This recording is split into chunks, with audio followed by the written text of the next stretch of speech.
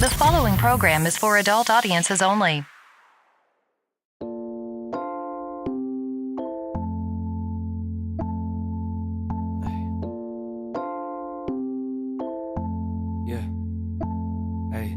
Don't go shooting all the dogs, cause one of them got fleas. Don't just listen to these songs and think that you got grease. They just lyrics, I be venting to this mic, it's therapy. You could leave, but them other guys is whack, they not me. Godspeed, sweetie, living out my dreams. I don't need a genie. Pops did Madonna shows, music in my blood, it was destined for me. Way before I even seen a CD. Cross the wrong line, you gon' need a treaty. Peace is a lie, there is only passion. And through passion I get stronger. Long days working on getting better, but they only get longer. Getting there is half the battle, staying there is much harder. I've been flying out to islands so remote we must charter. Been a pro for 10 years, trying to go another 10. Going hard like Vince Carter. Leave something for my son and my daughter in case of my departure. You know that I'll always try to get it right. I'm working hard to leave a legacy behind. Yeah, you know that I'll always fight for what is mine. I'm working hard to leave a legacy behind. Yeah. Leave it for my little ones, my real ones. For people trying to feel some. For all the bridges burned along the way and how we still run and still swim. Even though we underwater, never hit the kill switch and overcome like everything we deal with. I still feel there's more for me to do until I call it quits. Everything I do is for the ones I love and miss. Take some time, water flowers till they grow and split. Then take the seeds, plant them back and you control the ship. Navigating through the eye of the storm. Live through the lows, got me higher in form. Soldier soul, now you got buyer's remorse. I stay composed when them bloodsuckers hit me with a tireless swarm. I've been down, but never finished. Been bound to higher limits. Walking past, I've been the thinnest. Almost lost myself within it. All the roads that end the quickest means you didn't take it farther. I gotta go harder in case of my departure. You know that I'll always try to get it right. I'm working hard to leave a legacy behind. Yeah, you know that I'll always fight for what is mine. I'm working hard to leave a legacy behind.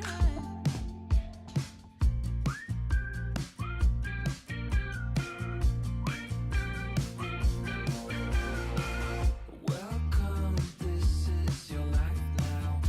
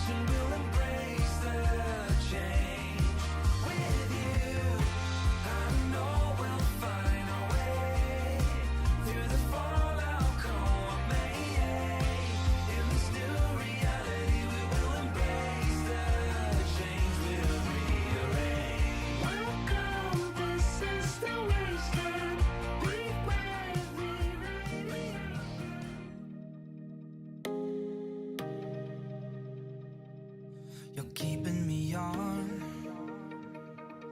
Yeah, I'm strapped in,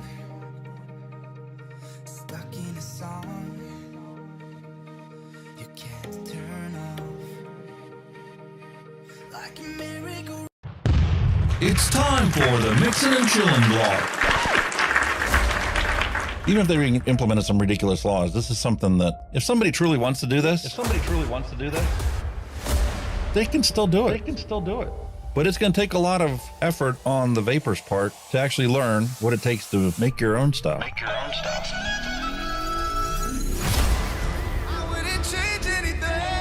I don't know what the heck happened to the last hour of my life, but it certainly wasn't streamed on YouTube like I thought it was. Restrictive policies block progress towards smoke-free world. Many people incorrectly think that very little nicotine content cigarettes are less carcinogenic than current cigarettes. This risk misperception by people who smoke could reduce motivation to quit under a nicotine reduction policy. That's a bit of a problem. Someone who specialises in helping people kick the habit is Dr. Colin Mendelsohn. He joins me now. Look, vaping is a far less harmful alternative to smoking for adult smokers who just can't quit, and that's actually the majority of them. The road to quitting smoking is paved with candy. Double chocolate clear from TFA. Published in the Vaping Post, we have long-term study. Vaping increases odds of quitting heavy smoking. This is Kenny Thompson, the Vaping Heed. He's got a YouTube channel. He's been on here a lot longer than I have. I'm not going to stop until this is legal and available for everyone. You know, I cover things from all around the globe, but that's because science has no boundary. I mean, you know, the FDA and everything would know that vaping is safer than smoking, but they'll have the pressure off the tobacco companies or the states that are in the MnC and all that. It's just a financial thing, and unfortunately that takes precedence against everything. And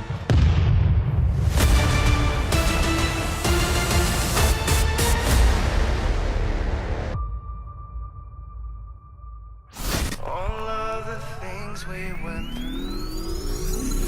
You just made my day. Just made my day. You made my day. You made my day. Grab your juice, grab your vape. It's time to get this party started. It's time for the Mixin and Chillin blog. Long-term study. vaping is safer than smoking. Smoke-free world. Smoke-free world. Hello and welcome, everyone. Time for another episode of Mixing and Chilling with Hunky Vape and my good buddy Kenny the Vaping Heed. Oh, hope you're all good. Hope you guys are all having a fantastic week. We have 21 days left until Election Day. And all this madness and craziness that we see before us will finally settle down for a little while at least. So, since we got 3 weeks left till Election Day, I think today is a perfect opportunity for us to turn the fire up on the dancing chickens that are out there campaigning for our vote. What do you think? It's a saying, man, from my favorite movie, Pure Country. Pure Country has a country music singer that is out there performing, and he feels like he's just nothing but a dancing chicken on stage. And everybody's trying to crank up the fire underneath him to dance even bigger, make a bigger production, more lights, more smoke, more to do, all this. And he's like, man, I got into this because I just wanted to sit down with my guitar and sing. I didn't get into this for all this hoo-ha. Unlike these politicians. They're nothing but a bunch of dancing chickens. Trump, Obama, and Kamala Harris are pictured in the little video standing on a beautiful stage of fire. And today we're going to crank up that fire and get to know them a little bit better because, see, we come to find out that Mark Twain once said, what gets us into trouble is not what we don't know. It's what we know for sure, that just ain't so that gets us into trouble. So, time for us to take a little deep dive into these people and find out, what are they really all about?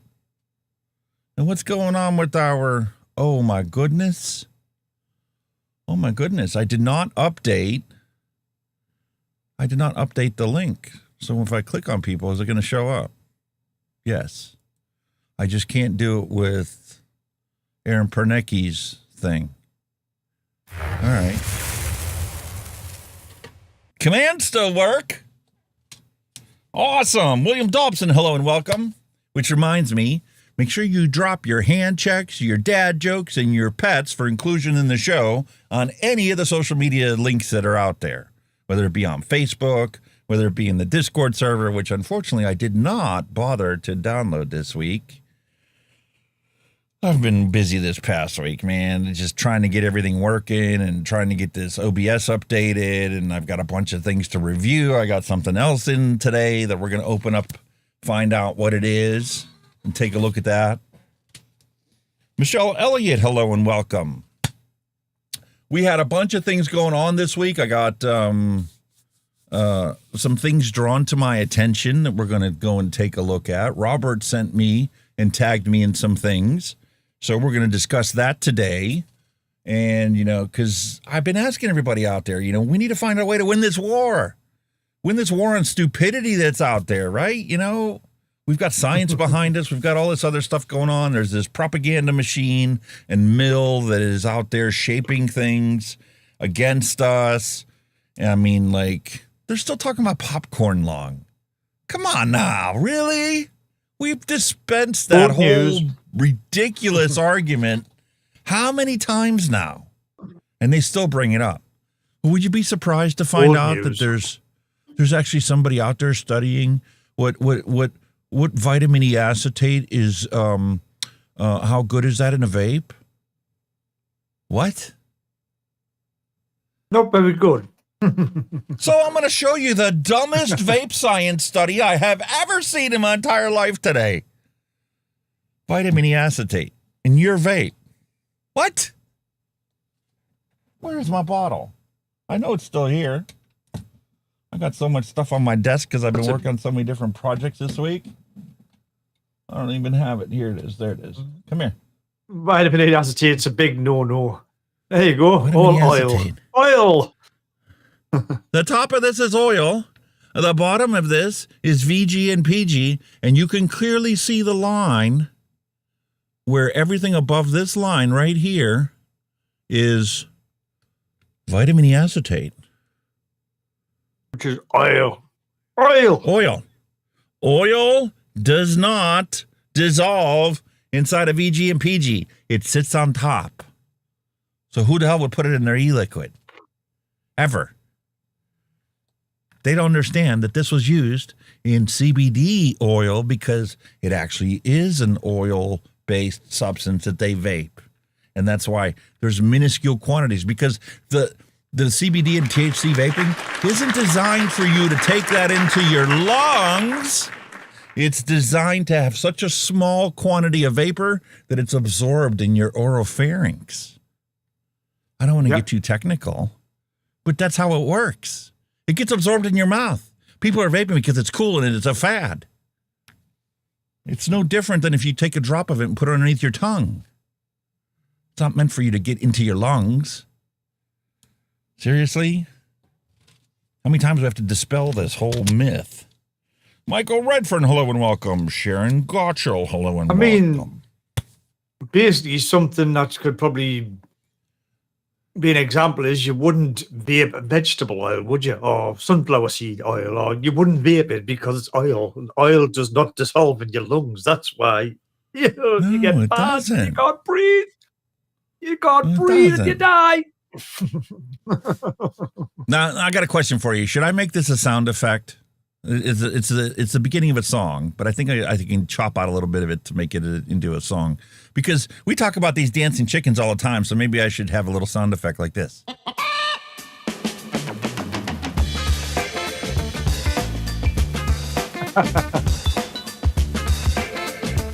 Grandma.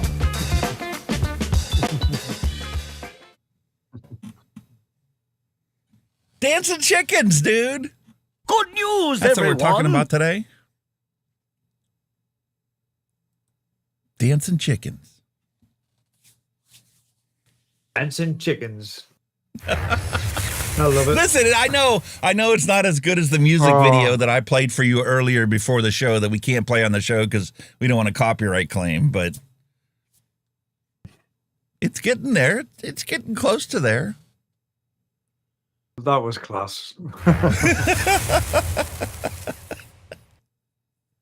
I'll put a link in the Discord after the show today so you guys can watch it if you want. There's a link for the Discord underneath the description of this video. Feel free to join if you want. And come hang out. You can ask whatever questions you want. We're always available for you. I still haven't fixed your background. I put a background on your scene in case, your ninja drops out. So there's something there, but when they spin you, it's clearly visible. Got some more work to do there too. And I got a bunch of things to review. And I told you, man, the drippers, the Hell Vape has really impressed me with all their stuff lately. So I'm like, okay, it's time to get some drippers and compare them. So I've got the, what is this? The Dead Rabbit Solo RDA and the Drop Dead 2 by Hell Vape. We're going to compare them. That's going to be an upcoming review. I'm going to do a comparison of the two of them. See how they are. I'm still loving this beautiful Dead Rabbit Mouth to Lung. Did you? Oh, yeah. I cannot get over the flavor on this. If I would have had this, I would have been able to easily quit smoking. If this would have been around back in the day. I'm not a mouth-to-lung vapor because all the mouth-to-lung tanks I've tried have just been shit. Plain outright shit. They leak all over the place. If they've got, halfway decent flavor or the flavor's just lackluster. And I could never understand why mouth-to-lung tank people are good with having to take their tank off of their mod and then flip the thing over and take the deck off to fill up their tank. Why? That's just ridiculous.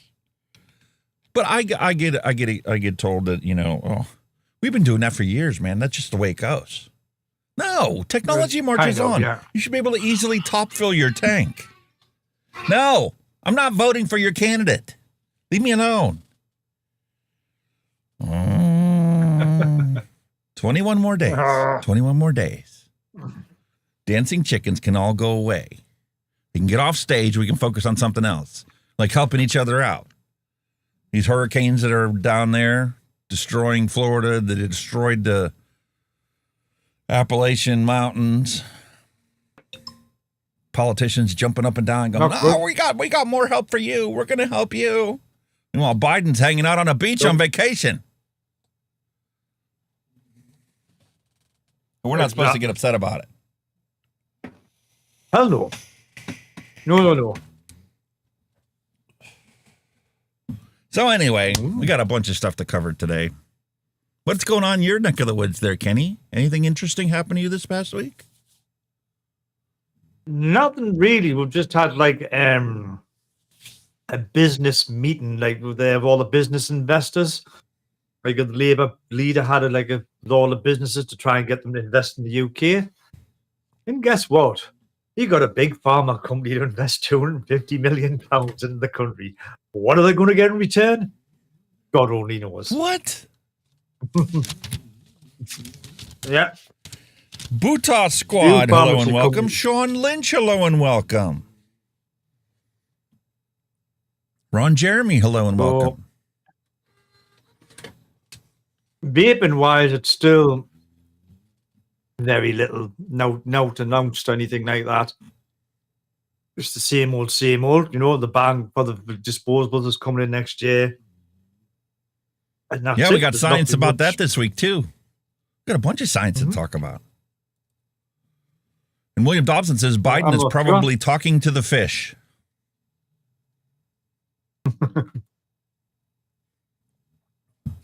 Oh, wow. Not questioning while a whale, is laying there on the shore He's just like, hey, whale, how you doing? Do you need $750? Help you rebuild your habitat that the hurricane wiped out? He's probably having a whale of a time.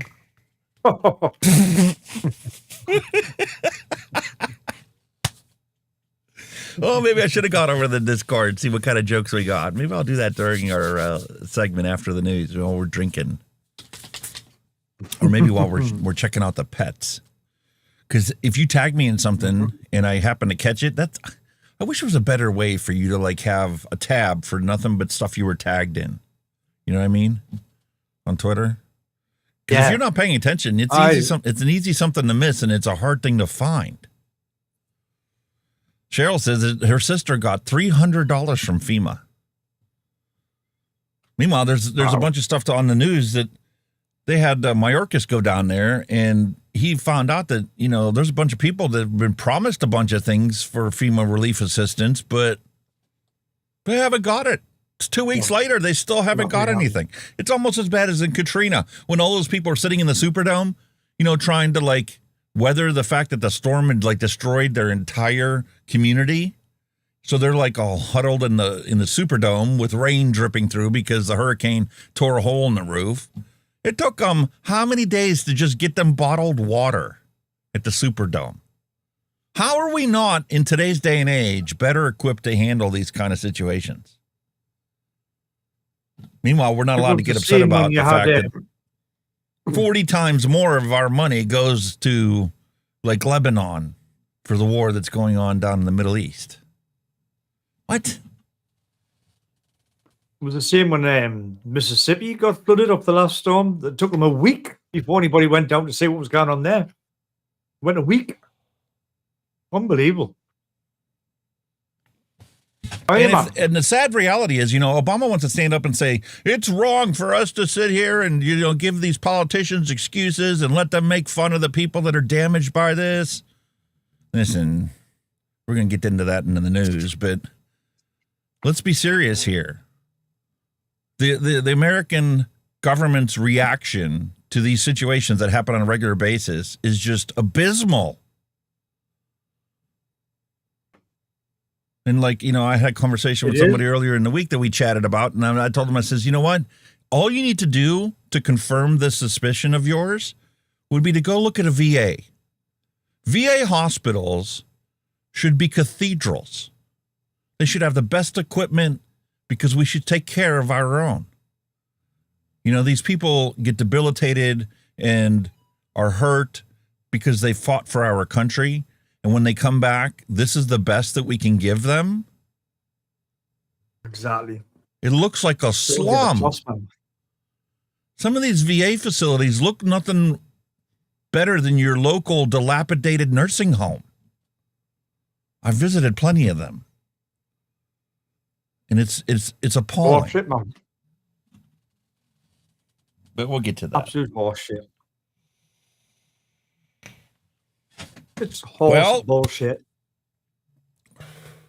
I guess it's that time. Let's jump into the news and find out what's going on.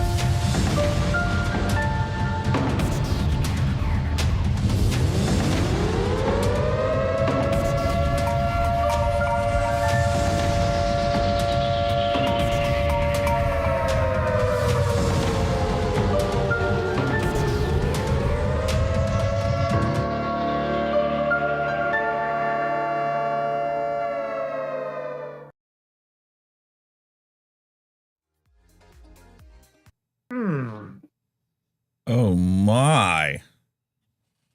So, getting into the news, first thing first, Robert tagged me in something earlier this week because, I asked a question last week. I'm like, listen, we need to figure out, get to the bottom of this. Why are things the way they are? And how do we actually make a difference out there to change the current situations? What haven't we tried? What hasn't the industry tried?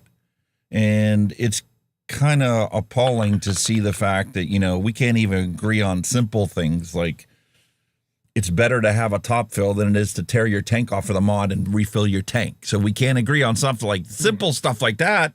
How are we ever going to agree on, what laws should be passed and whether the disposables should be accessible as easy as a cigarette or not? I mean, if we can't agree on it, how are we going to get the politicians to come up with a unanimous decision on it that we can all live with?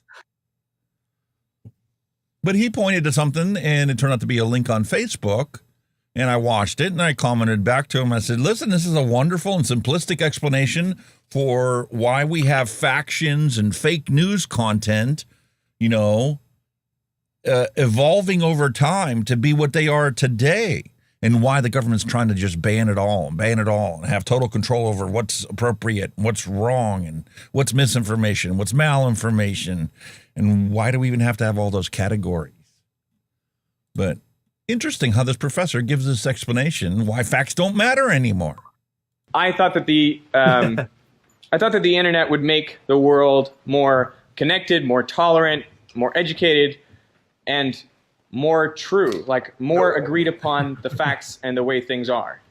And for a while, I think there were signs that this was happening. Okay, now here's the problem. What I didn't think about was that other communities can form. Communities where people have particular agendas, ideological or religious, or people with extreme biases. Normally, they're not much of a force to reckon with because they are dilute in our populations. But on the internet, just like the people who love physics, people who hate science, or people with differing ideologies and people who are intolerant can find each other, and they can come together into these camps. So I think that starts to suggest why we have the problem that we have today. And then what do people do once they've found their communities, once they've found their people? Well, we have meetups, but we share things with each other online. And what you have, in essence, is kind of evolution taking place, an evolution of ideas on the internet. And so I guess what I mean is, one person can post this picture of a cat, and then people can vary the phrases that are on it, and the best phrase is going to win out and get itself replicated and shared across the web more than any other. And the same thing happens with ideological arguments. So what's wrong with that? Right? If there's some sort of debate that's happening on the internet, different versions of arguments can pop up. And when you think about two groups on the internet debating, they're not really debating each other. Each community creates what they think the opponent's argument is. And then people within that community can tweak that argument to make it worse and worse and worse, to make it the most awful version of itself that pushes our buttons. And when it pushes our buttons... Listen, that's one way of handling a situation. I can see that behavior taking place, but that's not how you counter an argument. You focus on the facts of the argument, and you present the facts, and you let the other person make an informed decision based on new information. And they can present you with opinions and facts that counter your narrative, and then that's how the evolution progresses. Definitely, yeah. Focusing only on the negative, well, you're only going to look at half the situation. There are people out there that don't abide by this ideology. It's the reason why people like me don't get on TikTok.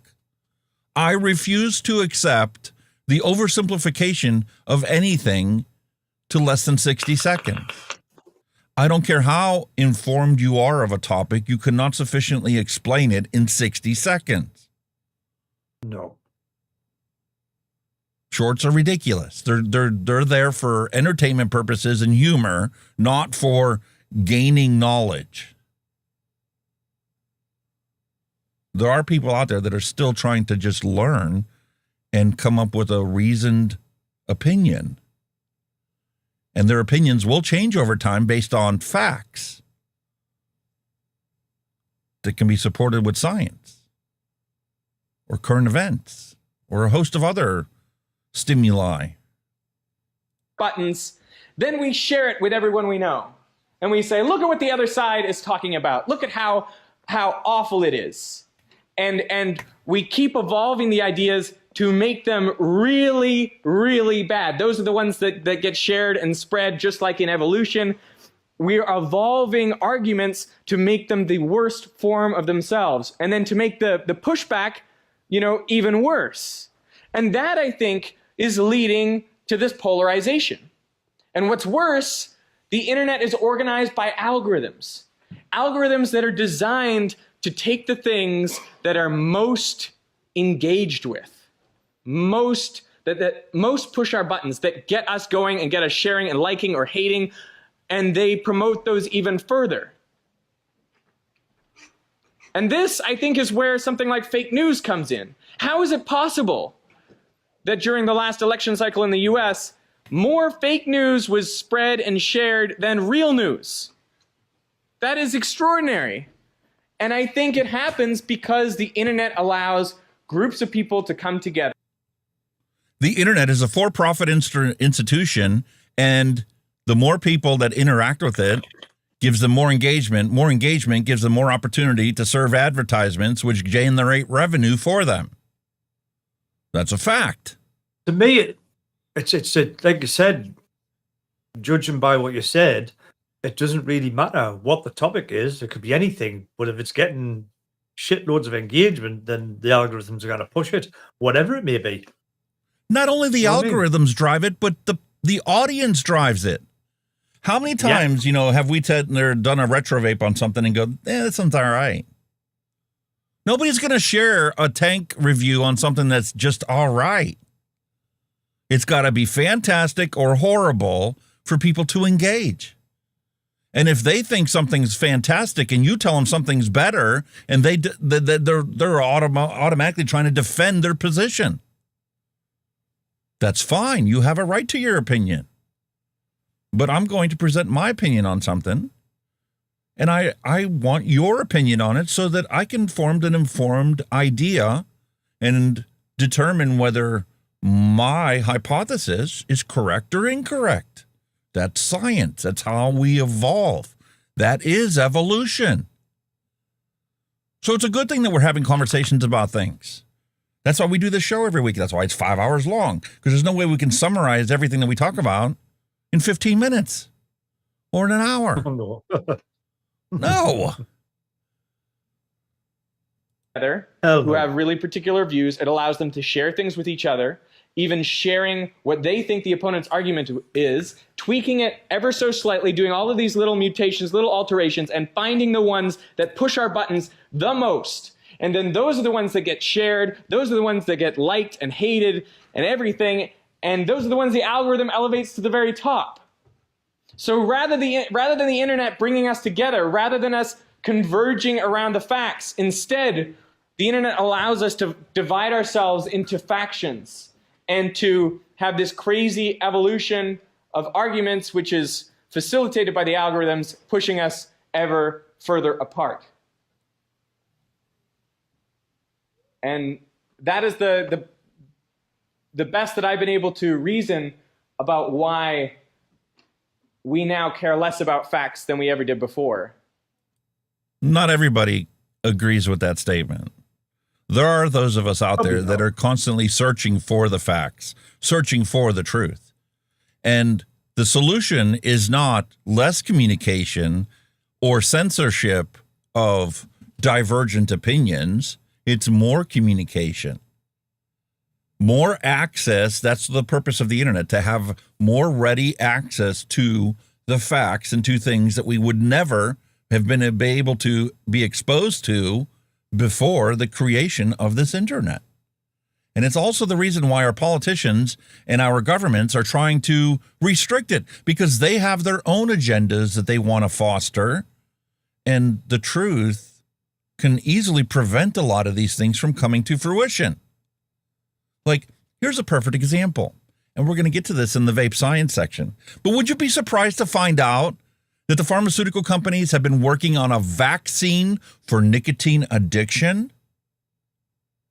What? Really? Yes. They have been working for decades on a vaccine to cure our nicotine addiction. We're smokers only because of the nicotine. Hello, you're already wrong. We talk about that all the time, about the pyrazines and about all the MAOIs and everything else that's contained within cigarette smoke, some of it naturally being, a part of the curing process. Some of it is added as part of the manufacturing process to make a cigarette, and some of it actually is created by the user when he lights the tobacco on fire. Exactly. None of that is present in a vape. So here we are consuming nicotine on a regular basis, and, well, I'm sorry, but there's no harm. Show me the harm. Tahir Turk and all these other people want to sit there and cry all the blues about this and about that. Show me the harm. Nobody can show me the harm. Nobody's died from using nicotine vaping. Any example that they cite is somebody that wasn't using the product as directed. Hence, like, you get those vapes that blow up in your pant legs. I was searching for the vape news this week, and there was a guy that, had his leg, had a vape tank and mod in his pocket, and it went off. It went to thermal overload, just like people's cell phones have done, people's laptops have done. But that's misuse. That's down to misuse of the end user. It's not a general thing that all vapes are going to blow up in your pocket. That was that one individual's mistake. You know what I mean? He didn't turn it off. If you're going to put batteries in your pocket, they need to be inside a case. Because if you put a battery in your pocket and your pocket is full of coins, you can short circuit that battery and have it go into a thermal runaway. That's end user mistake. That has nothing to do with the battery or the battery technologies. If it was a product that was doing that, would be recalled, because we've had the same with these electric scooters, where when people left them on charge, they were catching fire. So they all had to be recalled. That was a product problem, not an end user problem. That's the difference. Yeah. And it specifically says in the user manuals, only plug it in while you're charging it. Once it's charged, you should unplug it. Exactly. But we all ignore that kind of shit. How many times did we just by nature take our phone and throw it on charge every single night? I do it. My vape batteries sit in the charger here. Fortunately, this charger has the ability to be smart enough to know once it's fully charged, I shut off all charging capabilities to that battery. And it can sit there weeks and weeks and weeks and never get charged again until the internal resistance draws it down to a specific voltage to start another charging cycle. Yeah. I think it's like, again, I don't think it was the problem with the charge. I think it was a problem with the actual batteries. They were just getting too fucking hot. You know what I mean? That was setting these things on fire, because most chargers will have some kind of safety feature that says, right, we're going to cut this thing off because it's getting blah, blah, but blah. But they're simple products. Here's the perfect example of one. All right. Here's a PlayStation controller. Right. And the first thing I did when I got these things was I got a nice charger for them to sit in, and one that you can just drop it in, you pop it down so it clicks in and it works great. Problem is I had 4 controllers and I don't hardly game.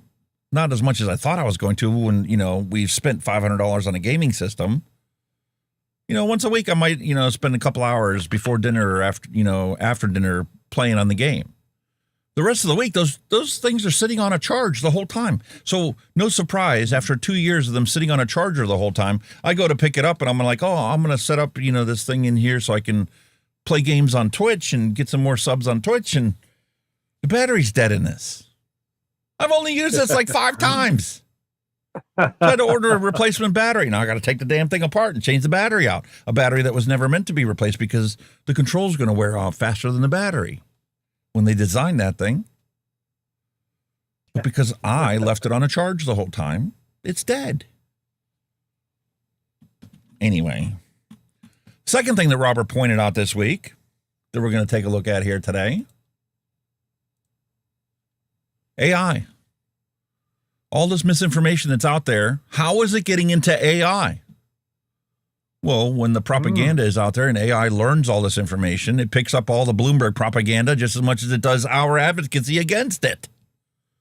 And it weighs it and goes, well, you're just a Joe Blow. And yeah, there's, a couple dozen of you out there bitching about it. But here's all the articles Bloomberg wrote with all of his money that he spent to propagate all this misinformation. So AI goes, vaping, also known as e-cigarettes, has generated a fair amount of discussion and debate. Let's explore some of these key points. Myth number 1, vaping is just as harmful as smoking. Fact. While nicotine vaping is not risk-free, it is substantially less harmful than smoking. In the short and medium term, vaping poses only a fraction of the risk associated with smoking. Unlike cigarettes, vape aerosol does not contain most of the harmful chemicals found in tobacco smoke, such as tar and carbon monoxide. People who switch completely from smoking to vaping significantly reduce their exposure to toxins linked to cancer, lung disease, heart disease, and stroke. Wow. That's quite surprising. That's not what the answer was when I checked it 6 months ago. Exactly, aye. Maybe the fact that we're constantly correcting it with cited, scientifically backed up sources, those scientifically backed up sources like the Cochrane Institute and all of their findings and all of their meta-analysis gets weighed heavier than all the propaganda and misinformation found on the internet.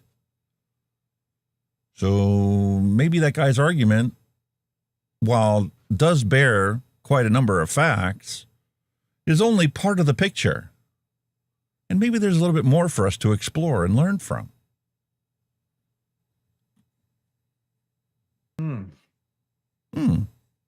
Isn't that amazing? Interesting. That's quite interesting for AI to finally have something more positive to say about vaping anyway. And AI, because it's found on everybody that has a Microsoft Windows operating system on their computer, is now, if they ask that question, going to find the truth. But it wasn't like that, like I said, 6 months ago. No. So we are making progress. Probably said it was as bad as smoking. That's exactly what it said. Yeah. That's exactly what it said. And how many of us got on there, and that was the first thing we asked it. As vape advocates, we asked it. Oh, there's AI. They're supposed to be smart. You're supposed to know what's going on. Let me ask you about vaping. What are you going to tell me is the correct answer about vaping? And every single one of us that came across it that are advocates went, oh, no, you're full of shit, and here's where you're full of shit, and here's the cited source, and go check this out. What's your opinion on it now? Oh, well, they changed their opinion because you gave it a verifiable cited source that rates high in its queue of sources to evaluate. Mallory says, there's a certain Australian communications PhD. All he uses his AI screenshots as his scientific evidence. That's sad. Yeah, right. Yeah, right. I think we need to send Mr. T down there to confront him and call him a fool. Yeah. Not that it's going to change it. You fool. I ain't gonna science you, damn fool. So, lovely thumbnail we have for today. Our dancing chickens, Trump and Obama and Kamala. Let me remind you once again, just because it's election time doesn't mean that, like when you go to the strip joint, the prostitute actually likes you. She's only doing it for money, and she's only there to give you, a little satisfaction from your fantasy life. It doesn't mean that, when the club's closed, you can, hook up with her later on because she's actually going to like you. It's not how it works. Just like these promises from these politicians. Let me remind you again how government works. Congress makes the law. The president says yay or nay, and enough of the Congress says, we don't care what you think. There's more than 70% of us that agree on this. Then it doesn't matter what the president's opinion is. So, exactly. He's just a puppet. To try and provide a little bit of unity, let's remind ourselves that it's not white versus black, straight versus gay, rich versus poor, man versus woman, versus LGBTQ, whatever. It's the state versus you. Mm-hmm. And if you don't believe that, then they've already won. They've gotten you to fight like a fool against something that they are not in any way, shape, or form going to change, no matter what they promise.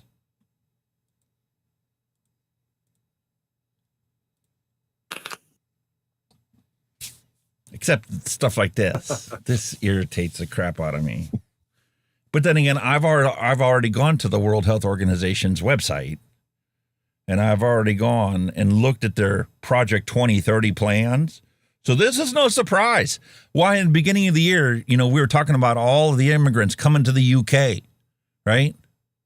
And getting taken care of, and all the immigration problems in the UK, and all the immigration problems here in the States that Trump is, pounding on for his, political speeches that he's doing to run for office. And they're pointing the finger at, Kamala being the border czar and how horrible of a job she did. Look at Canada under Trudeau. Immigration is widespread and massive there, too. Mm-hmm. And Project 2030 says that immigration will be free and open, and you can go live wherever you want to live, whenever you want to move, for whatever reason. Personally, as a person that likes to play the civilization game on the computer, and has ever since it was first created, Vaping Bick, hello and welcome. Darren D, hello and welcome. Hi, Bick. As somebody who's played this game before and likes to use that as, kind of a model for what's going on around us, and I compare what's happening in reality versus what you can do in the game, kind of makes me wonder what a bunch of these billionaire oligarchs that are out there, like Bloomberg and all of his little buddies, Soros and whatnot, said, listen, we could buy these politicians and force them to give money to all these other countries, but, like Haiti, we can send all the money to Haiti we want. It's still not going to make Haiti a great place to live. Wouldn't it just be easier to just take half of Haiti's country and bring them here where everything's already good? It's not really going to affect us much.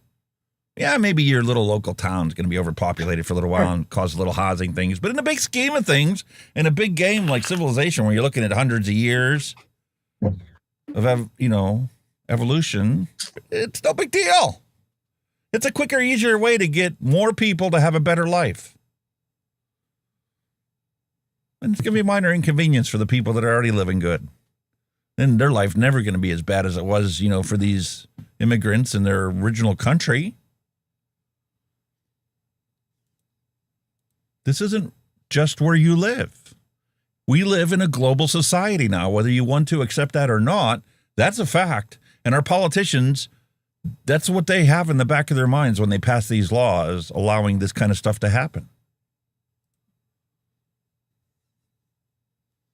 Here's some good news for you. Another thing is...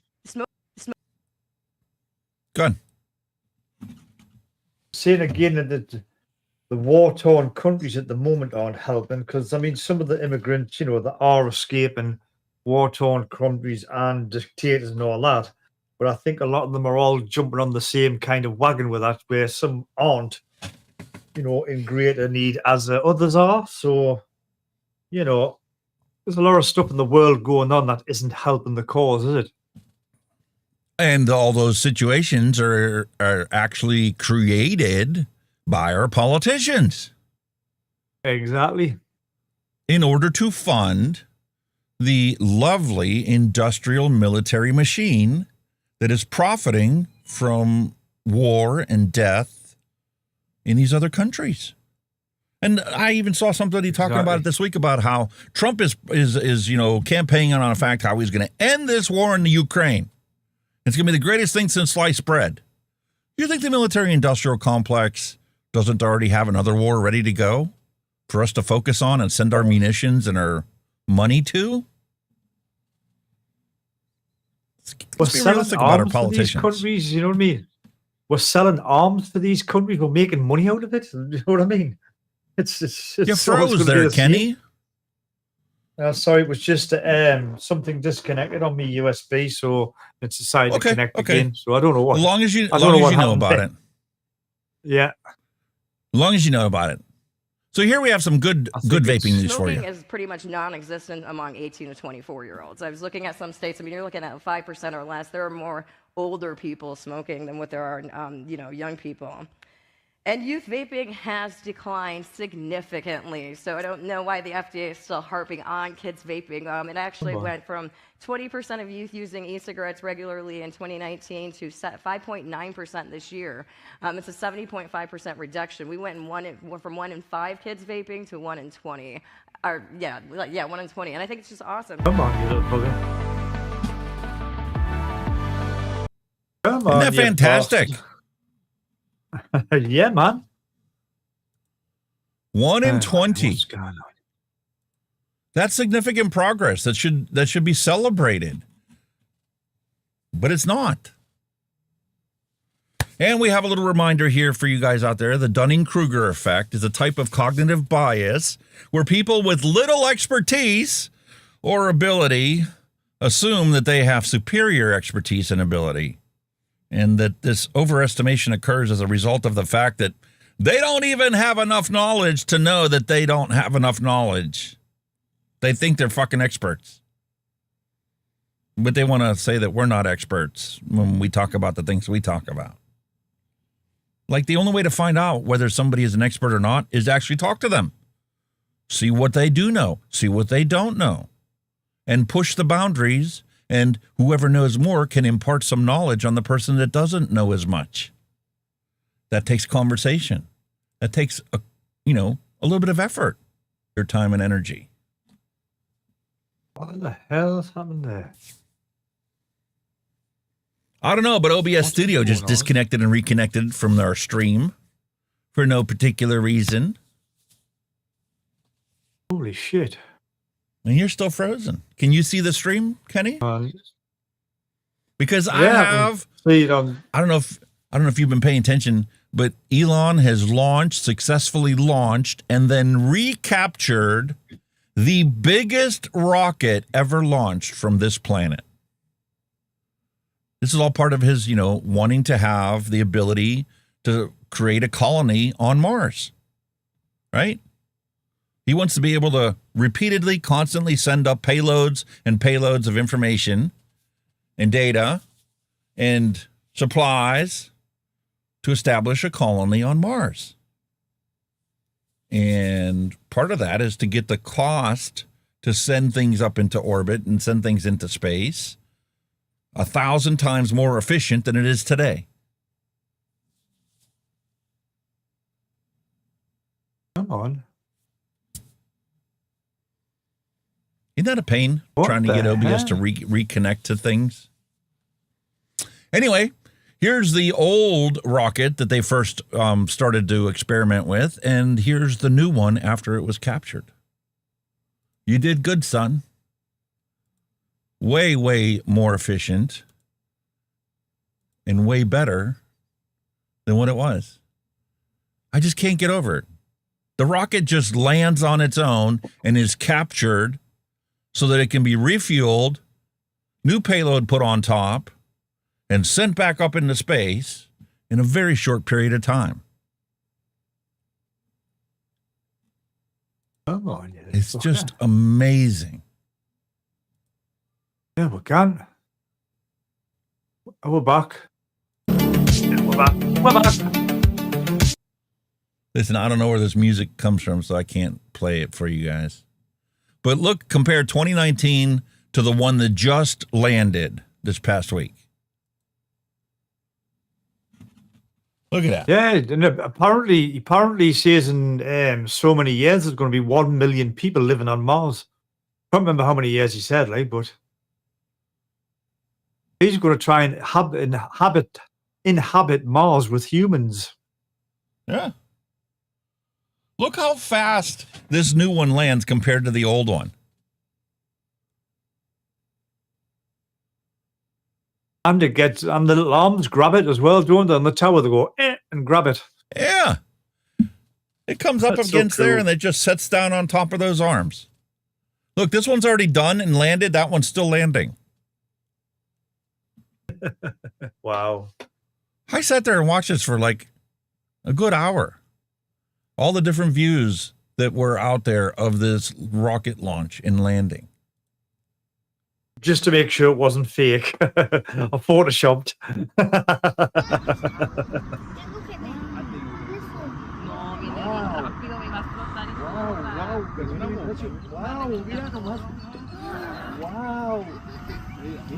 Look at that!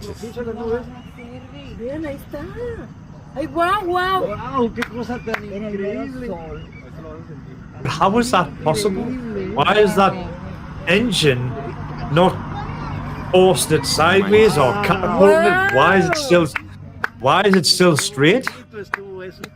It is able to correct the pitch of the thrust to compensate for the actual position of the rocket as it's coming down. That's just so weird, isn't it? That's so cool. This is the stuff I dreamed about as a teenager. That's why I'm such a NASA fan. No manches. Kind of had like they kind of had the spaceship that could return to Earth with the shuttle, didn't they? But obviously the booster rockets obviously didn't land. You know what I mean? And obviously since the disasters and all that, they've kind of decommissioned the shuttle altogether. Well, the booster rockets did fall back into the ocean with a parachute. That's right. And then they had to send a ship out and gather it up and then bring it back. Now the rocket that actually launches all these things can, once it lets go of the payload, can fall back to Earth. It can plan its re-entry. It can compensate for, weather anomalies and winds to keep its fall and aimed at the launch tower where it's going to be captured again. Clever stuff. Wow. Technology at its finest, boys and girls. And it's just going to keep marching along. This is a reality that he's going to be able to get. Look at the thrust when it's taking off compared to when it's landing. That's what I mean. Yeah, it's clever, isn't it? Holy mother of God, man. What the fuck happened there? Webcam is not working. Damn. It's just wild, man. Takes me back to my childhood, imagining what the future was going to be like. Kamala could be the head of immigration on Mars. Can you imagine? Get off my planet! Not going to be easy to pop them off of that sphere. No. That paid me off. I don't know what's going on with that.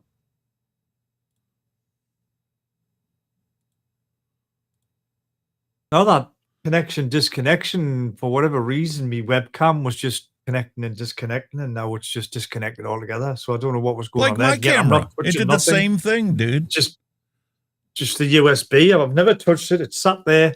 Nothing's been moved. It's just decided to go connect, unconnect, connect, unconnect. Now unconnect. So I close. Seeing this, have you just done the update on this OBS? I think it's glitchy because when I shut it down and restart, it says it didn't shut down properly. Running safe mode or run normal. It keeps doing it all the time. You need to check your plugins. The plugins have to be updated as well if you have any plugins. Got you. I'm with you. That's the one nice thing about Andy Lippy has a installer for OBS, and you can install that into OBS, and it will automatically check all your plugins. And if there's any updates, it'll actually give you a link to the update, so you can just drop it on real quick. Download, unzip, copy and paste in the OBS folder. Done. Awesome. But I still can't get over this. Look how the rocket's just, the trajectory of the thrust is just constantly changing, and as it's coming down, it's like adjusting itself.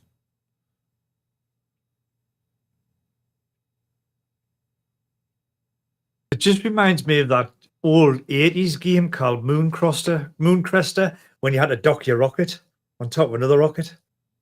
That's what it reminds us of. And here's where it was taking off. It's clever, clever stuff. Absolutely brilliant stuff. What a massive difference to the rockets that I saw from the 60s.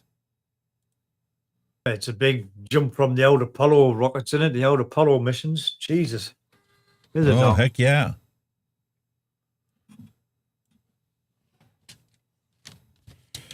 Happy hippie, hello and welcome to the stream. 251 Performance, hello and welcome. I don't know why my printer's delayed. There was another one floating about. I don't know if it was on the news over there, or your part of the world, the UK, about them exploring the moons on Pluto. Is it Pluto? I think they were exploring the moons that's gone around Pluto or something. But they reckon there's one moon that actually shoots jets of water up into the atmosphere. It's like crazy.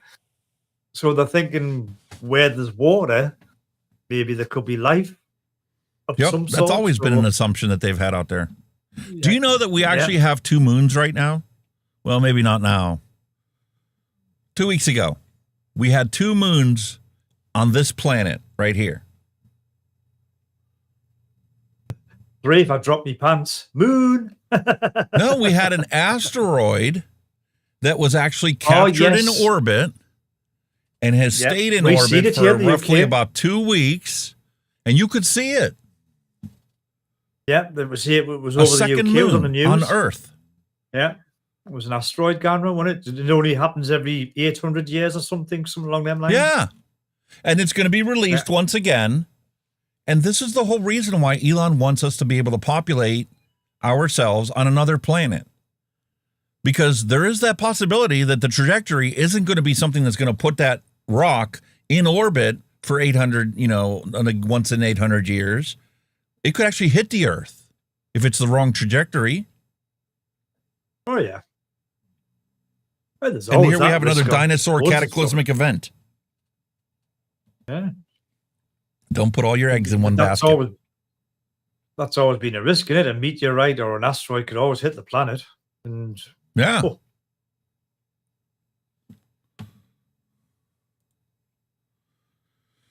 My wife physically saw it, and you finally saw it. 251 Performance finally saw it and got a picture of it, but it's really hard to see in the picture.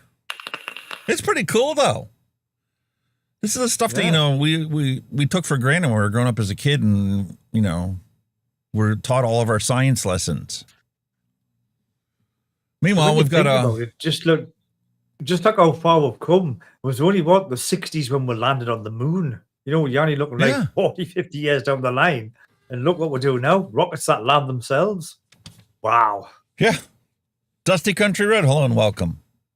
Meanwhile, we have a person running for president of the United States that can't possibly speak for any length of time about anything that's related to being a president without having to be on a teleprompter. Are you a Republican? Are you a Democrat? The only question I ever ask is, are you okay? Excuse me. What is that? Hello. And why are you using it in a town hall debate? It's not even a debate. It's a town hall. You have people that come and they show up and they have questions, and you're supposed to be able to give answers. You're supposed to be able to. You're supposed to be able to tell us that you're smart enough to be president. Scripted. That's what will happen. It'll have on the teleprompter, right? Question from audience member Bar. This is the answer.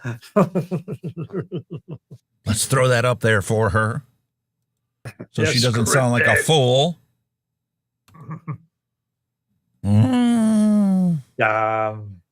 It's scary. If you are pregnant and you smoke, quitting is the best thing that you can do for yourself and your baby. Evidence shows that e-cigarettes are ineffective at helping people quit smoking, particularly when combined with support from stop smoking specialists. And that, Stephen L., hello and welcome. And that comes from ash.org.uk. Matter of fact, NHS also tells you that if you are pregnant, they will not only give you your vape starter kit, but if you enroll in the program, they'll also give you $400 towards your baby. Unlike the United States, where they're going to tell you, you're better off smoking. Because we just don't know the science. We just don't know. Patrick did a wonderful post here. There's been no long-term studies on the harms vaping can do you. How long's vaping been out now? 20 years. If not more. You know what I mean? It only became popular recently, but it's probably been gone longer and longer. Like, because it wasn't popular, we've never heard of it. I mean, you know, some of your earliest vape devices go back to, you know, the early 19th century. You know what I mean? People were making them then.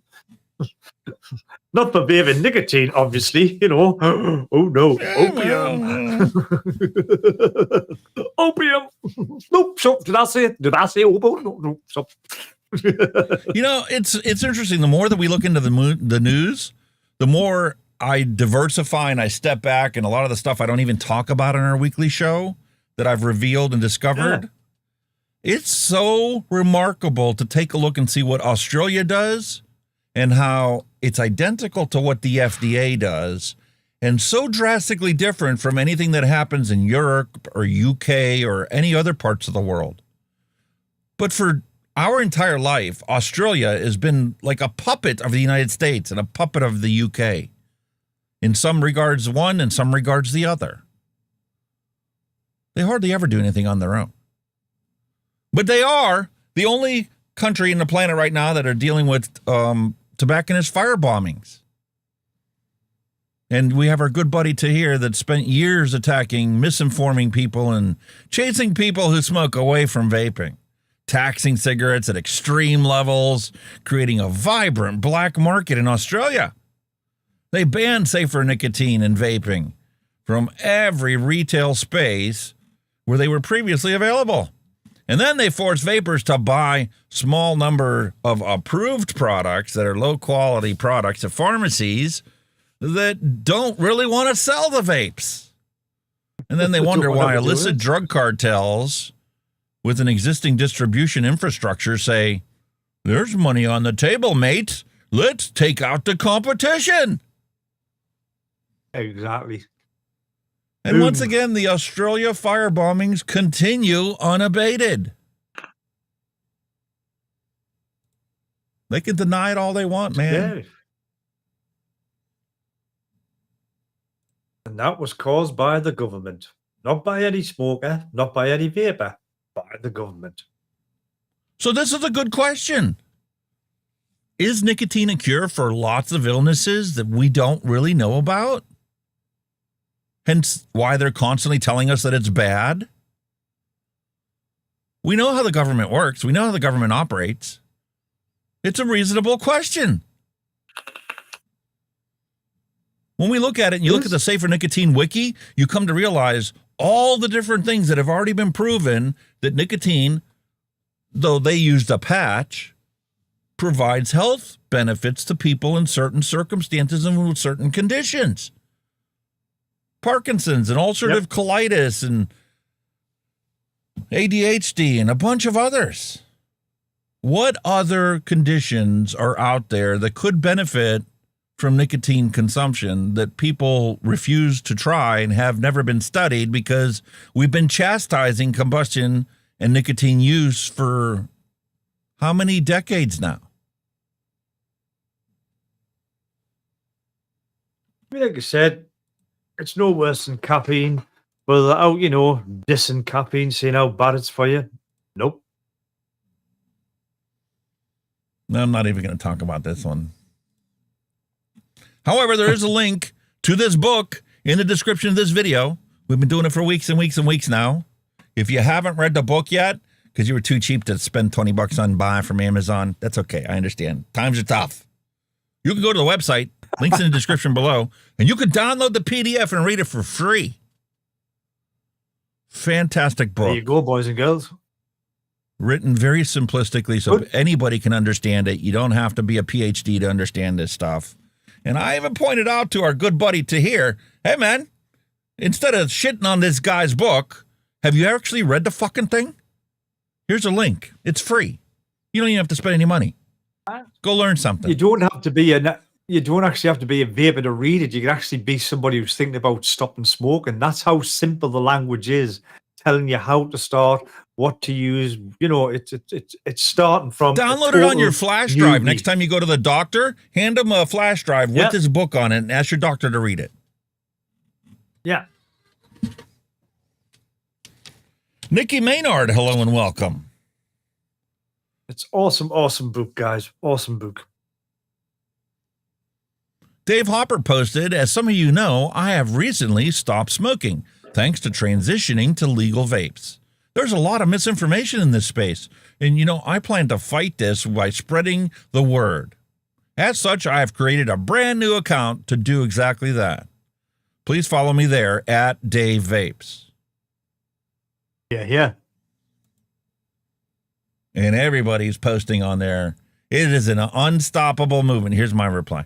It is an unstoppable movement to improve humanity. Once you personally realize how empowering this technology is to people who smoke, it becomes your life mission to teach everyone about it. And the powers trying to destroy it, all of them are lying through their teeth for profit and death. Prove me wrong. Now it is, folks. I was starting to think that he's a bit of a troll. Every time Hunky Vape posts, he's a very busy boy. I'm on a mission, dude. It's a mission from God. You look at any, like the Blues Brothers said. You look at any vaping article on Twitter, and I bet you 10 to 1 you'll find a comment by Alex. Nuh-uh. There's people way more active on Twitter than me. Take a look at Michelle Elliott. Take a look at Michael Redfern. Take a look at Mallory Gates. There's a whole bunch of us out there. Oh God, I'm the more the merry, but you can guarantee it. You can guarantee it. Or you'll be floating around there somewhere, which is a good thing. I'm not knocking it, mate. I know. It's Gotta just call it a when your spade phone's if it's pinging. a spade. It's that simple. It's just sometimes when your phone's pinging like hell all day, you're thinking, not him again. My wife quit questioning it. It just got to that point. It was like, oh, another message. So anyway, here we go. Here's some science for you. Compared with the status quo, replacement of cigarettes by e-cigarette use over a 10-year period yields 6.6 million fewer premature deaths, with 86.7 million fewer life years lost by all of those that would have continued to smoke had they had not been introduced to vaping. Yep. Bloody fantastic, mate.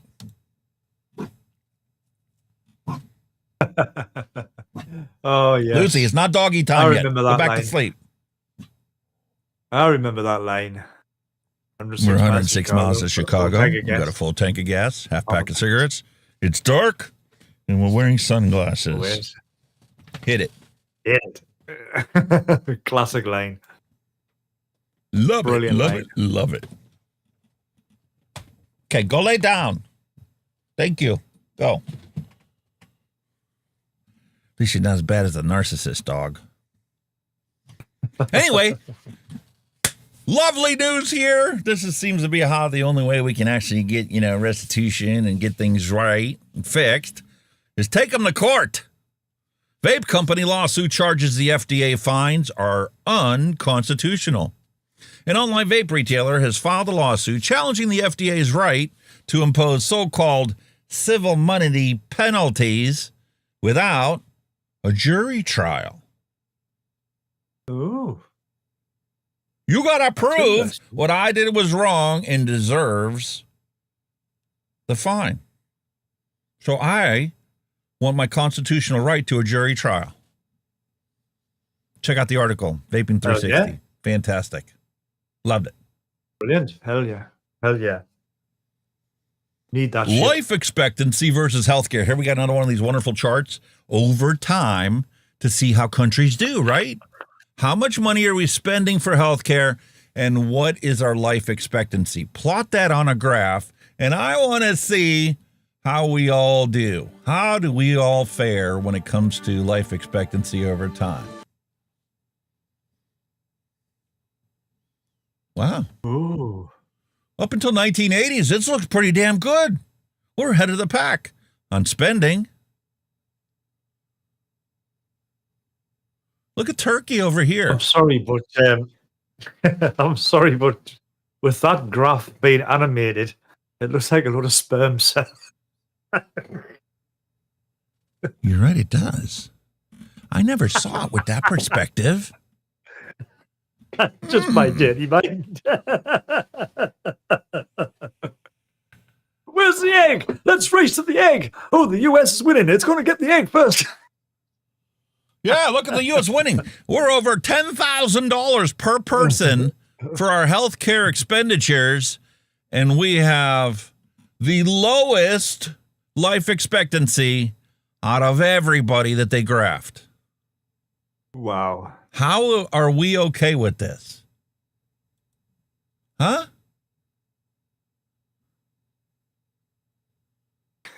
Sorry, William. And there we have Turkey spending $1,500 per person, and they have a better life expectancy than we have here in America. They spend a tenth as much as we do here. Then you got Japan on the top. Japan spends about $5,000 per person, and they have the highest life expectancy at 84.8 years. But they're only little. They don't grow very big. They eat a lot of fish. They eat a lot of fish and rice and vegetables. Yeah, healthy. None of this healthy processed fake-ass food that we eat nowadays over here, American diet. Yeah. McDonald's, Wendy's, Arby's, you name it. Oh, we're up to 124 Australian tobacconist fire bombings. Wow. Man, they just keeps on going and going. The national count of fire bombings in the illicit tobacco and vape wars now stands at 124. Thank you, Pippa. Appreciate you keeping track of this. Utterly ridiculous tobacconist war. Totally unnecessary.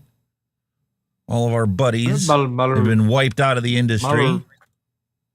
Mallory Gates is saying it's 128. What? Oh, man. That's ridiculous. Damn. That's not good. It'll keep going. Here's somebody for you. Newt Gingrich. You remember who Newt Gingrich even is? Talk about an old fuddy-duddy. I thought he was gone. It took real nerve for President Obama to leave his 8-bedroom mansion on the 28 acres in Martha's Vineyard to lecture to young black men about their obligation to support Kamala Harris, no matter what the price of groceries or the rising crime rates or the massive illegal immigration or any other issues that might be pertinent to them. It took a lot of balls for Obama to come out the shadows and, you know, chastise these young black men for not voting the way he wants them to vote. Yeah, it's a bit of a strange one, isn't it? Not as strange as Iranian hackers sent stolen Trump campaign information to people associated with the Biden-Harris campaign. So Iran has a vested interest in who they want as president? Ooh, interest. Wow. And Canada, damn liberals, have been hit with 2 lawsuits from convenience store giants alleging that the ban on nicotine pouches is both dangerous and unconstitutional in Canada. More details to follow. Oh, here's It's just 126. Campbelltown. And it's not going to stop either. It ain't going to stop. No, It'll get worse before it gets definitely better. not going to stop.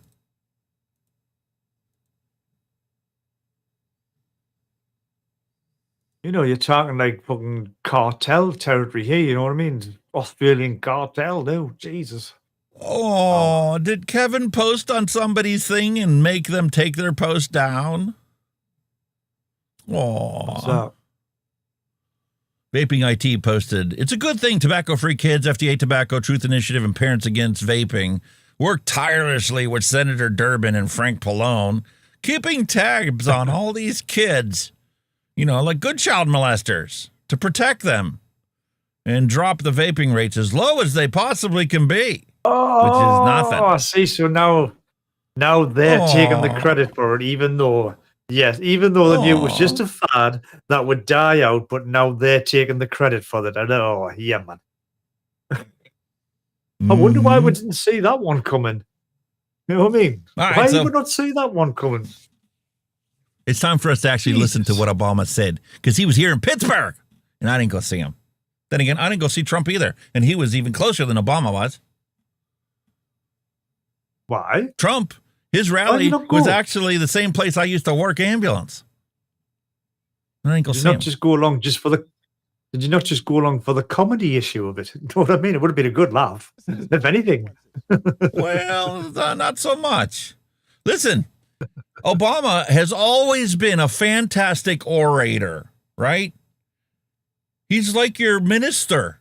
On Sunday mornings, he can sit there and stir you into a frenzy because he knows exactly what to say and how to say it and how to control the audience to extract as an emotional response as possible to get you to see the things the way he wants you to see them. As the old saying goes, you could probably talk the chastity belt off a young virgin. He actually has, but we can't talk about that on the live stream. Shh. Bad. Definite ban. Oh, no. So let's see what he actually did say. Knew it wasn't true. Even local Republicans Hold on. said it was not. We can't hear him. I can't hear you, mate. Can you turn your volume up? No, you can't, so I got to do it in OBS. Hold on a second. Filters, gain. Oh, it's definitely quiet. Let's go about 12 decibels a gain. How you doing now? How you like me now? Knew it wasn't true. Oh, it's still not loud enough. Damn. Who produced this and published this? Let's go to 15. Let's try this again. Even local Republicans said it was not true. And now the people of Florida are dealing with another devastating storm. And I want you to watch what happens over the next few days, just like the last time. You're going to have leaders who try to help, and then you have a guy who will just lie about it to score political points, and this has consequences. Because people are afraid, and they've lost everything, and now they're trying to figure out, how do I apply for help? And some of them may be discouraged from getting the help they need. The idea of intentionally trying to deceive people in their most desperate and vulnerable moments. And my question is, when did that become okay? I'm not looking for applause right now. I want to ask Republicans out there, you know, people who are conservative, who didn't vote for me, who didn't agree with me. I had friends who disagreed with me on every issue. When did that become okay? Why would we go along with that? I mean, if your coworkers acted like that, they wouldn't be your coworkers very long. If you're in business and somebody you're doing business with just outright lies and manipulates, you stop doing business with them. Even if you had a family member who acted like that, you might still love them, but you tell them you got a problem. And you wouldn't put them in charge of anything. And yet, when Donald Trump lies or cheats or shows utter disregard for our Constitution, when he calls POWs losers or fellow citizens vermin, people make excuses for it. People make excuses for it. Really? Okay, I kind of see where you're coming from, but you ain't got a fucking leg to stand on, dude. I'm sorry, but you do not have a fucking leg to stand on. And I'm going to prove it to you all right now. Because the thing is, though, he was talking about the disasters, how nobody's responding. Therefore, he's criticizing the current government that he's backing. Really? Okay. Who, by the way, Congress is not in session right now. They're all on holiday. They're all taking vacations. And by the way, there's another reason. We ran out of fucking money to give to the people that was devastated by the hurricane thing. So even if they do sign up, they ain't going to get a fucking dime other than their emergency initial fucking check until Congress comes back and gives FEMA more money. They're out of fucking money. The Small Business Administration is out of fucking money. Ran out of money on Friday. So those businesses that were devastated down there and got a small business loan because they jumped right on board with FEMA and signed up for the emergency assistance, and they went to the Small Business Administration website, filled out the fucking bullshit forms that need to be filled out so they can get another loan, a low-interest loan, to get their business back up and running, to clean out their shop, and to open back up. They ain't going to get a fucking dime until Congress comes back in session and appropriates more money for the disaster relief. Both departments are out of fucking money. So you standing up and orating as part of your Kamala Harris, let's vote for her because we need more of the same Biden bullshit. I'm sorry. It's meaningless when people realize that even if you do fucking sign up, there isn't a pot to piss in. Because we ran out of money. Exactly. But we have billions to send to Lebanon. Because that account still has lots of money in it. I think we're just before go on, before I'm just asking for the link, but that's in we'll post it in Discord, I believe, buddy, because I don't think you can hide links. It's in the link. It's in the description of this video for Dr. Colin Mendelson's book. There you go. I will drop it in chat. I will pull it off of the. Hold on. I have it. We're on it, buddy. We're on it. I'll put We're it on in it. here. Hold on. We're on it. Here you go. Ready? Here's the book. Here's a link to the book. I'm gonna put it in chat. Boom. Here's your link. There you go. Download the book for free. There you go, boys and girls. Yep. And I'm going to put it into the Rumble chat, even though nobody's chatted over there. I'm going to refresh the Twitter chat, and I'm going to put it in there for anybody that's watching us. Come on Twitter.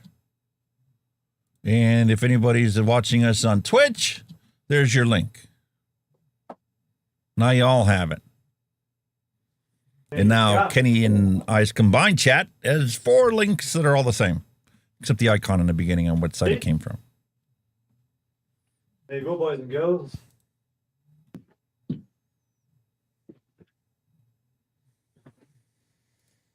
All right, so let's start first. Let's start first by taking a look at Mr. Obama. You all remember? Oh yeah, the book. Yeah, I got it too.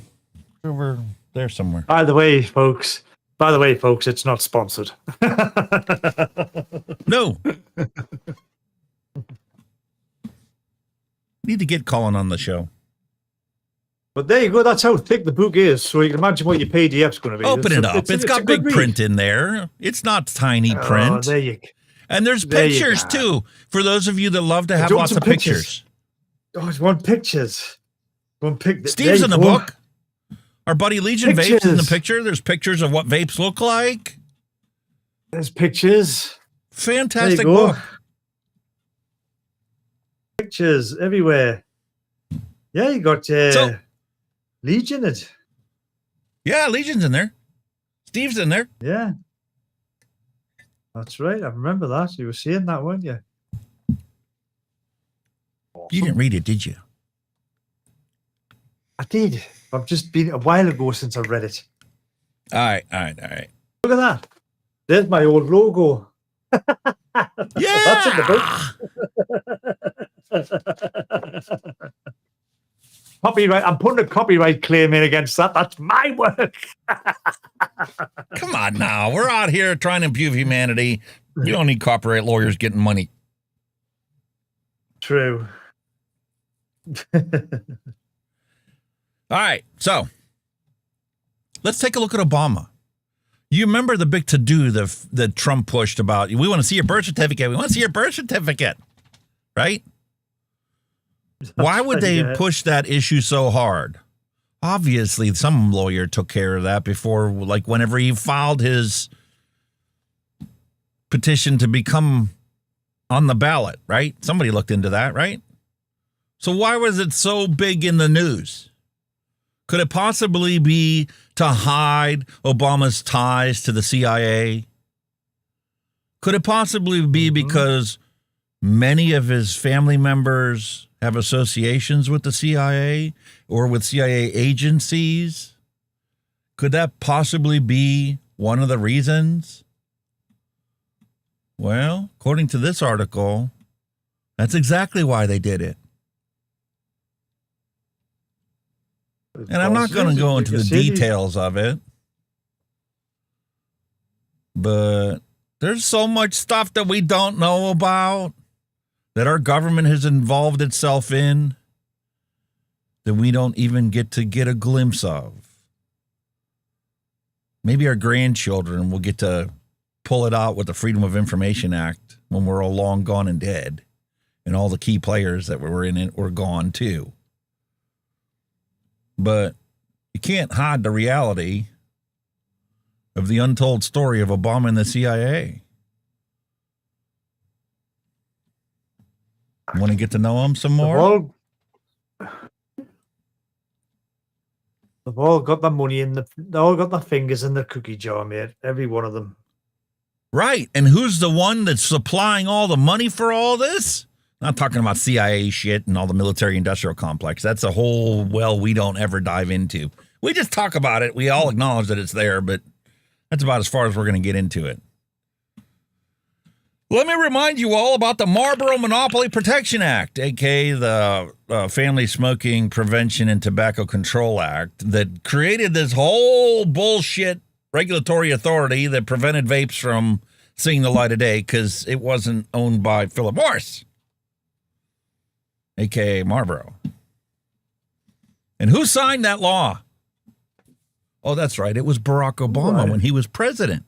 On June 22nd, 2009, President Obama signed the Family Smoking Prevention and Tobacco Control Act, H.R. 1256, into law, thus taking the very first faltering steps toward fully monitoring and regulating cigarettes and their purchases, and resulted in the FDA authorizing 900 brand new combustible cigarette products in the last 2 years, while only authorizing 9 harm reduction products, who are just inconveniently all owned by, can you guess who? The same company that makes the Marlboro cigarettes. There you go. But we should just take Obama at his word, because he's such a good guy. He was the first black president of the United States. Okay. Let's dig a little deeper, shall we? Let's go to Obama's White House.gov. What were his remarks during this statement? Remarks by the president at the signing of the Family Smoking and Prevention and Tobacco Control Act, otherwise known as the Marlboro Monopoly Act. And who else was on board with all of this wonderful bullshit? I want to acknowledge a few of our special guests. First of all, we've got the crew from Campaign for Tobacco-Free Kids. Emon, Christopher Sarah, Hoy Nam. We have our FDA Commissioner, Dr. Peggy Hamburg. We have our CDC Director, Tom Frieden.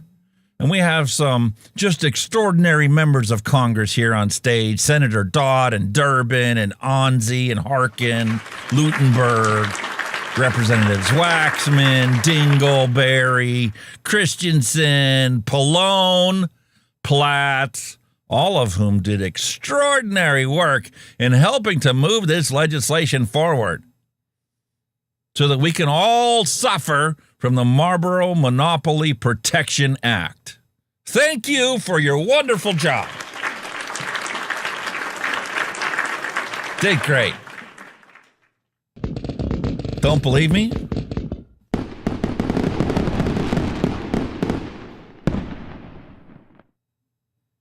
Let's take a look at the Washington Examiner, who published this story back in the day.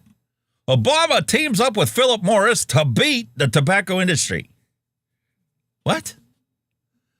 You teamed up with the company that you're... What? That leads the tobacco industry? What? Philip Who wanted Morris. this law? What Philip Morris? Who's Philip Morris? I wonder. What industry does Philip Morris involve themselves in? Oh, the God. tobacco Is it industry. something to do with is it tobacco, them lovely leaves that they grow? Is that what it is, by any chance? I don't know, man. So he teamed up with the chief organization that profits from tobacco sales to get rid of the tobacco industry? What? That's very odd. Well, that doesn't make any sense, does it? It's a logical fallacy. Yeah, well, he signed a bill into law that Philip Morris has been championing for and begging the government to pass as long as we've been alive, because they want a monopoly on this whole situation. And he gave it to him. You scratch my back.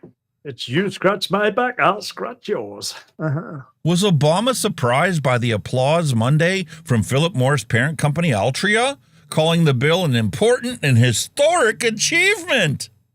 Wait a minute, this bill was supposed to get rid of you.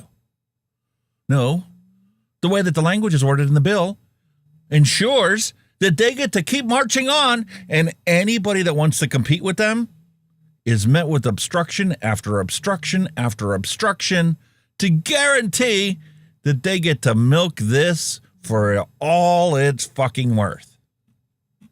Who cares about the fact that half the people that are going to use it as designated will end up dying because of it?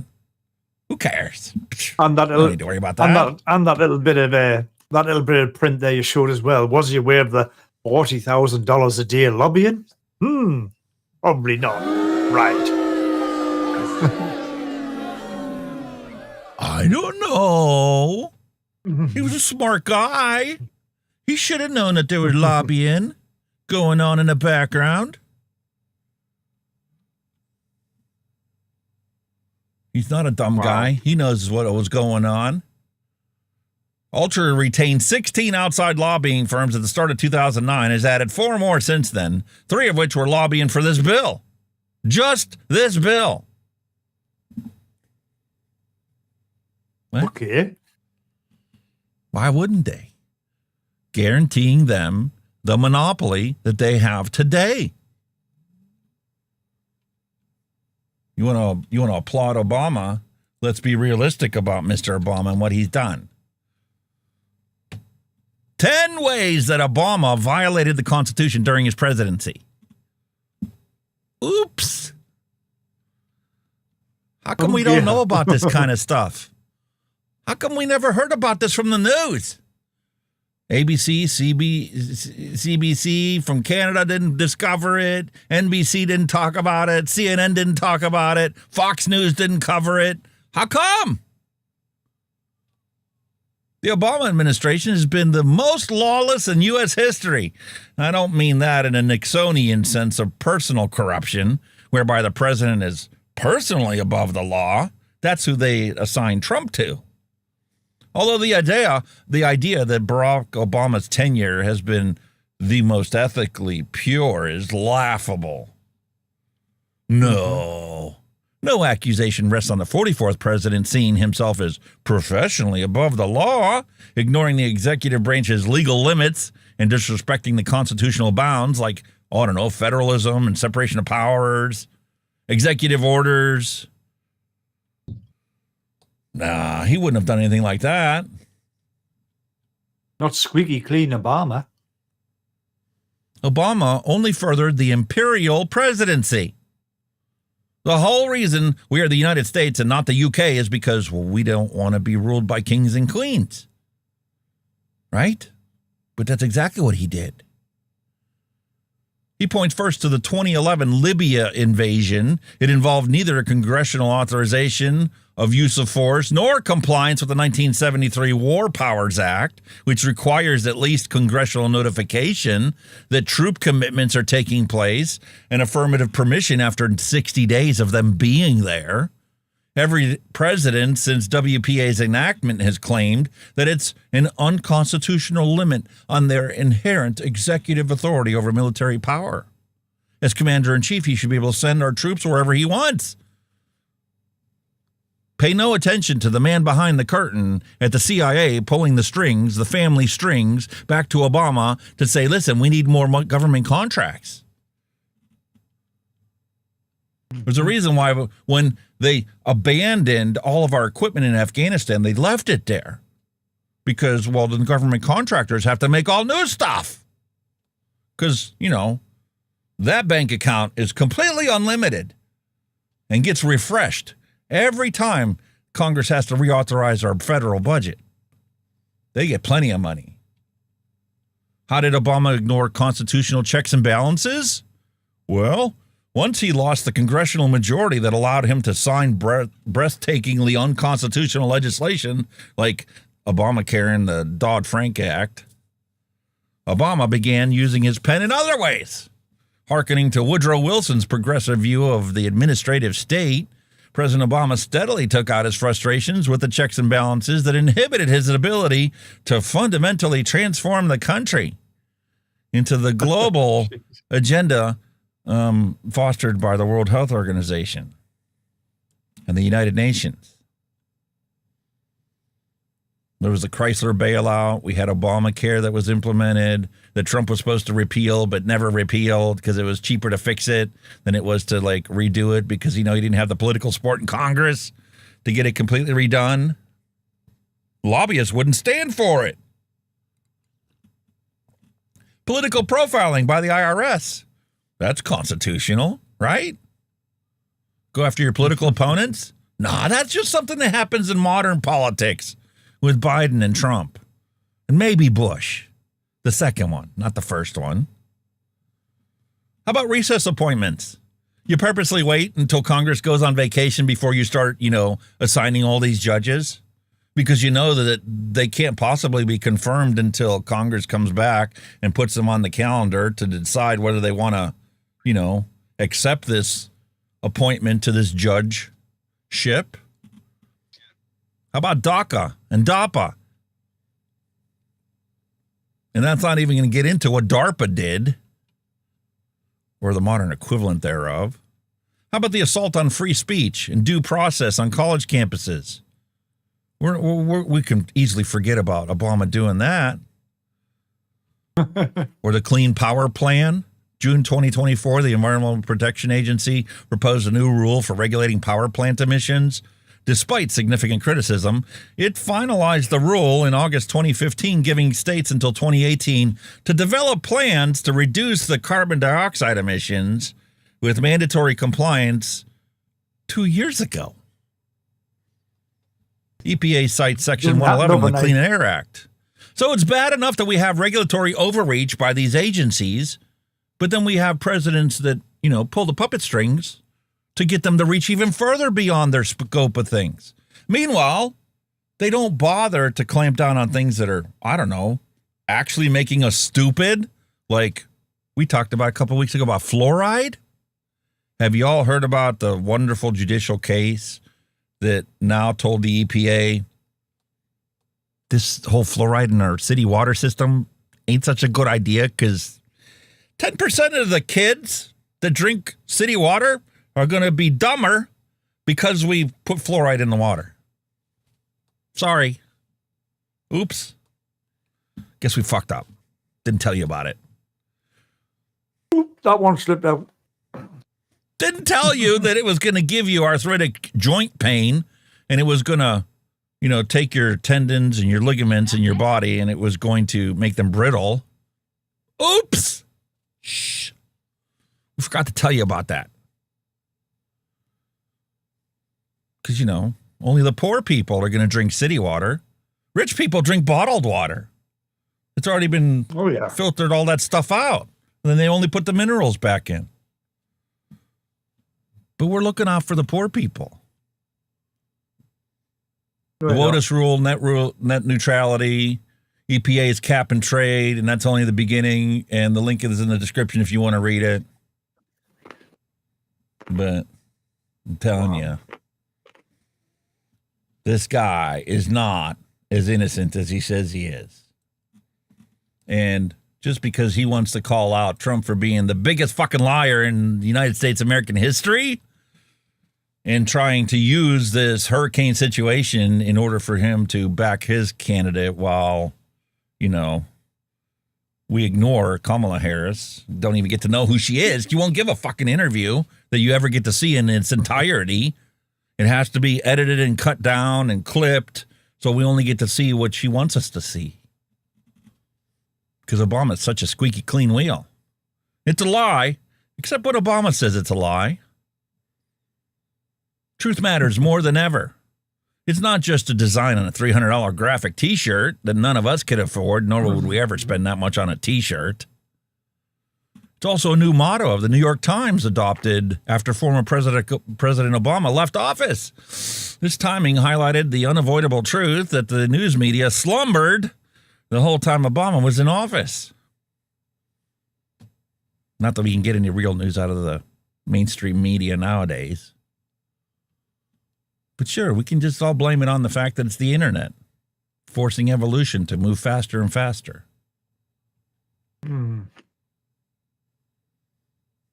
in the description if you guys want to get it on. I think I've been harping too much about that.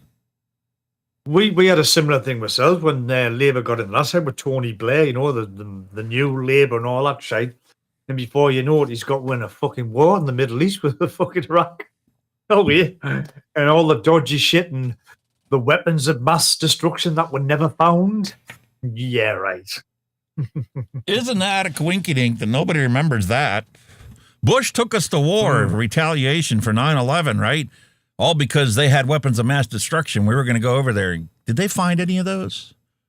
Or did we take a bunch of it over there and use it on them and then not find any over there that they were going to supposedly use on us?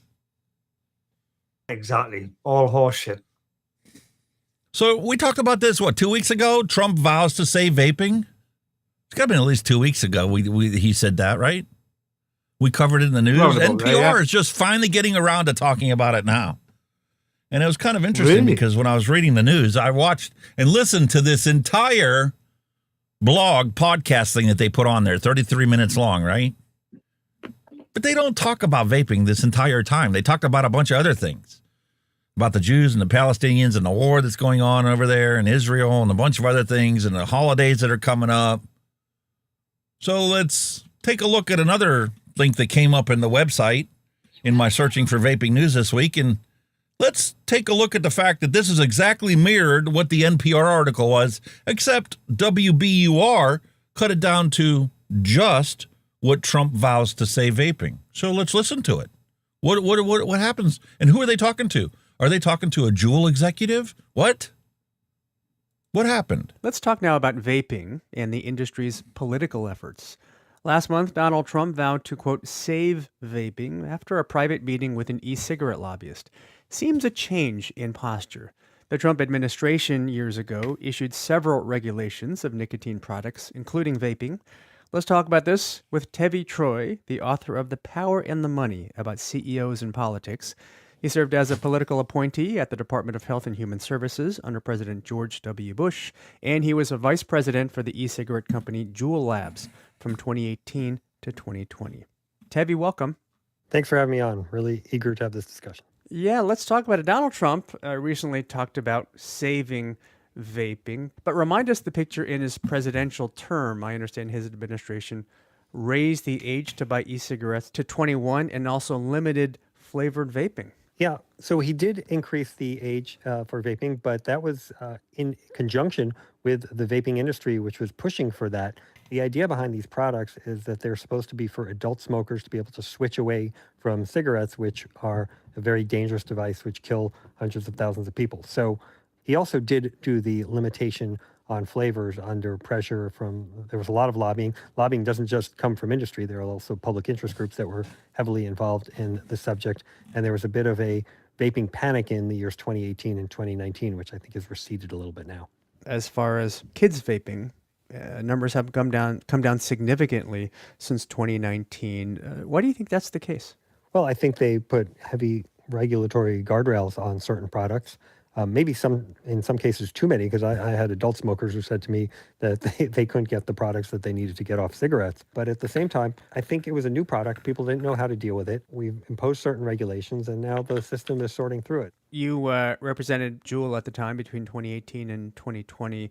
Was the industry concerned at that point in the Trump presidency that it could over-regulate e-cigarettes? Yeah, look, it's a careful line you have to walk. You want these products to be available for adult smokers, but at the same time, you don't want kids to be using them because they're not for kids. There were some voices within the Trump administration that were hypercritical of vaping, but there are others that were trying to accommodate and figure out a way to allow vaping products to be used to help get adult smokers off cigarettes.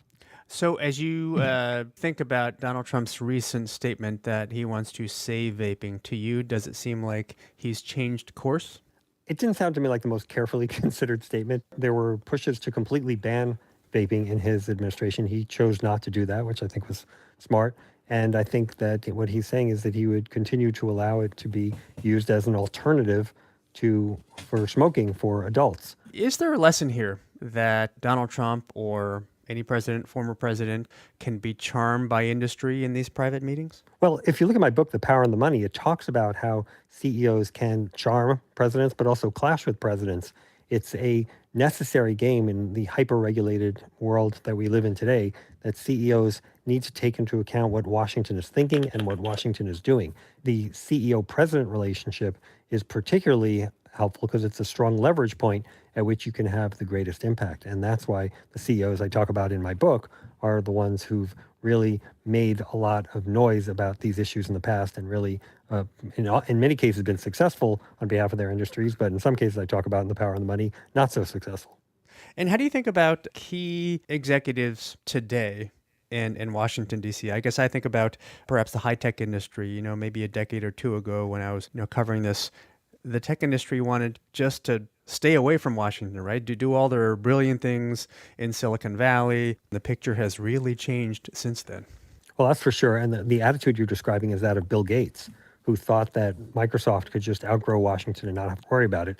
As he learned in the 1990s, the Clinton administration had other thoughts, and they heavily went after Microsoft, which is why Bill Gates, when he met Mark Zuckerberg, told him, get an office there now, there being Washington, D.C., because he didn't want Zuckerberg to make the same mistake that he had. And Facebook has indeed built one of the most powerful and robust lobbying offices in Washington.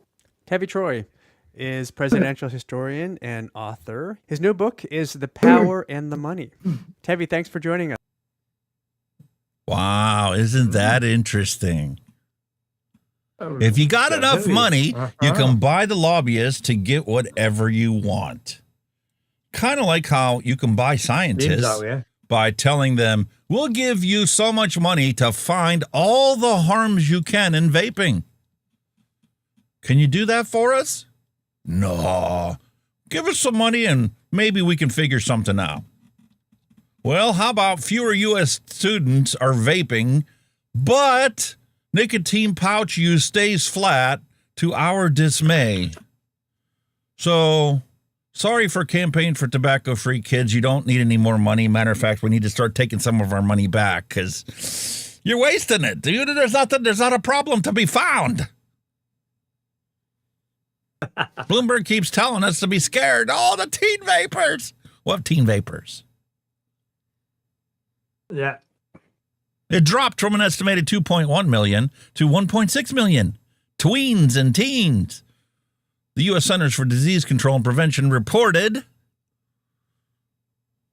But we keep that kind of stuff quiet. You don't need to know about it. Shh. Kiss off. Hush, hush. Lord, I heard you calling my name. Here you go. Our favorite advocate for vaping, Tony Abood, warning the Democrats crackdown on smoking alternatives is going to hurt them this November. Mm-hmm. After we get served with a commercial for stuff that we're not actually going to ever buy. Yeah. I like that. Microsoft, 24 years of trust. Fuck you.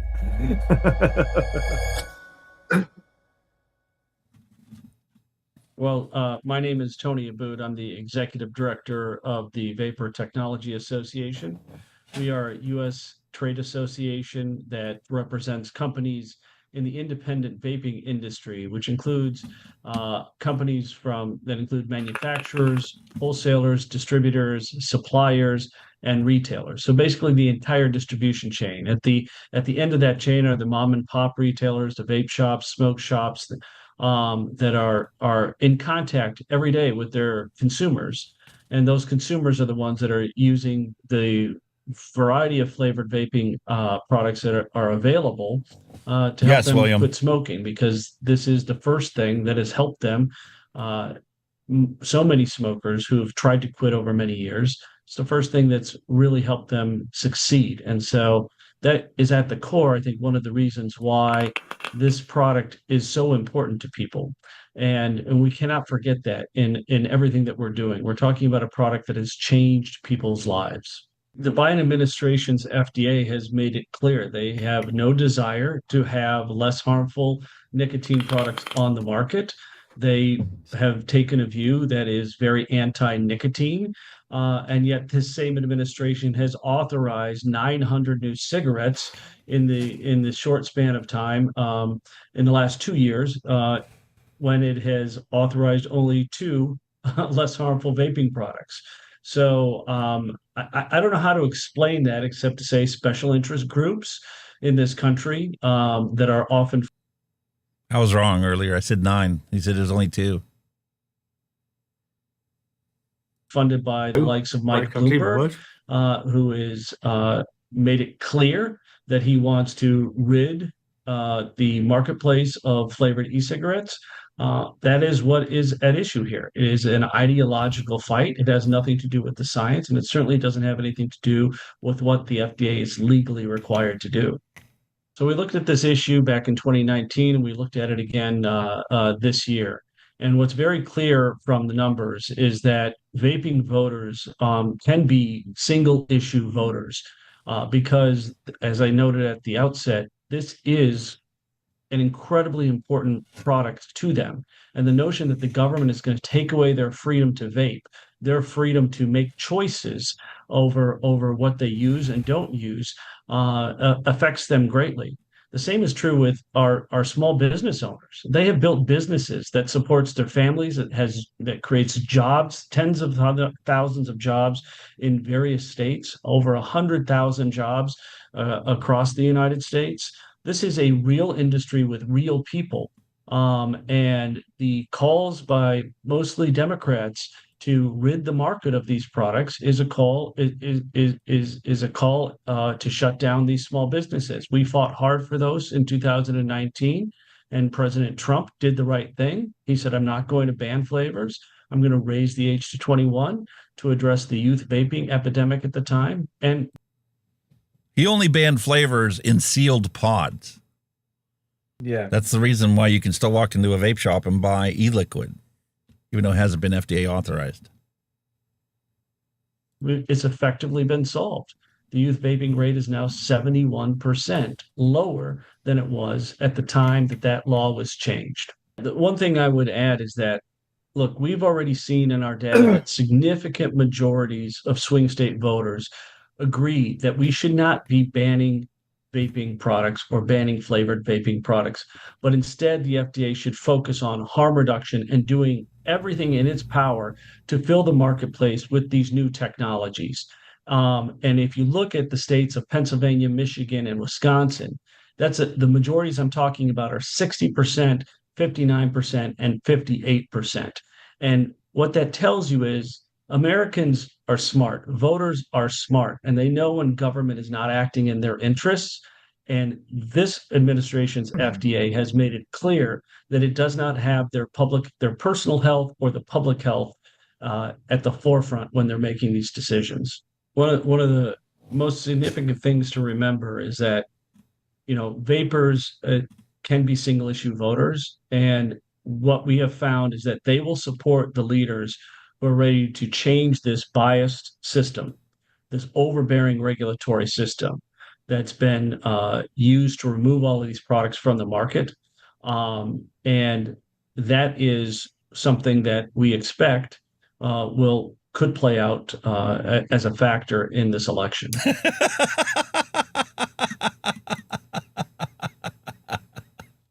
When you buy music gear from Sweetwater, you get more than just what's in the box. Cheryl's like, oh my God, who knew that we were smart? Exactly. We didn't. So did somebody tell us? Okay, now. Well, according to the Aliquippa mayor, we're a bunch of dummies because Trump would allow illegal youth vaping epidemic to continue. Excuse me? What epidemic? We just got done hearing 71% fewer teens are illegally misusing vaping products. And also, Trump increased the age to 21. He increased the age as well. Hello. So it is even more illegal now for the teens to misuse these products. Why? Are you a pedophile? Why are you focusing on illegal teen usage? He missed the memo on that one. Oh, that's right. The Aliquippa mayor missed the memo from CDC that says, sorry, guys, youth vaping is down. And sorry, but they're not switching to the nicotine pouches either. So you guys have nothing to go on. You have to find something else to bitch about. But the misinformation doesn't only exist here in the United States, mate. Let's go take a look at your tabloid magazine, The Mirror, and let's go look and see the horrifying health warning issued to everyone who's using a vape. Oh, where's Clive? Where's Clive? We need Clive. Where is he? Ready? Here we go. Let's listen to Clive. Oh my God! Everybody stop vaping! Oh! Another one of those headline articles. Oh my God! Vapers should be wary of the potential impact on their health after a concerning warning was just issued. Experts at the Vape Globe raised their concerns and said people who use battery-operated devices. How do you make vaping work without batteries? What? We didn't even get one full sentence into this thing, and we've already got a question that doesn't make any sense. Anyway, these experts said that anybody who's using battery-powered devices should make a note of how often they need to be cleaned. What? The Boffin said that the efficiency and working ability of a vape is helped by regular clean, but also important for hygiene purposes. One way of making sure your vape usage is as hygienic as possible is regularly cleaning and avoid sharing it with other people. Who fucking does that? Hey, man, the experts advised this is most likely the part to pick up the most dirt, debris, and germs. The rinse with warm water will do the trick and keep your vape hygienic. Fuck off. Hey, mate, I've just shoved this up my ass. Do you want to try? Come on. If you think it is particularly dirty or you just want a more thorough deep clean, you can add washing up liquid or isopropyl alcohol. Washing up liquid?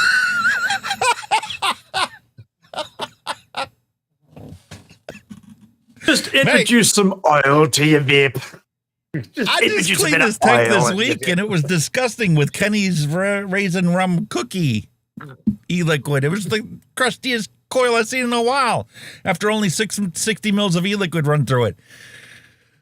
I deep cleaned it. I dry burned the coil. I used water and water and water. That's it. That's all I needed. They're missing one important thing here. Disposable vapes are sealed. You don't have to clean them. No. And when they die, you just recycle them. Exactly. A vape tank holds liquids that are ultimately going to end up in your lungs and your airways and harbor bacteria and transport them directly into your body. Hey, moron! The e-liquid is made with PG, which kills bacteria. So there's a reason you don't need to add any artificial ingredients into your e-liquid to prevent germs from growing in your e-liquid, because the PG that's used in there inhibits bacterial growth. You want to talk about your drip tips getting dirty? Okay, I get it.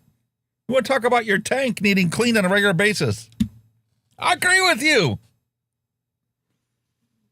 But the rest of this shit is nothing but a bunch of malarkey.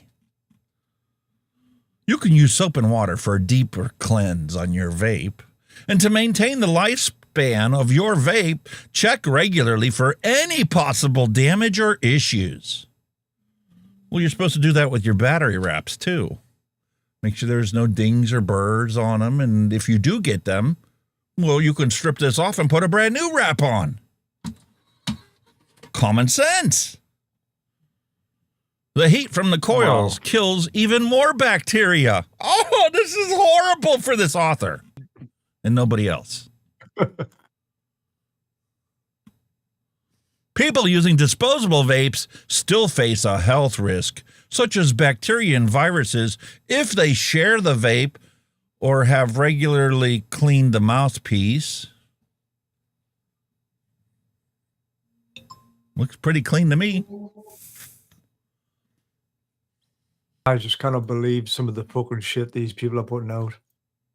Make sure you double check the mouthpiece too. The NHS said that vapes or e-cigarettes are a good way to stop smoking. The Health Service said in the UK, e-cigarettes are tightly regulated for safety and quality. Vaping is not completely risk-free, but it poses a small fraction of the risk of cigarette smoking. The long-term risks of vaping are not yet clear. We just don't know. Give us more money. We'll study it. NHS Better Health said, vaping is not completely harmless. We only recommend it for adult smokers to support quitting smoking and staying quit. It added, smoking gives you the nicotine by burning tobacco, which creates many harmful toxins, over 7,000. But who's counting? That can cause serious illnesses, including cancer, lung disease, heart disease, and stroke. Vaping gives you pure, unadulterated nicotine by heating the e-liquid, which is much less harmful.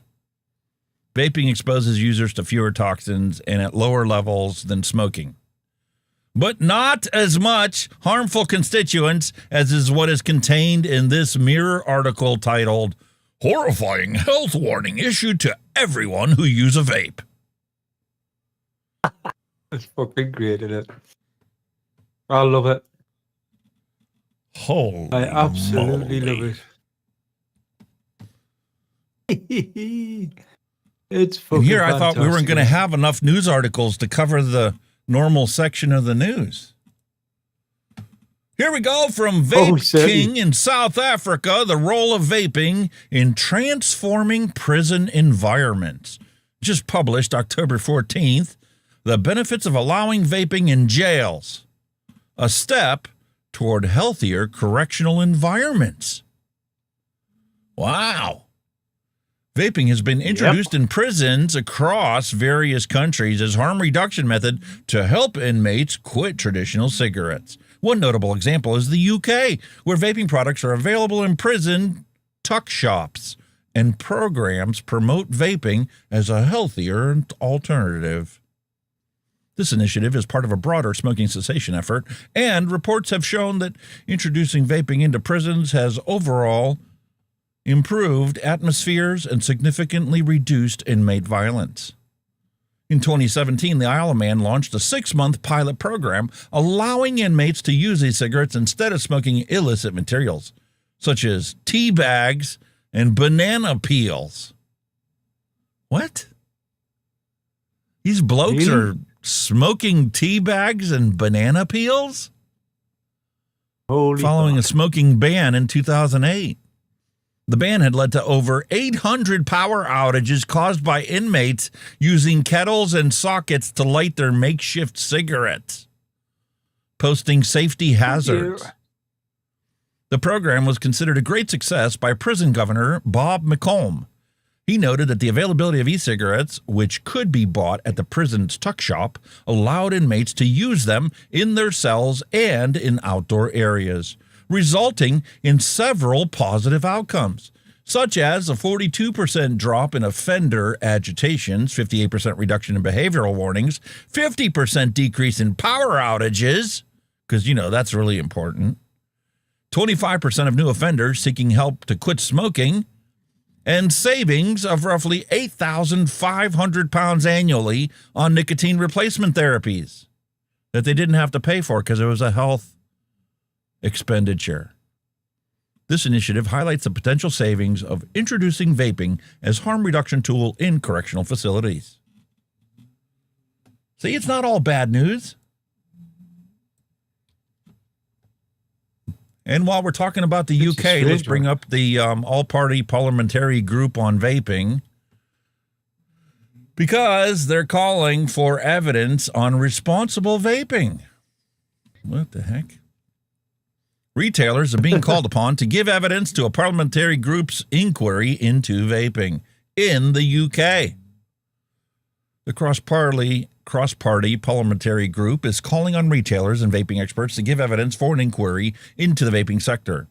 The all-party parliamentary group for responsible vaping, which has been reconstituted, has launched the inquiry to assess the impact of restrictions and the banning of vaping devices on the industry, with a deadline for the inquiry submission set for 31 October.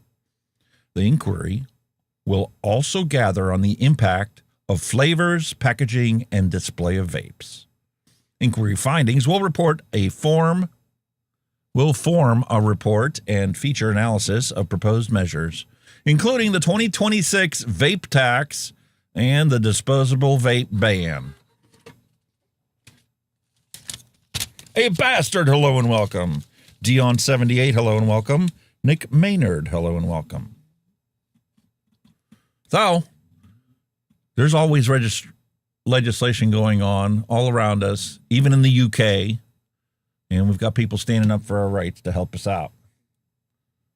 Unfortunately, Cumberland County, North Carolina, is going the opposite direction, as the Cumberland County Commissioners plan vaping ban on county property, $50 fines for puffing on a vape pen or an e-cigarette on county property. Oh, man. And here I thought my OBS was flaking out. Ridiculous, mate. Utterly ridiculous. And if you thought that the last article was crazy, from the Mirror warning about this, vapes are so bad for you, and then not talking about anything that was bad for you other than the fact that you should clean your vapes once in a while? Doctor warns about serious and scary health risks associated with vaping. What? Vaping's rise in popularity has been notable, with many people drawn to the habit for its indoor use without unpleasant odors, a wide range of flavors, and its addictive nature. However, an NHS lung specialist, this is in your country, dude. I'm listening. An NHS lung specialist has issued a stark warning stating that only things lungs need is fresh air. Oh, really? Where do I get that fresh air? Somebody selling that? Huh?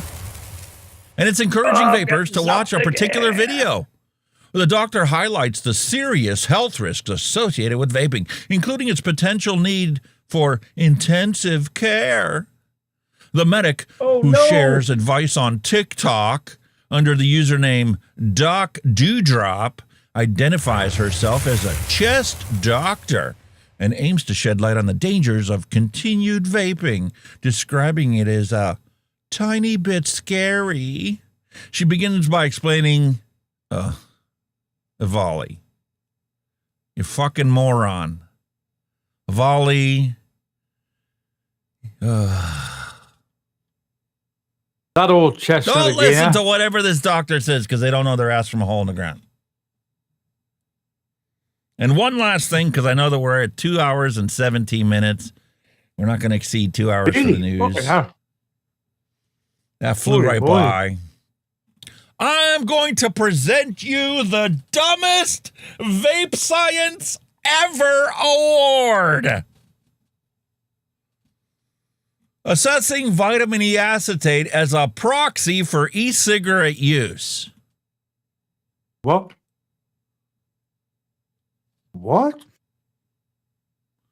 Assessing vitamin E acetate as a proxy for e-cigarette additives in a realistic pulmonary surfactant model.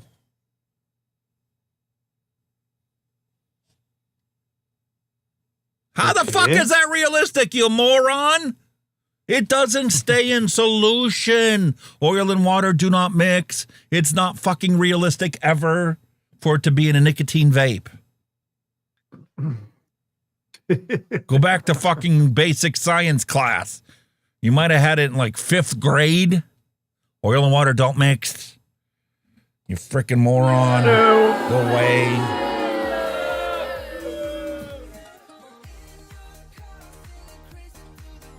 I've just seen it all now, like, you know what I mean? That's probably why I'm doing work. Oh my goodness.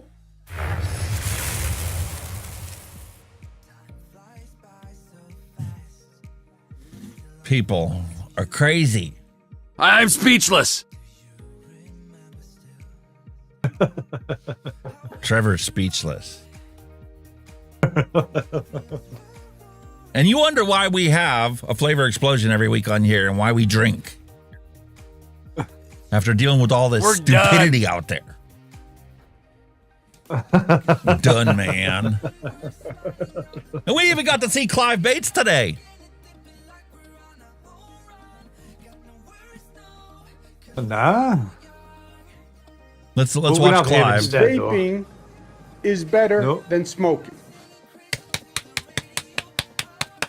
Andrew Cuomo said something intelligent for a change.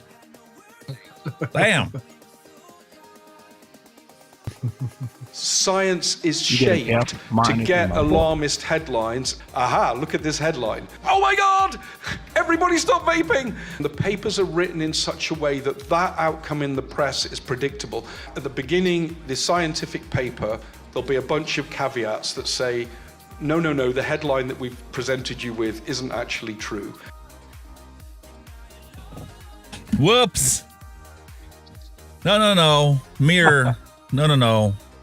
There isn't actually anything wrong with your vape unless you never clean it. Then there's a problem. You can ignore the Anti-vaping rest of the article. propaganda is brain poison. Yeah, it really is. Thank you, Nick. You're absolutely right.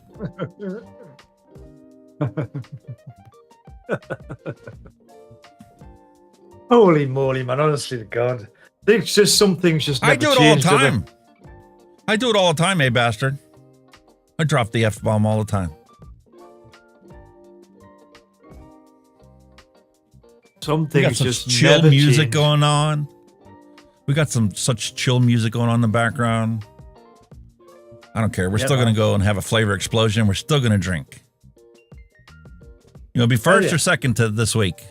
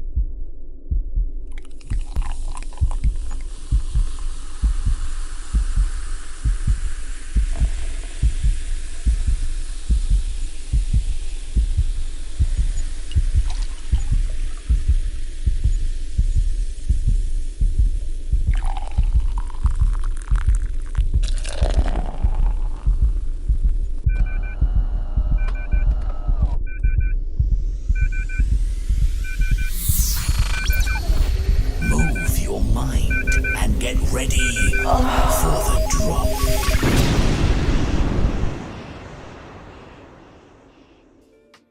Up for your entertainment today, I have a beautiful, continuing with my 12 Fives Rebel Hard Coffee Limited Edition series, Cinnamon Sugar Cookie Hard Latte. 5% alcohol by volume in a delicious, beautiful hard coffee latte.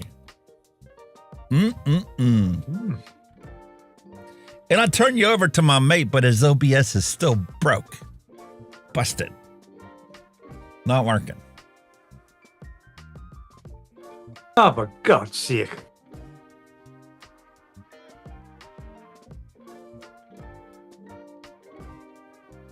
I don't know. But you're there. Go back. But you're not there. All right. Well, you got to drink. Now you see me, now you don't. I've gone back on the old, the bitter. I've got some of the old John Smith's extra smooth bitter. I was trying to see the alcohol volume. I think it's about, it's a 440 ml can. Oh, yeah, it's only 3.4% alcohol. But the beauty about this stuff, listen to this. Hear that? And it's one of those cream they flow didn't hear ones it. where, you know, you didn't hear that. Oh, you missed it then. And it's one of those Nah, ones you where got you your just, background what? removal too much. But that is gorgeous. Oh. Now that's a beer. Just wait for that lovely cloud to disappear till you get that lovely clear bit in the bottom. Oh. I love bitter. I love cream flow bitter. It's gorgeous. But there you go, folks. That's what I got. Delicious. To our health, mate. Cheers. For your health, sir. Cheers. Bottoms up or chin chin. Oh, definitely not for children. Whew. Cinnamon sugar cookie. Oh my. It's Oh like a my. cinnamon sugar cookie milk. That's exactly what it tastes like.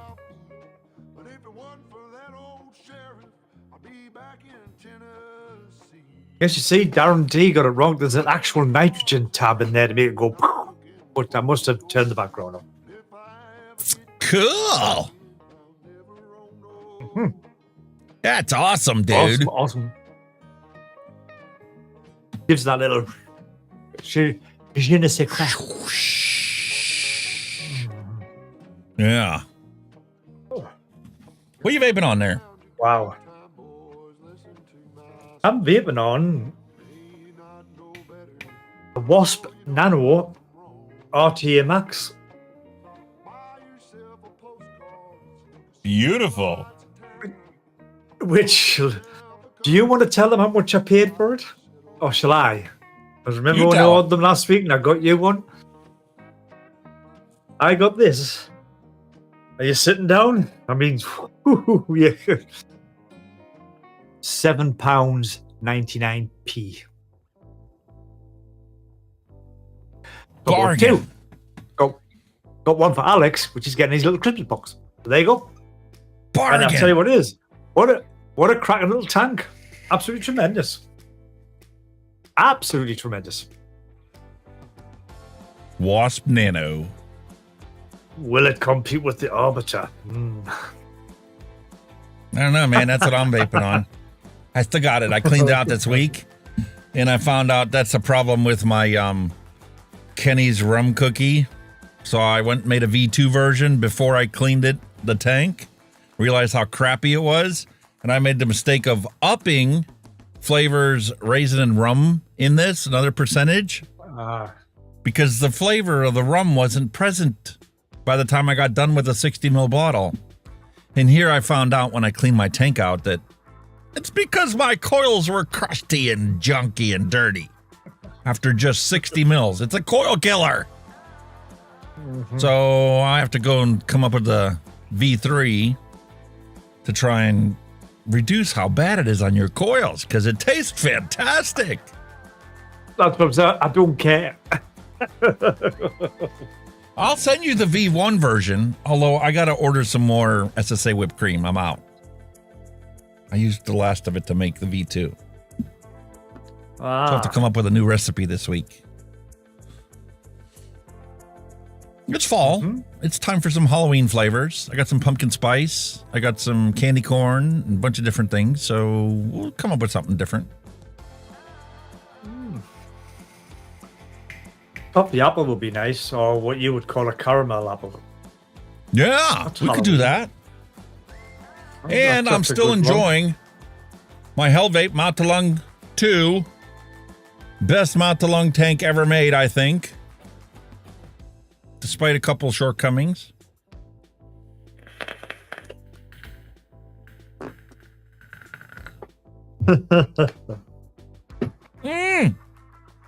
I'm telling you, the flavor on a mouth to lung tank. I put the 2mm pin in here so I can do a very restricted direct lung.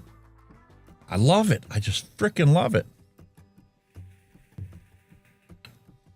I'm curious to see what Dusty thinks. I finally finished off the e-liquid in this one, so after the show today, I'm going to clean this sucker out and box it up and send it over his way and have him try it, have his wife try it, see what they think. Oh yeah, they're MTL users, aren't they? His wife is anyway an MTL user.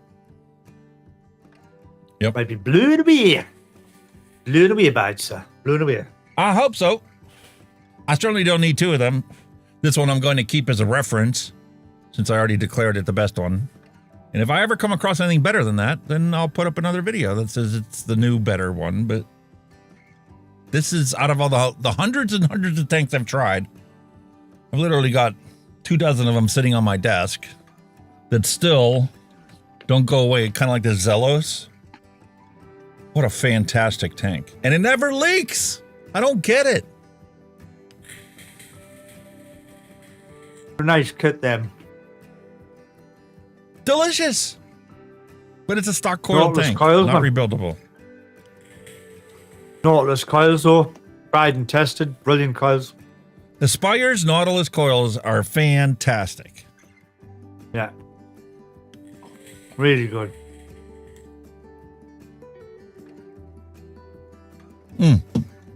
Well, right.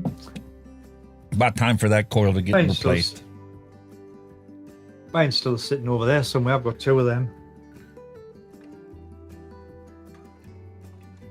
I've got so many coils.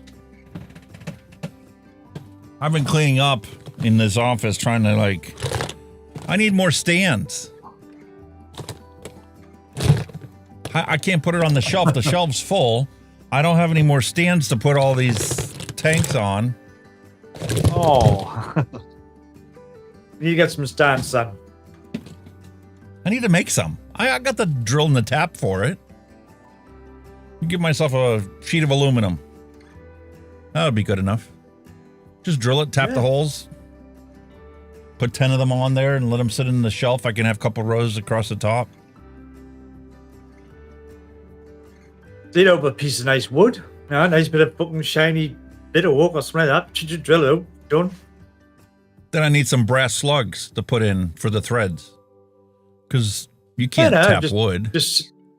No, you just sit a hole. You drill Oh, one just hole drill a for little your, hole. your thread, and then you countersink Just it sit for it the in width it. of your. Yeah, you just sit it in. Just countersink it. I can do that. I've seen some lovely wooden ones made. Now, like just some cheap timber, then they've stained it and varnished it, and it looks fucking beautiful. Absolutely beautiful. Same shit. Yeah. This thing is with like so that stuff, there's a lot of dusting to do after a while.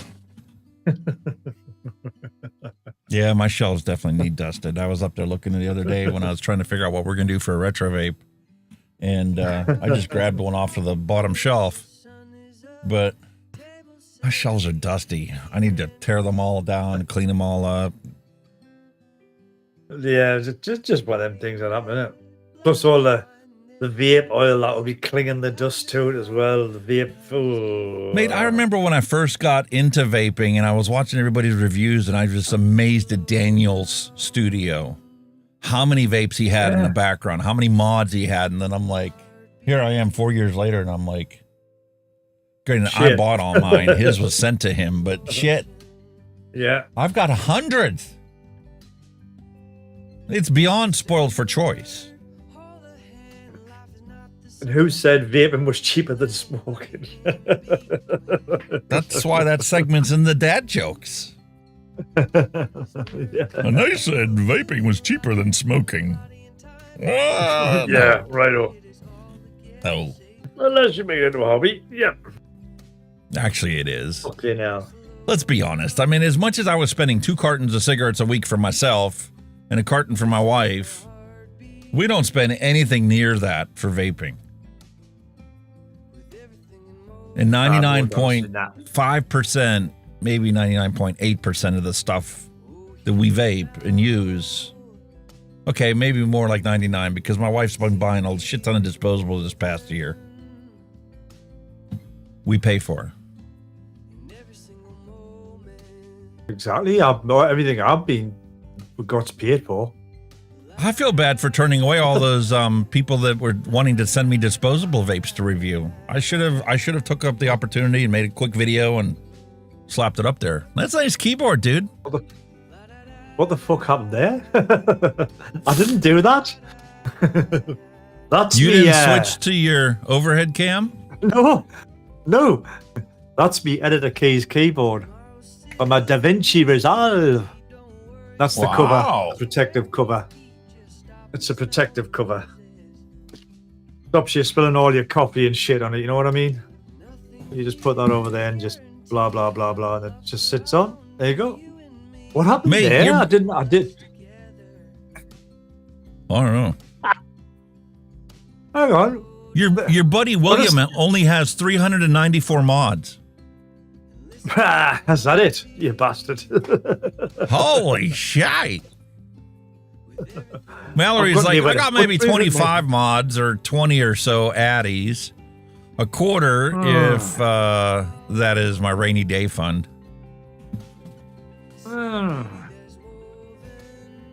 I'm probably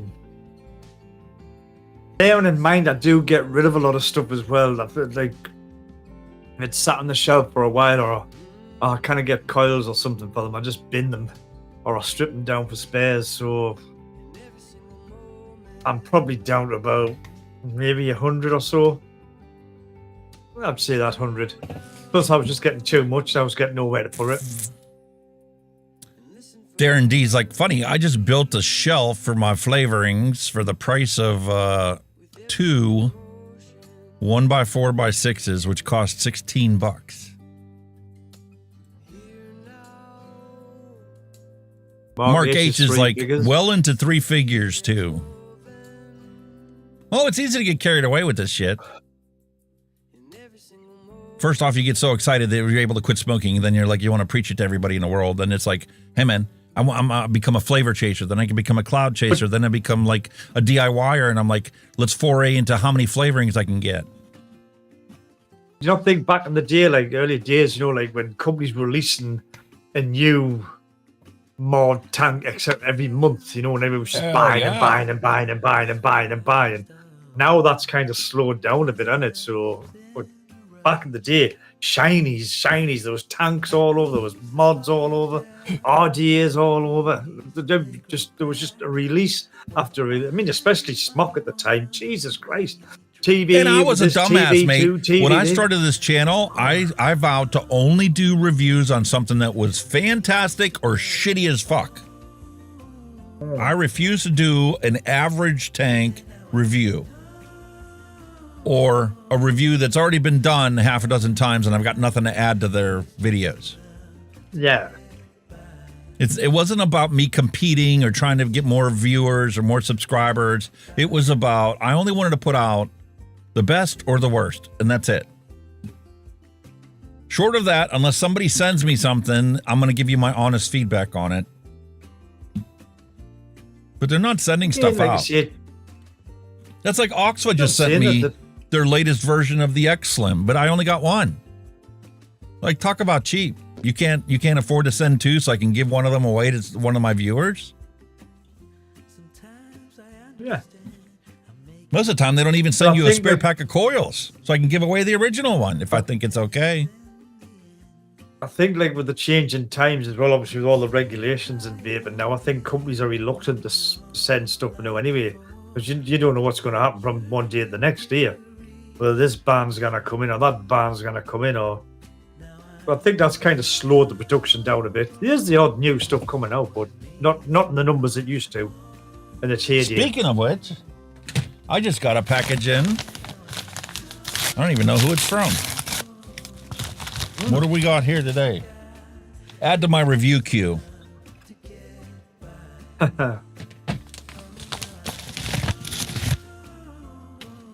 Oh, Oxbar came out with a new 35,000 puff adjustable disposable. Wow. Ice and Nick adjustable disposable. Talk about efficiency, dude. You no longer need to manufacture a 0, a 3, a 20, a 35, a 50 milligram Nick. Let's make the same product and let the customer pick what they want their Nick to be. How much ice do you like? You like a lot? Turn the ice up. You like hardly any? Turn it down. How much Nick do you want? What a fantastic idea.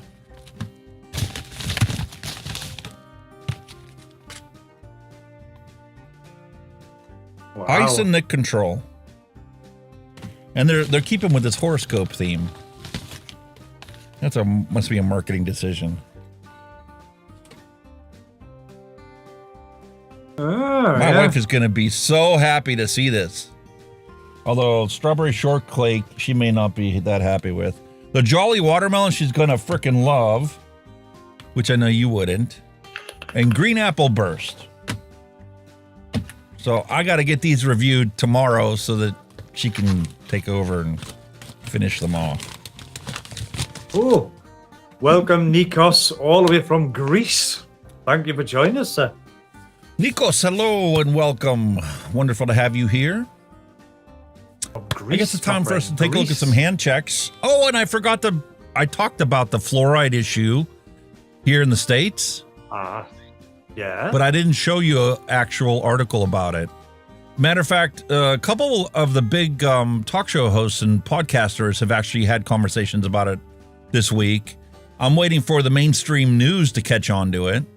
But this has been a problem our entire lives, okay? But in a groundbreaking decision, a federal district court has ordered the EPA to regulate the unreasonable risk it found to be posed by fluoridation of drinking water. The fluoride in your drinking water can cause all kinds of debilitating problems if it's in excess. And the problem is we've got people that misuse mouthwash, alcoholics that can't afford to go and buy the actual alcohol, so they will drink mouthwash. Well, the fluoride in that mouthwash is going to cause them a debilitating condition. And what are we talking about here? Wow. Excessive fluoride in drinking water. And this has been known our entire lives, but we never hear about it, right? It's kind of like the misinformation about vaping that's out there. Well, we also have the misinformation about fluoride in the drinking water. And it can cause a disorder that weakens bones and causes pain and stiffness. It's called skeletal fluorosis. Cause bone deformities, calcification of tendons and ligaments, and osteoporosis, osteoarthritis. And if you have too much fluoride in your teeth, it can actually make your teeth brittle. So we've been sold once again a false bill of goods by our federal government regulators, saying we need to have fluoride in the water, we need to have fluoride in our toothpaste and our mouthwash, we need to brush our teeth 3 times a day, without paying attention to the fact that, you know, if you actually eat and consume that water with the fluoride in it, it has neurodegenerative diseases and osteodegenerative diseases that it knew about. And to make it worse, and this is what really sunk this case in for this judge to make this decision, that if you exceed the safety standard of 4 milligrams of fluoride per liter of water to prevent skeletal fluorosis, it will also make children especially dumber because they consume the fluorinated water. Ours is more stricter than yours. We've got the maximum amount of fluoride allowed in drinking water in the UK is 1.5 milligrams per litre. That's much smaller, isn't it? And here we go. Fluoride at twice the recommended limit that the current EPA has lowers IQ. Fucking what? Especially in children. Listen to this little article, right? Like I said, the maximum amount of fluoride allowed in drinking water in the UK is 1.5 milligrams per litre. The Drinking Water Inspectorate, DWI, monitors water companies to ensure they comply with this regulation. Actual regulation here. Some areas of the UK have fluoride added to their tap water to improve dental health. The target levels of fluoride in these areas is 1 milligram. Areas that have added fluoride include West Midlands, North, blah, blah, blah. Just your area water boards. Fluoride is a naturally occurring mineral that can also be found in soil and food. However, the concentration of fluoride in water varies by location. For example, Durham and Essex have naturally occurring fluoride levels of over 0.5 milligrams per litre. Fluoride can help. They're going down the dental route. Fluoride can help reduce tooth decay and cavities, especially for children with grown teeth. However, too much fluoride can cause dental fluorosis, which can make teeth appear mottled with white lines or patches. So there is, you know, our standard is 2 milligram per milliliter. 2 milligrams per liter. Twice what yours is. Holy shit. Wow. This lawsuit has been going on for over 7 years. And we're just now hearing about it after the judge ruled. But I mean, that's our max. Like I said, some water companies are slightly less, or way less. Like you said, Durham, 0.5 in a milliliters per litre. So 1.5 must be the max. One more announcement to make before we jump into looking at dad jokes and stuff and looking at hand checks and our pets. I'm finally getting around to putting more content on these other platforms that I've already reserved. I talked about earlier about Hunky Health is one that I've been doing a little bit of here and there on it, but never actually uploaded a video. Well, Hunky Audio is now going to be another one that I'm going to be available on. For those of you content creators out there, like Bick and whatnot, finally got my audio channel replaced. So I'm going to do a comparison between that one, which only lasted me 2.5 years, and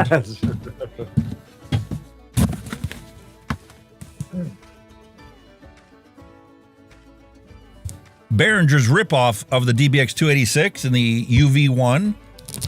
They also added an audio interface into it. So for $50 less than a DBX286, you get all the features of the DBX286 and an audio interface. Stuff that doesn't need to go on this channel, I'm going to put exclusively on that one. You see, you could kind of like expand that in a sense. Because like you said, if you're going content creators, why don't you add editing and stuff like you do as well? I'm going to. Caboodle. I'm going to do all my audio stuff is going to go on there, all of my content creation stuff. Plus, I've got like 300 plugins just for editing audio qualities, be it, reverb or compressors or limiters or expanders, noise removal, feedback removal, DJ stuff that I did. All that stuff's going to go on Hunky Audio. I know, but and there'll be tips and tricks for content creators, and even OBS stuff is going to be on there. Like I created that noise removal for your audio chain. I want to teach people to be able to do their own visual stuff. Yeah. Again, like I say, you could probably maybe do a bit of video editing as well, because your video editing's fantastic.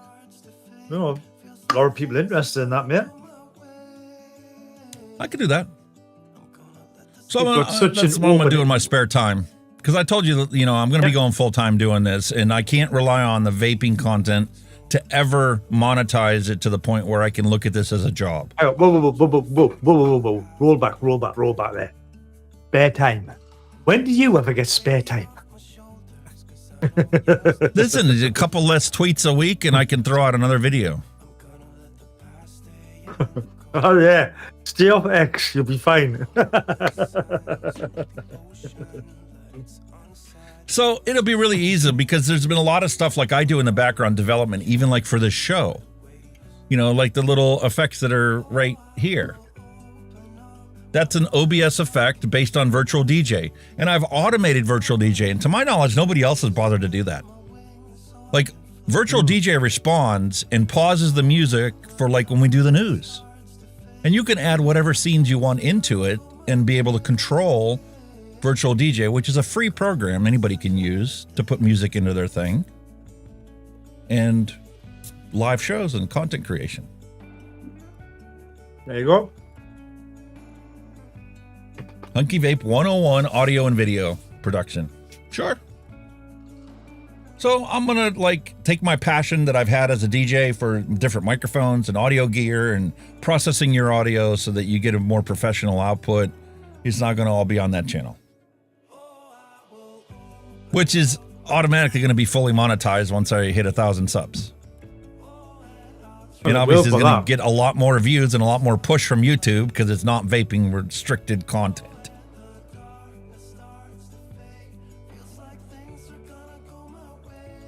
Let's hope they don't mugshot you. Hang on. Here's a vapor. Here's a... Right. Stop him. Listen, I watch a bunch of other content creators out there. I watch a guy that does computer repairs, right down to soldering new chips onto the motherboards and the laptops and stuff. And he vapes, and all his stuff is fully monetized. He doesn't get dinged because he's a vapor, because he never talks about his vape. He only talks about the computer repair he's doing. But you see him pick up his tank and go...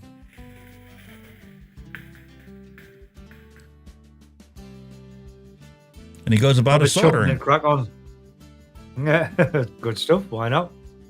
So I've learned so much in the past 3 years. I want to be able to carry that on and teach that to people that are just learning about, creating a channel or have been doing it for years, and there's crap sounds like crap because they don't bother to throw a little compressor on. Like you picked it up so easily once I showed you one time how you can route your audio through voice meter and you get the right audio interface that already has the software. And you throw a compressor on, you throw a plug-in on, you can do minor EQ to make your voice sound better for you, which makes it sound better for your audience. And now you're using it live week after week and never touch it. Except when the kids mess with it. Well, yeah, well, that's just a case of turning a knob, and that's it. You know what I mean? Nothing technical. It's all been done. Yeah, but 3 years ago when we first started doing this, you were scared shitless when I said, hey, man, can you maybe like process your audio? This is what I'm doing for you already. It'd be easier if it did it on your side. All right. Whoa.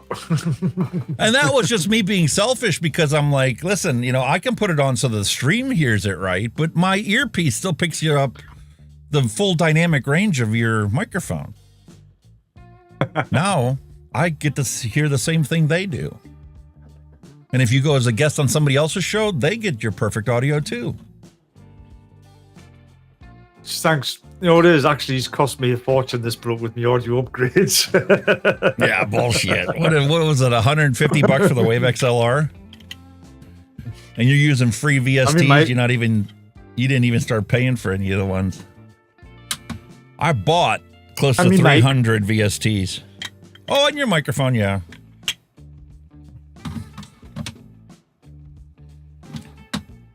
Which you have to tell me about that one again. I forgot which one you bought. I don't have that one. I'm going to have to buy it and try it.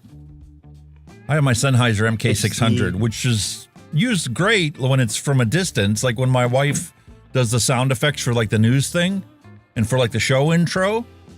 That's what she recorded it into. And then I processed it after the fact. Mine is... I know exactly what mine is if I can find the fucking English. Mine's an Audio Technica. Audio Technica. Which one? What model is it? That's what I'm trying to find out. The 2020 is the one everybody uses. Mine's the AT875R. AT875R. And it got some good reviews of some of the mic guys that you got me to watch. Well, that's $170 brand new on Amazon. That's way cheaper than my Sennheiser. The MK600 was $300. I refuse to pay that for any of this kind of stuff because I don't use it enough. That's why. I don't. Mate, you would not want to know what I paid for my EV20 Electro Voice. Nah. The two microphones. I felt like I was in the Blues Brothers movie once again. I could have traded my used car in my yard for these two microphones. It would have been a good deal. Because cash price for the two, we're talking $1,000. Like $500 a piece. Refurbished one you can pick up for like $350. RE20. But I love it. It's a gorgeous microphone. But again, I don't justify spending that money because I don't use it enough to justify it. You know what I mean? It was an everyday tool for work, and I've done this for a living. Yeah, no problem. But just for... But see, there's a loophole. There's a loophole. My wife and I agreed when we started vaping that whatever we spent on smoking would always be our disposable income. She gets to spend hers on her crafting things. I spend mine on this channel or YouTube in general, creating content for YouTube. Yeah. So since we're not buying cigarettes anymore, and since we're making our own e-liquid, we don't have to spend it on stuff. I buy cameras and microphones. Yeah, definitely.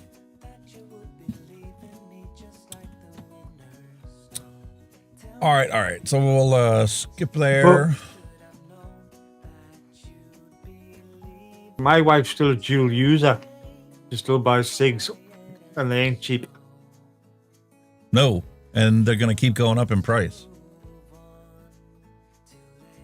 Got a 20-year-old daughter who also smokes, or dual use as well, because she sometimes has a vape. Take a look at our hand checks. Have you guys checked out Nick's new video, Grim Green's new video? Beautiful C-frame mod, DNA 250 board inside. What was that? The thingy too. What's it called? It's carbon fiber. It's leather. I kind of believe this to be actually really truly carbon fiber. I've felt a lot. Carbon fiber and leather and a C-frame and a DUNNING 250C board. $175. Not bad. Not bad. Listen, my Lost Vape Dilemma Quest is the exact same thing, except it doesn't have a DNA board. It's got Lost Vape board in it.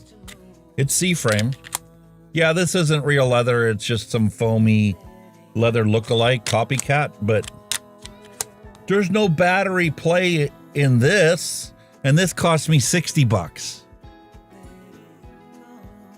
That mod is $175, and the battery door rattles like my car's exhaust before I fixed it. Because it's carbon fiber. You remember when? Can you remember when they released the top side? You know, the Squonker. It was about 80-90 quid. Then they'd done the carbon version with the EE chip in. 200 quid. It's just your materials and your boards, man. It's a load of shit. Nah, I've already wasted too much on vaping gear. I can't justify that. Because I know firsthand that it's not going to make it 5 times better vape. It's just not. If you haven't blown your vape budget like I do, well, you can afford to spend that kind of money on a mod if that's, what's going to be your daily driver. It's not all about the mods, it's about your flavor comes from your tank, RDA, whatever you put on the top of it. That's where your flavor is. Yes, but as I found out, who was the one? Who was a freaking vape brand? It was a Russian one? Who the hell was it? Sigeli. The Sigeli mods are shit. Because you can take a tank that produces a perfect vape and you put it on a Sigeli mod, and something in their power conversion turns that vape into a shit vape. I don't know if they're using a square wave or a sine, an incomplete sine wave, or how they calculate their wattage and make their voltage for their tank. Yeah, I guess what you're saying, you need a decent board in it. You obviously need a board that can do the job it's going to do. You know what I mean? Yeah. But that was like 3 years ago when I bought that, and it was like 3 or 4 years old when I bought it. So we're going back 10 years in vaping technology. All the boards nowadays are fantastic. Put out the same consistent voltage. Anyway, go check out his video if you haven't seen it already. But he put a lot of a lot of people have been dropping in because he started his thing out by asking people, does anybody on this platform still use a big battery vape? They're like, oh, hell yeah. So we got plenty of hand checks to take a look at this week. These are mine. I've been told that I'm seriously old school using this kind of stuff, but hey, man, if that's what keeps you off of cigarettes, more power to you. Exactly. It doesn't matter what you vape, as long as you vape. Yeah. Michael Redfern, there's his contribution. Look at that beautiful thing. Is that the Blaze? No, is that the Arbiter 2?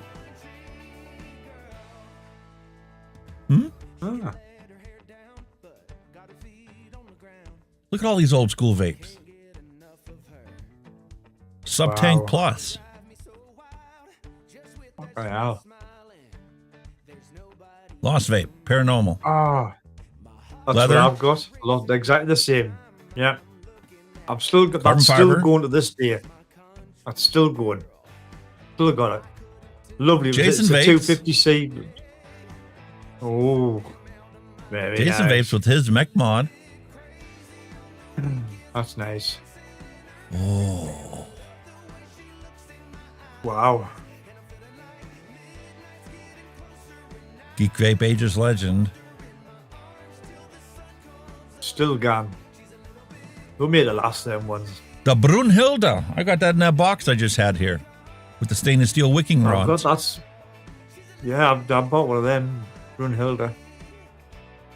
Weird, but it's Coastal good. Clouds. Oh, Got a that's mod like beautiful, this? That's gorgeous, isn't it?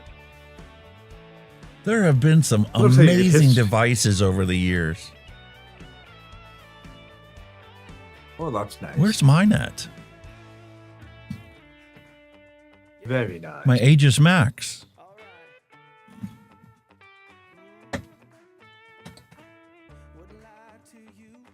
It'll be somewhere. Aha. Aegis Max. Wow. As I drop it on my Arbiter. That one's still got a battery in it. No tank on top. What? Look at that crusty old thing. Holy shit. Back when people used to make their own. That's huge, you know? Is that 4 battery and all? Jesus. Or 8 even. Yeah, the Brunhilde is good. It's good flavor. Nikos has it in a gold. Yeah, it's awesome. I like it. It's nice. I love that fire button on the side. It's so cool. Look at these 3D printed ones nowadays. Oh, nah. That's what I need. I need a 3D printer. I've got a couple DNA boards I bought when I bought my reference mod.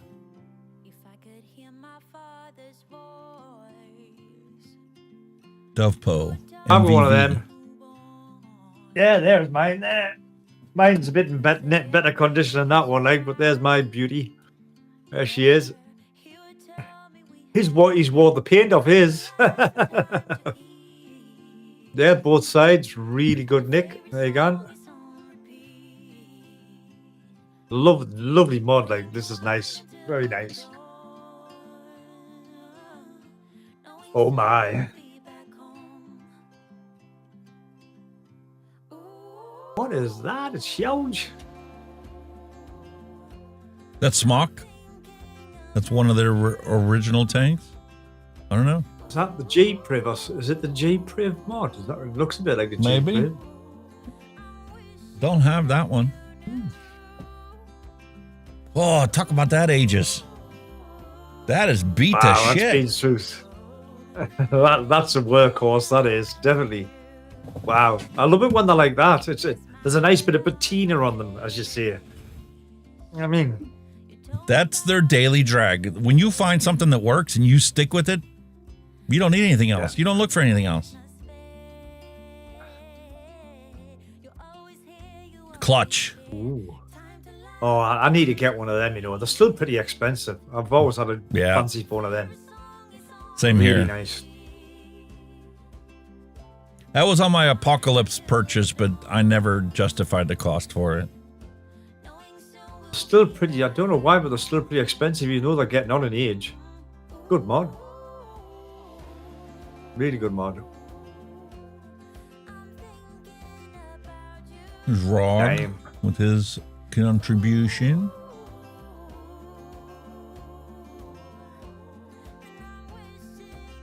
Some nice stuff there this week, guys. Thank you very much. I absolutely love it. Absolutely. They posted it on Nick stuff. They didn't send it to us. We had to steal it. Yeah. Take it for our own. Even so. Still It's nice all right. stuff.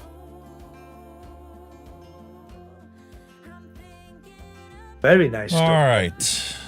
Dad jokes. I didn't Awesome get any stuff. dad jokes there. So I guess we'll have to roll a dad jokes bumper and see what I gathered on Twitter. Ooh. We shall see.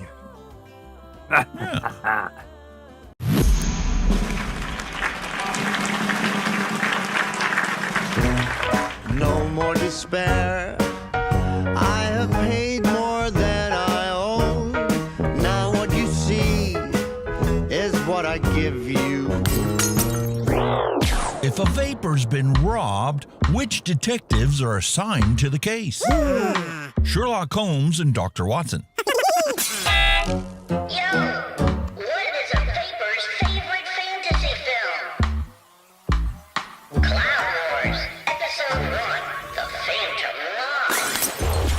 Hey man, what do you call advice from a vapor? Drip tips. Hey, is that a mechanical mod in your pocket? Or are you just happy to see me? Hey, don't throw your mod at people, or else it's battery.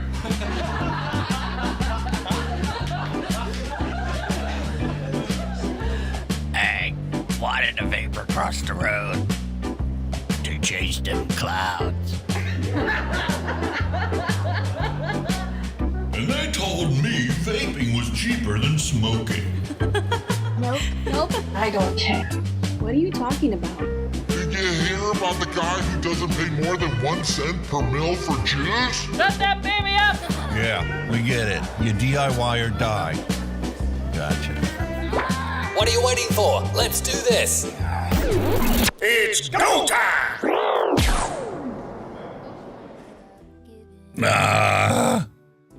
Cashier wanted. Must be 18 years old with 20 years of experience. What?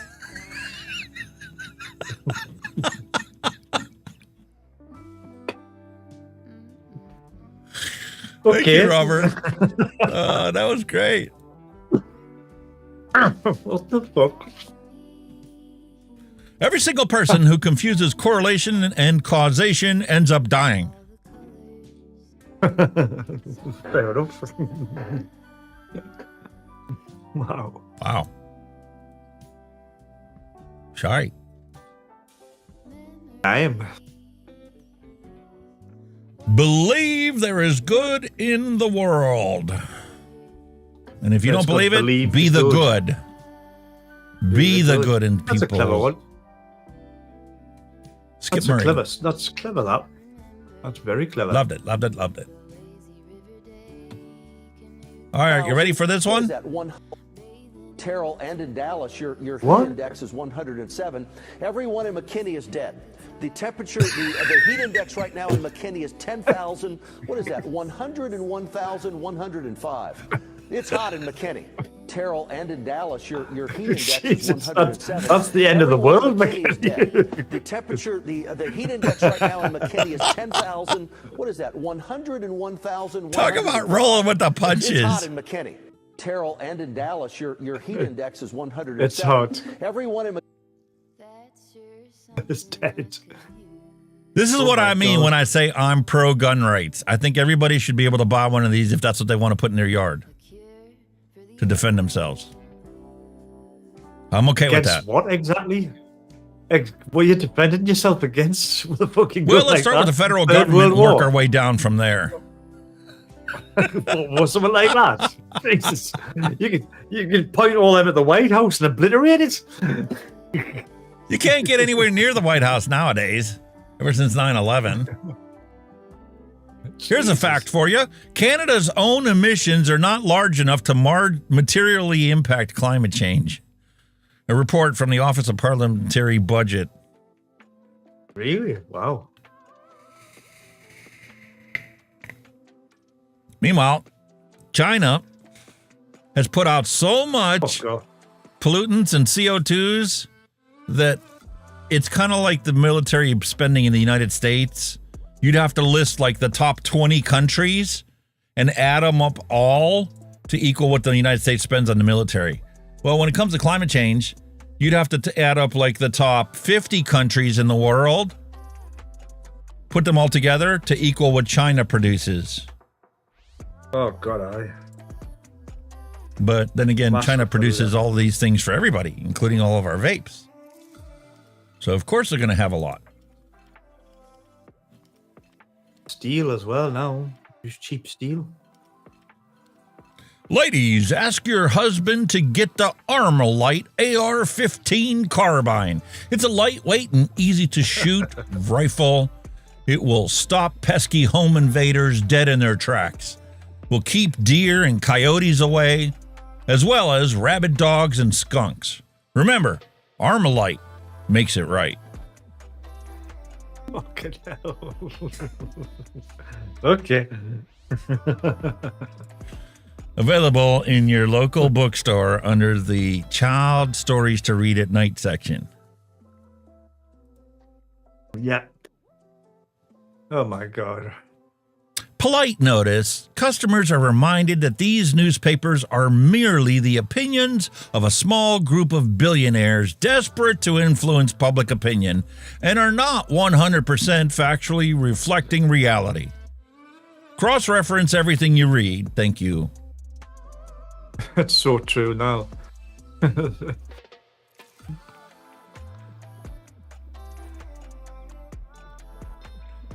Love it. Hey, the weatherman said to dress for the mid-80s today, so I think I'm rocking it. What do you think?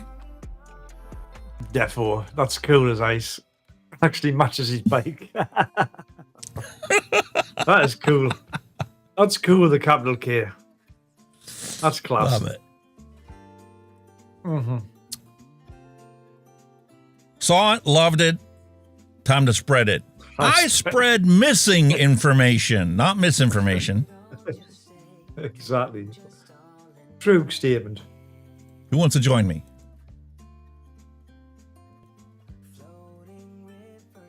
Happy Columbus Day.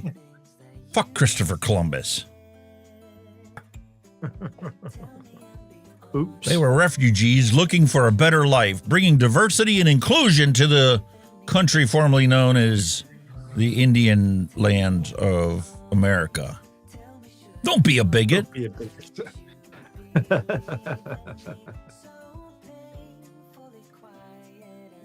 Yeah, Christopher Columbus has got a lot to answer for, hasn't he? There's a picture of me and my wife this past week.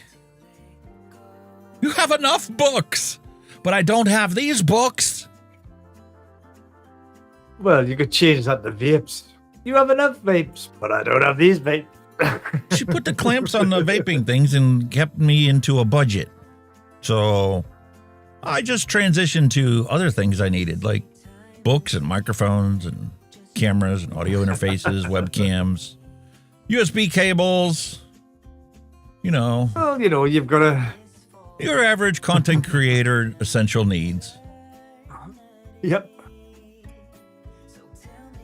End property tax at 65. Let seniors stay in their homes with no additional charges. Exactly. Who's with me? You should not be taxed when you're retired. Period. No Social Security tax, nothing. When you retire, Nothing. you're done. Yeah. So I know we have in the next coming weeks a couple time changes that are going to occur, and there's going to be 1 week where we move our clocks forward and you haven't yet, and then we're going to both be back in sync again. So in lieu of that, I think that we should reset our clocks in alphabetical time. What the fuck? 8, 11, 5, 4, 9, 1, 7, 6, 10, 3, 12, 2. Problem solved.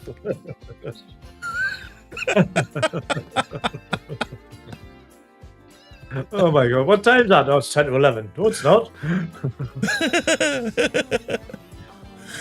It's actually 10 to 3.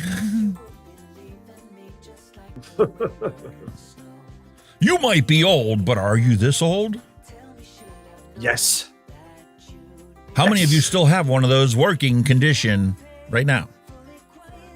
I'm older. I was Windows 95. No, I was MS-DOS, my first computer. MS-DOS. I still have MS-DOS original installation discs in 5 1/4 floppy drive. Yeah, with 6 fucking floppy drives, one after the other. I still have a working Commodore 64 system where the keyboard was separate from the hard drive and the printer, and it all worked off of serial cables. Wow.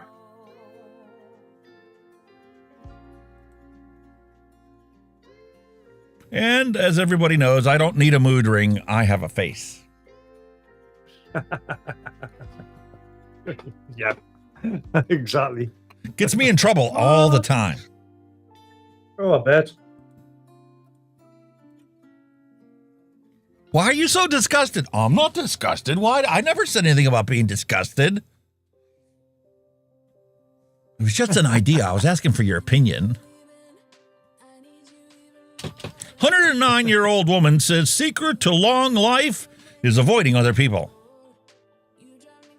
No frustration. That could be a true statement. That could be a true statement in this day and age.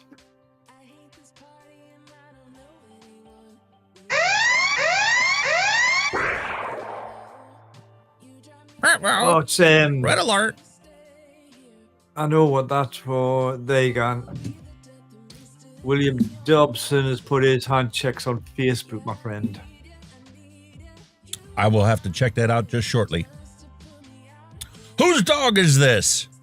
I don't want anything. What?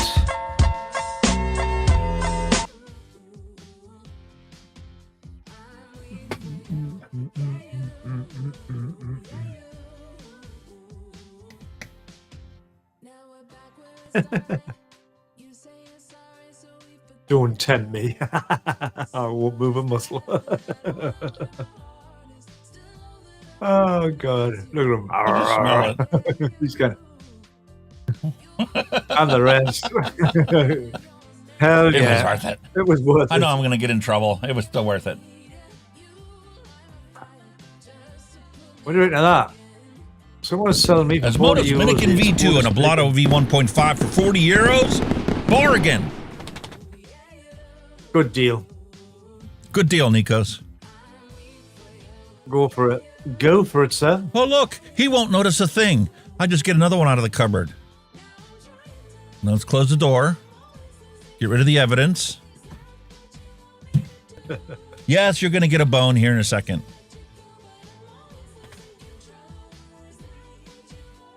Who's a good dog? You left it all alone. There you go. I got away with it. Crafty. Crafty. Yeah, little crafty buggers. Little crafty swine. Yeah. All right. My dogs are like, I know you're talking about a dog. I want a bone. You gonna give me a bone? Doggies.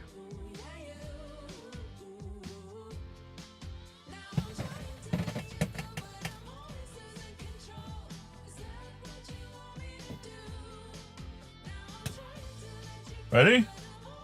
There's a bone for you. There's a bone for you. And over here, there's a bone for you.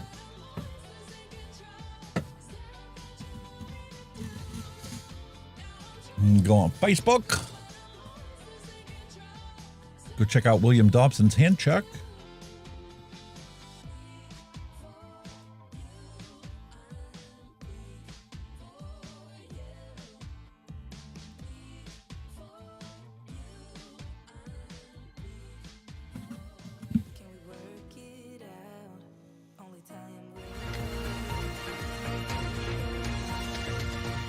News just in. According to Hunky's dogs, give me a bone now. Now back to your regularly scheduled content of Mixin and Chillin.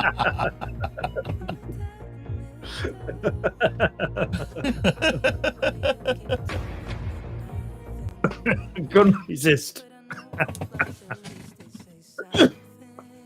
Couldn't resist. All right. I could not resist. Cheryl Deemers is checks. on Facebook as well. A couple on Facebook. Oh, look at that! Oh. Gorgeous. Oh God! Oh man, who done the steampunk stuff, man? Oh, I can't remember who. Oh, who done them again? Cheryl bought this Tesla at the beginning Stigs, of her that's the one. vape journey. Tesla Stigs. Yeah. Yes. Thank you, William, of Tesla Sigs.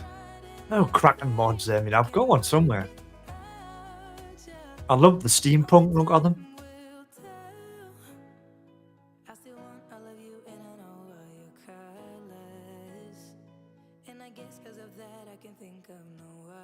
There's William Dobson's Ram. Ram on the Very left-hand nice, side, but the other two are made by sister company and are regulated. Cool. Still got that cover They here. are nice. Still sticky. Very nice. It's a sticky cover. I never got around to taking it downstairs and putting on our UV light.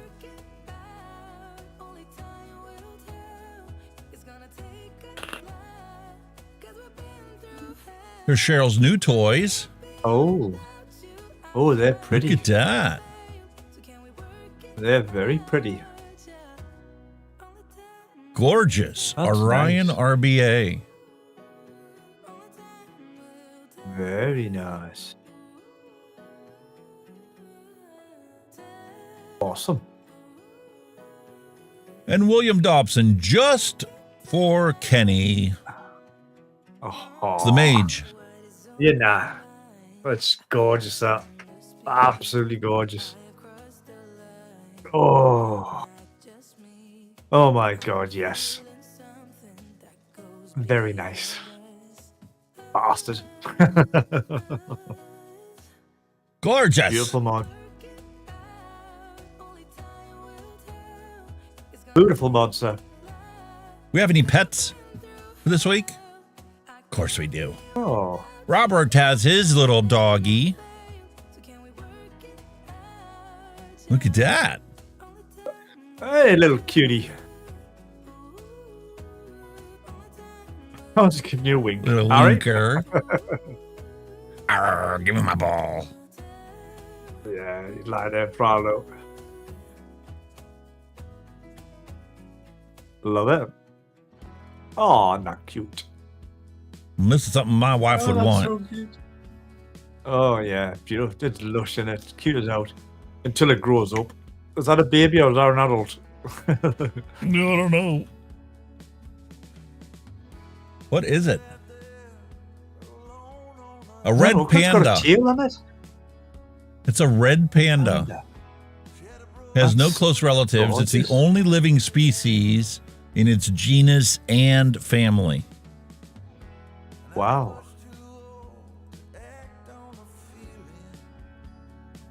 That's so cute. What a I've never ever seen one. Isn't that brilliant? Oh, what the hell?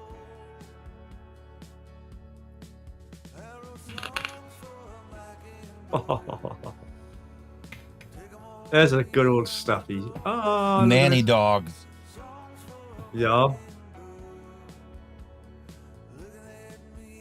Yo, dude, the kid's awake. Well, listen. Another stuffy there. Look at it. Oh, look at this. Oh, is this going to end well? Yes, it is. Oh, up the bed.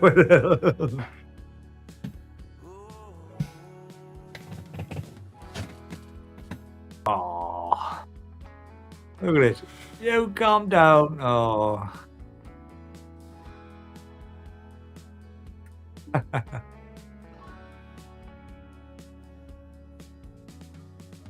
You know what it is, man. You can do anything. They just didn't bother, do they? Just they're just not bothered, are they? You can just grab them, pull their ears, and they just sit there and take it. That's chewing. Is that chewing on Ben's arm? That's not a good start, is it? Dog chomping. I bought a on the child's trampoline arm. for the kids, and now my dog spends his whole afternoon on it. That's class. That's brilliant. Brilliant. I love that. It's a way, isn't it? Oh. Tortoise. God, I never see many of them here in the UK now. Tortoises, they're rare as out now. My mom had one for a while. It got hit by a We car, had so she them as brought it kids. home and nursed it back to health. We used to have them as kids, but they're like, I think they're more protected now because, like, when they used to hibernate, you should never see them again. Especially if they're out.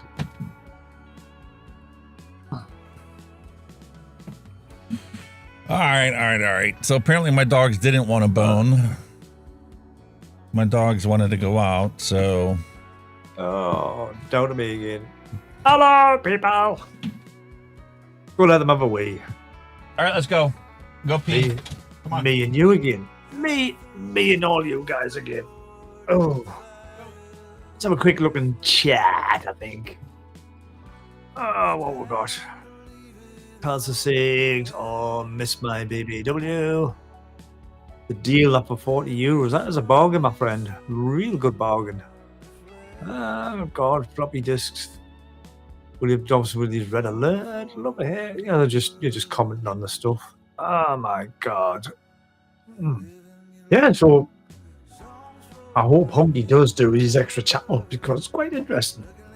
And I just lost my throat because I had a fog in my throat.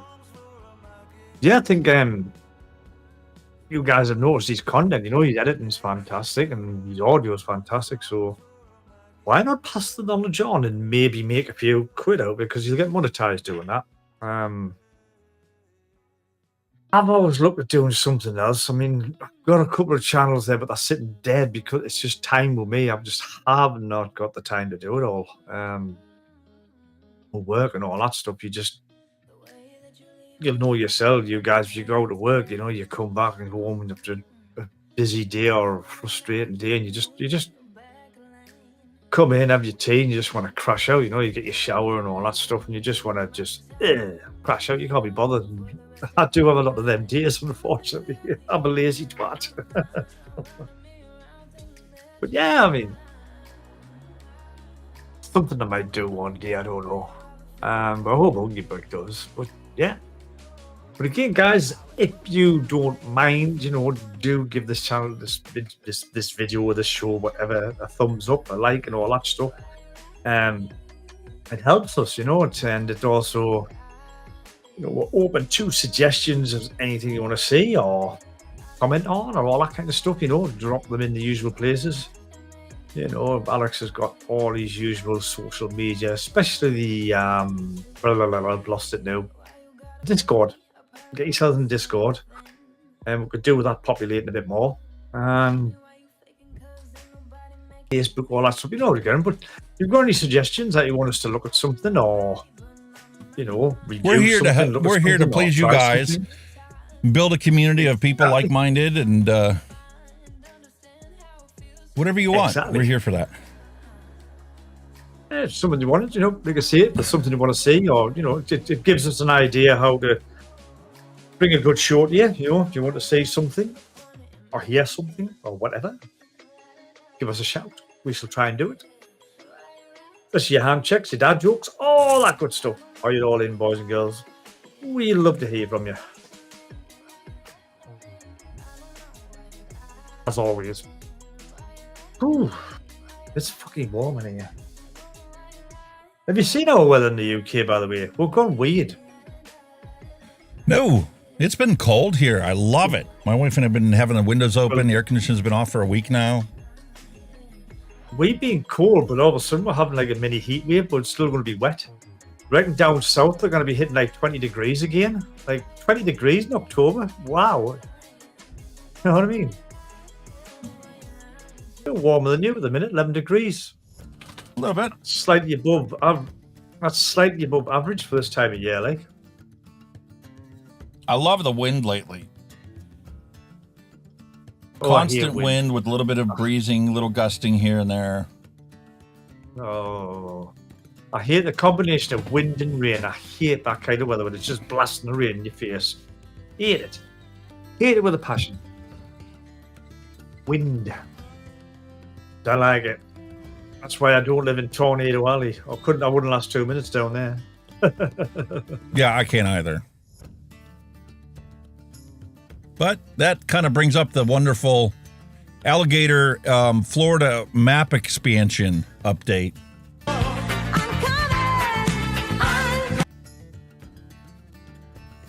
Alligators are partying right now.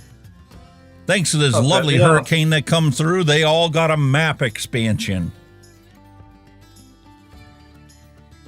And extra food with all of, you know, the corpses that it's produced.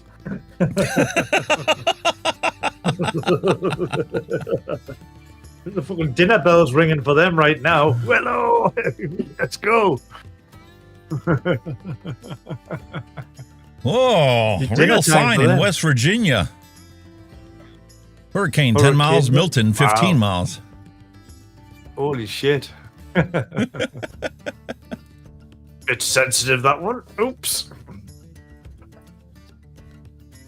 Someone just called my son gay on Xbox, and he responded, "I'm straighter than the pole your mom dances on." So I decided not to intervene. Oops. Got to teach kids to stand up for themselves. You do. All right. Speaking of Discord, let's see if it works. What are you doing? Oh, the fucking. The fucking. When your day is going all too well and you don't trust it. And then some shit finally goes down. Ah, there it is. The fucking.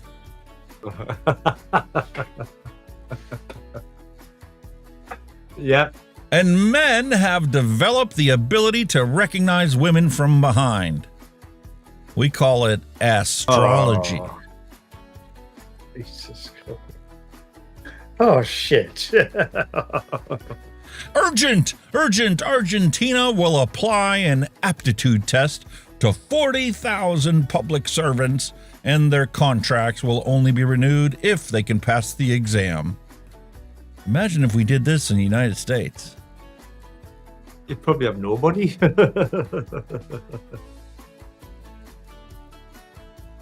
My sister made me what I thought was a delicious carrot cake, but it was actually a meatloaf with mashed potato frosting.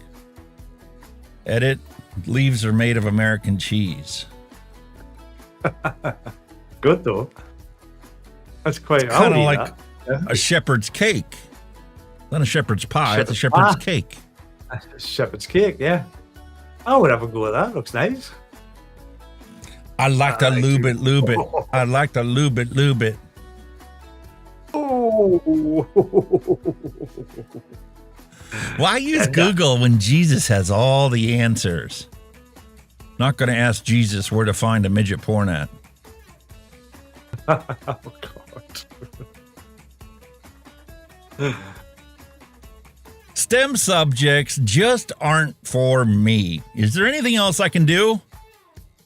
Well, now that you mention it, I hurl 18-kilogram rocks for a living. Mother 33 ditches scientist career to become the UK's only female trebuchet master. What? Holy fuck.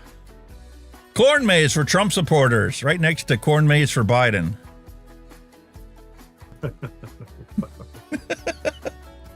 JME. Love it. My mind still thinks I'm 25. My body thinks my mind is an idiot. Yeah, I can relate to that. Definitely relate to that. Well, I haven't seen this one in a while. Mixology salt liquid, 100 milligram per milliliter. Nicotine, maximum 1.2 milliliters daily. Paint entire body below the head with emulsion, liquid, lotion, etc. to mix with e-liquid to strength required. Maximum 50 milligrams per milliliter for use with an approved vaporizer as part of reducing regimen. That's what happens when you prescribe nicotine. Oh, fuck. Paint entire body. Wow. Right. Yep. I got one last one. This is the core secret to a successful relationship. And Laura's right. This is a really easy one. Laura's right. That's simple. There's two inputs, Dawn and Laura. My wife, Laura. Okay, if I'm wrong and Laura's right, this is a really easy one. Laura's right. That's simple. Thank you very much. That one seemed obvious to me. Believe it or not, from here, it gets complicated. Okay, if we're both right, it doesn't matter. Laura's right. Thank you very much. That's the key. I would rather be happy than be right. That's what I'm... If I'm right and Laura's wrong, doesn't matter. Laura's still right. And if we're both wrong, Donna's wrong.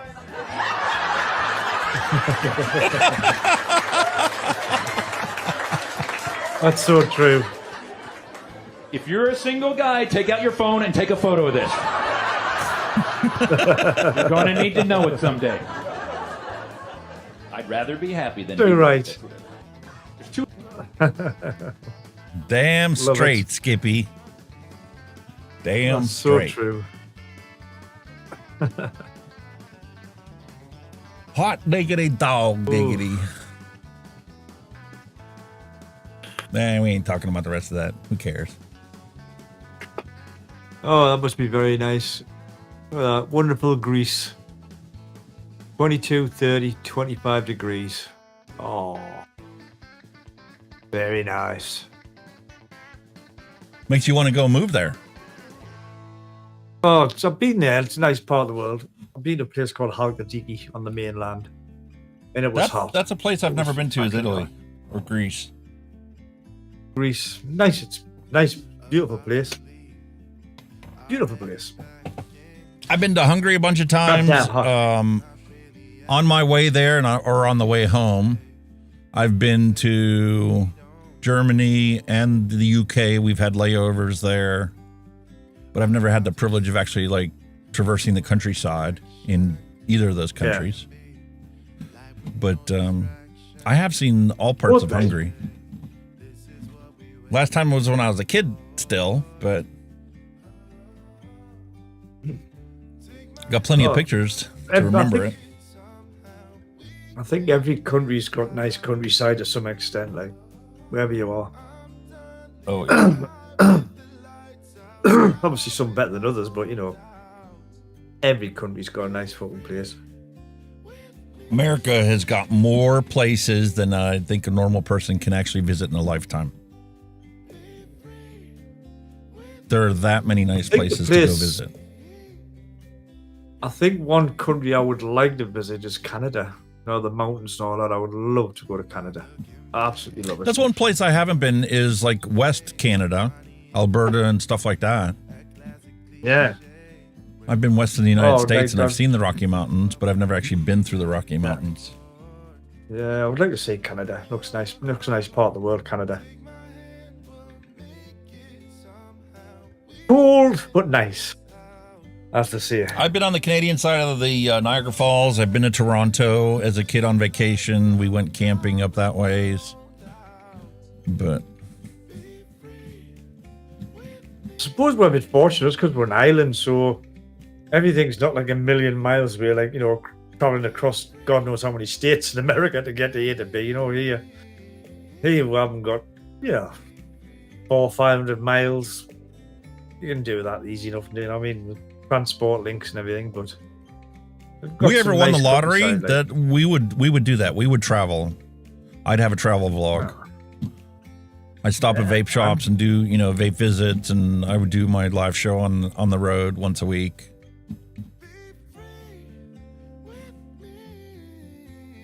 Might not find a vape shop in the Scottish Highlands, though. That's the problem. Yeah, whatever. I know what you're saying. Yeah. The few I could pack up the studio, put it in a toy hauler in the back of a full-size camper van, big Class A motorhome. We just drive all across the country. Mobile vape studio. That would be cool, that. Hell yeah. You could I'd stop get outside Elon any Musk vape satellite shop. internet on there, so I would always have internet connectivity. I'd go live anytime. You could go any vape shop, invite the manager of the shop into your little studio, live interview, blah blah blah, all that stuff. Yeah. Do a little tour of his shop, etc. That'd be class. Oh, yeah. That'd be an excellent road trip. That'd be a road trip and a half. That brilliant. Yep. And I could get my wife on board of doing a travel vlog. She doesn't want to be on camera, but I think it would be different if we were doing a travel vlog.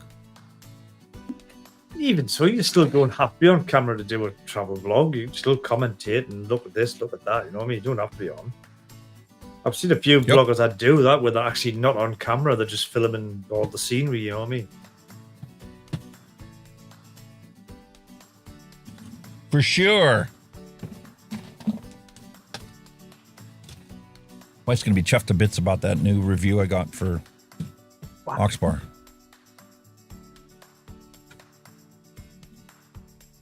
Just said there, Cheryl, his wife and the dogs would definitely be up for it. I think anybody Yeah, would. speaking of If you dogs, if- they're like, come if on, money give was me no another object. bone. I just want another bone. Lucy wants to get in my lap. Money. Look at this dog. She legit wants to climb on top of me.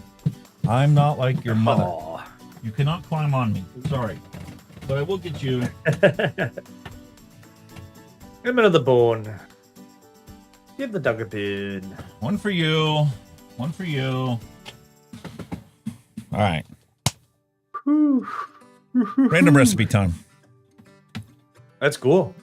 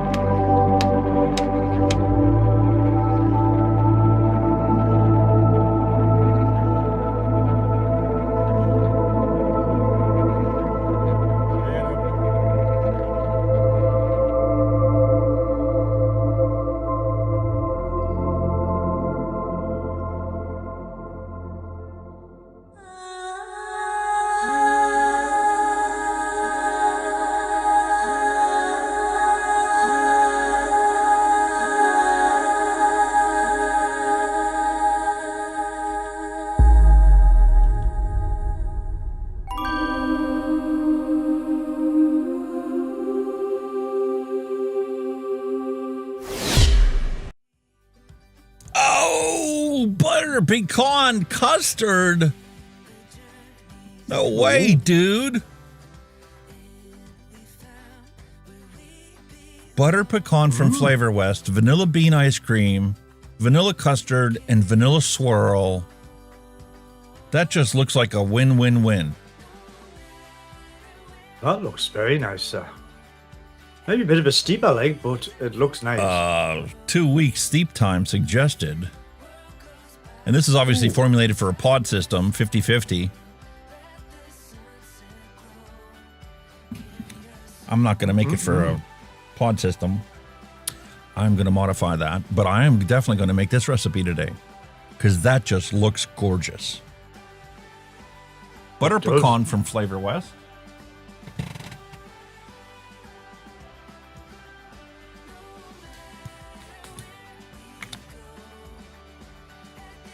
Holy cow.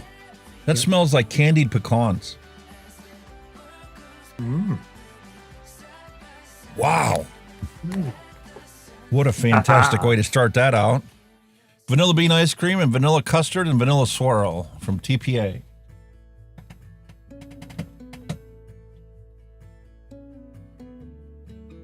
Oh, no. Bang, done. And no. It was that simple. Was that simple to get these ingredients. So let's modify this.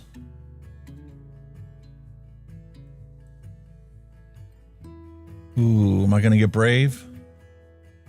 Let's check and see my bottle stash in the drawer.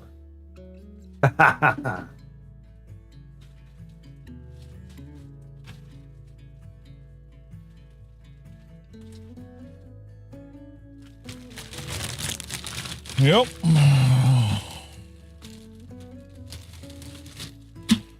I'm going to go and jump straight into... Where's the lids?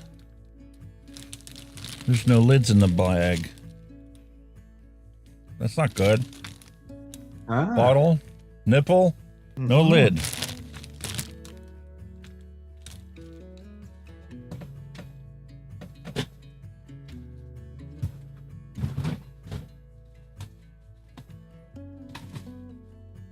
Very interesting.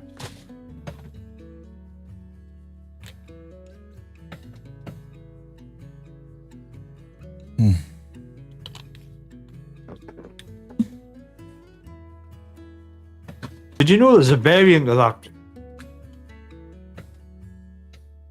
Of this one? The butter pecans, there is a variant of it. It's called butter almonds. You just replace the pecans with almonds. That would be interesting as well, wouldn't it? I don't think I have buttered almonds, flavoring wise. That would be, yeah. But that sounds delicious. I suppose that could probably be maybe the UK version of it, a buttered almond rather than a pecan. All right, so I'm going to make a 60 ml bottle of this since it's going to be a steeper. If it's good, I really want a lot of it, at least a week worth. Do it at 6 milligrams, 70-30 is going to be the thing. The Nick strengthened my bottle for secret sauce is 100. And we're going to need some super sweet. Just to give it a base. Might have to up that, especially with the custards and the butter pecan flavoring. I don't know how much natural sweetness Flavor West butter pecan has. This will be my first time using it. But I'm going to save that recipe right there. And that is what we're going to make today. That just looks gorgeous. Woo! It does.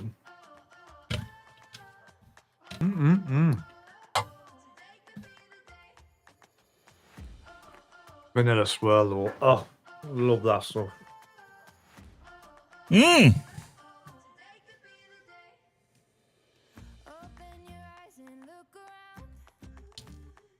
Pardon me.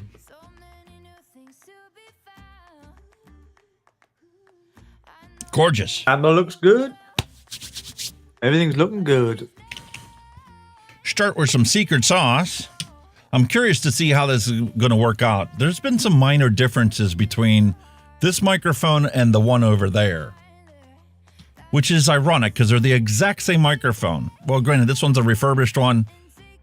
That one's a brand new one. But yeah, they still sounded different to me. And granted, part of it is the fact that I usually come up here and I'm talking quietly to it.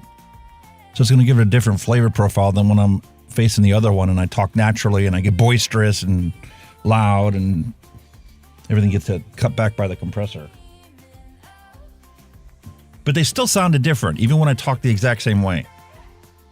I couldn't understand what the difference was, so I legit went and changed the microphone cables so they both had the same manufacturer and the same length of cable connecting them the other day. So I'm curious to see on the replay, what's it going to sound like? Is it going to be the same, identical now? I'm kind of struggling to find a difference.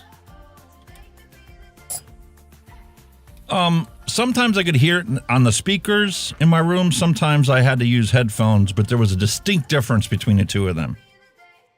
So I was thinking to myself, I'm like, wait, did they not remanufacture it to 100% specs of the original? So I don't know. We'll see. I've had it where microphone cables, you just get one cable. It carries the continuity, but they didn't like put the good enough shielding in the wire, and it was running by something that was introducing interference. Yeah. That's a problem on production, live productions. As a DJ, I ran into it numerous times. And I saved my really expensive cables for those kind of situations. Because most of the time, even the cheapest cables work just fine. There were only certain conditions when I had to pull out the expensive cables with the triple shielding to prevent interference. So we'll see if that's been an issue that's been corrected now. Never know. That's the reason I got identical microphones, because I know I can tweak the EQ curves to match. Like, that's what I did with the old setup when I created this new digital one. I used an EQ matching algorithm to come up with an EQ curve that was correctional to make these microphones sound as close as possible to the old one. Granted, it's going to be some different characteristics of it, but that's for the other channel.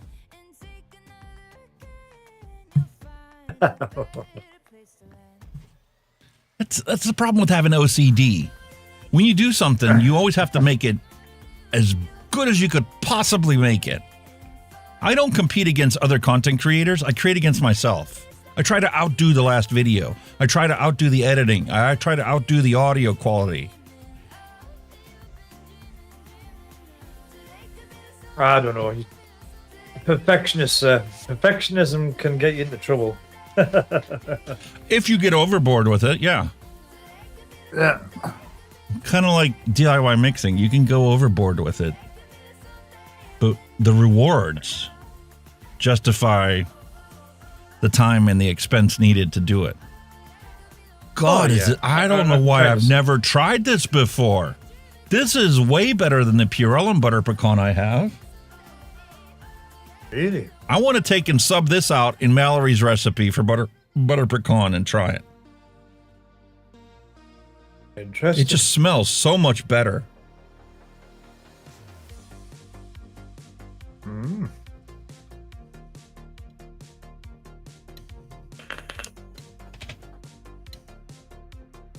Drip, drip, drip, drip. Get it in there. 3.74. Wow. Not being used sparingly. Hello. What's going in there? 3.7. Jesus. That's going to be strong. Mm-hmm.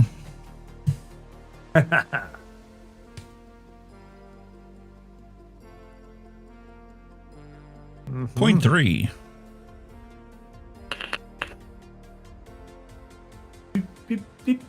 Nearly there. Oh.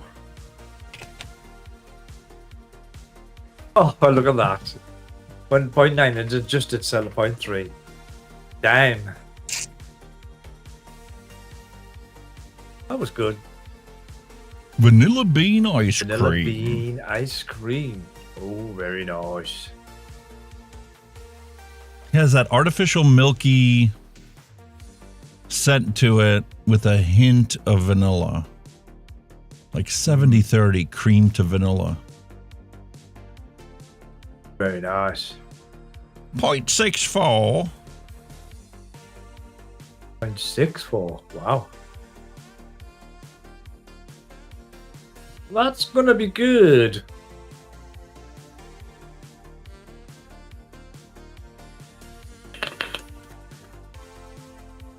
Damn.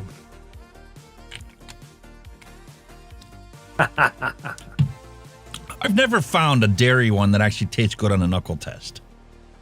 Anything that requires steeping, I don't get that flavor when I knuckle it. Nah. It's not as chemically or abrasive or pungent as what I've had with some of the other dairy things. But yeah. Mm. Vanilla custard. By Penny's favorite. GFA. Oh. Mm-hmm. 2.4.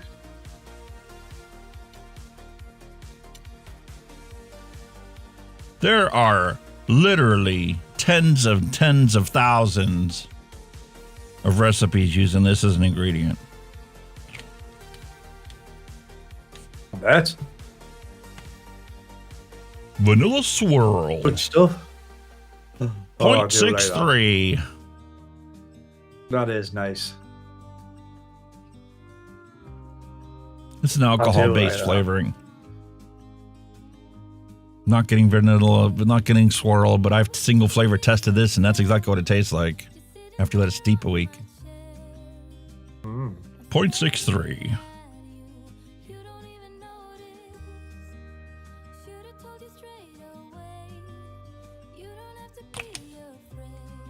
Only a dab. All right, 7 grams of PG. I'm not using my 100 ml bottle for that. Gonna get to the big old bottle for this one. It's 11.15. Get it in there, sir.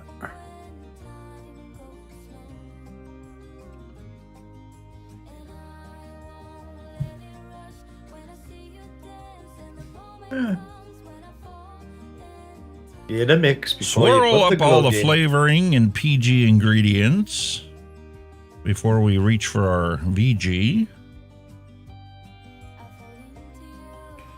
Nice, beautiful color. Looks No good, my friend. striations visible in there.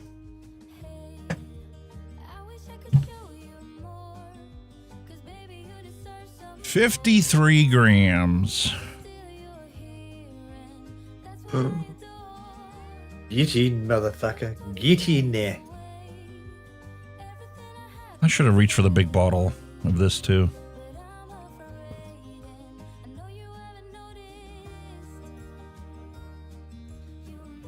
I've just found another bottle of juice there as well. Tell them about the dilemma you've had recently with your ice. Oh. It's like, cut a long story short, with my friend who had a vape shop. His father retired and sold everything up. So I bought a bit of stock off him. Hence why I've been seeing all these ultimate puffs and shit. You know, I've got something like 100 bottles of various flavors, but they're all fucking menthol ice, and I am sick to death. I'm not a fan of menthol and vice to start with, but I am sick to death of vaping menthol and ice. I'm sure I'm getting vapor's tongue because when I crack a bottle, I'm not tasting the flavor, I'm just tasting menthol and ice. That's all I'm tasting. And it's just like, oh, I need something different. I need something different. I don't know if I've nicked this one up. I found it. Is it still sealed? I found something here, but I don't know if I've nicked it up. It is. Ain't that a pain in the butt? When you get a bottle and you don't remember if you nicked it or not? I know, that's what I'm I saying. remember when I don't first know if started have it. vaping, I was ordering 0 milligram Nick, and I couldn't remember which one I nicked up and which one I didn't, and then I ended up vaping one that didn't have any Nick in it, and I was a little grumpy for like the first day or two, but then it was like, oh, okay, this is good. I was perfectly content with 0 Nick. No, I wouldn't be able to do that. I was surprised. I actually got down to 0 Nick at one point. I don't remember exactly how long it was that I was 0 Nick. I think it was whenever I switched back and it was like, oh, this one did have Nick in it. That one didn't. Shit. Yeah, but I think I did, but I was like being vaping for fun. It was never out of my mouth.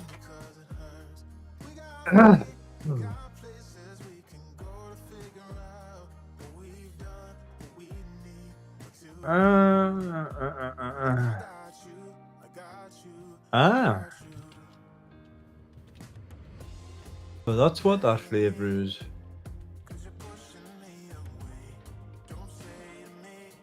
Juice Beast Blood. I've just found that. I think I bought it for the wife ages ago, but she never ever used it. That's it there. It's called Beast Blood by V-Juice. And the flavor profile on it is a raspberry candy. And it's green. Actually green. It's green liquid. It looks like something off a fucking horror movie. I can't remember if it's got the secret sauce in. It's definitely been opened. Knuckle tested.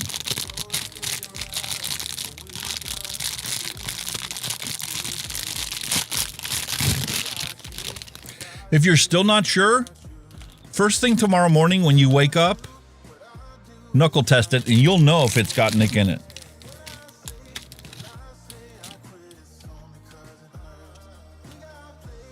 Worst case scenario, if I did add more, it would only be a 6 mil because all I ever do is put 3 ml in. So I think I could deal with 6.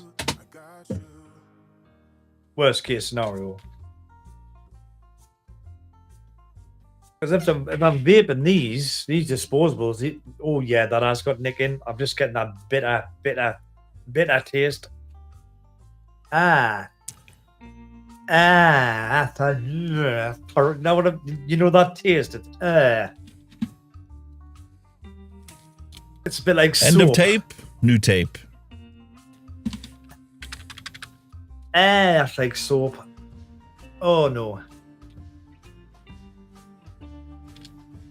I think that one could have some secret sauce in. But I'm seeing it wouldn't be the end of the world if it was 6 in, because like I say, these are 20, and I'm doing okay with these. They're disposables, so These are 50, and they don't even notice that it's 50. oh god, I would. Oh, would I know? After having about Hell, 4 or would I? 5 drags, you can Yeah. tell. But off of a single drag, can't tell any difference. Yeah, depends. I don't know what kind of throat hit you've got. Listen, I hope this is really good because this isn't going to be ready until Thanksgiving. Oh.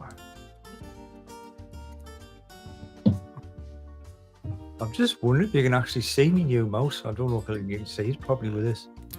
Don't know how much of a...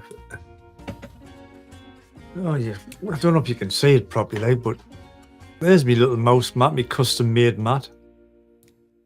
Got me little logos all on the sides. And a big vape and heat across the front. Cool, isn't it? Awesome. I love it. And that's a bit too low on me. That's actually hit me monitor. Nope. I'm over there. Nope. I'm over there. There you go. Oh god, that's who with that. Let me see 90 seen better days. Picture's really naff on it. I don't like that picture. It's naff.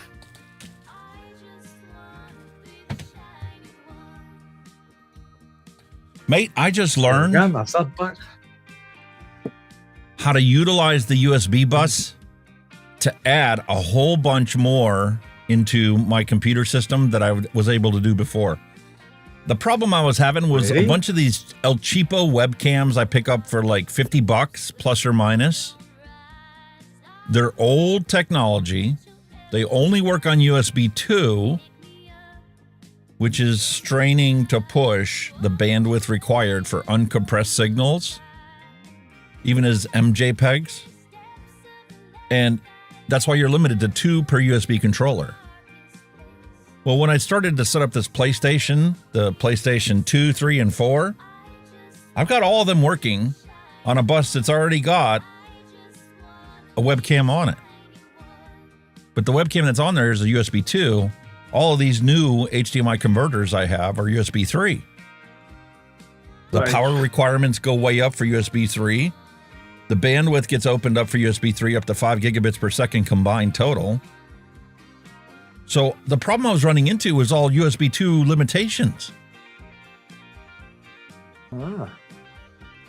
I'm excited for when technology advances and now you can get webcams that are USB 3 capable. Anybody can set up what I have. Cheap as chips. I had to I add just 2 more think- USB I mean- controllers into my computer to get what I have now. I think mine's starting like, I mean, my USB, I've got what, 1, 2, 3. What have I got on top of there? Yeah, I've got like 3 on the top.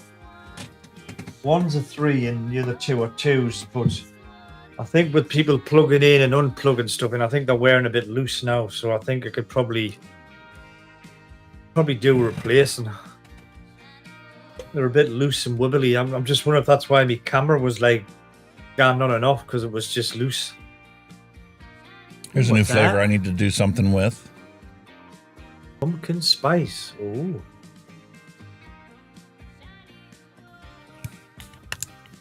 Very nice.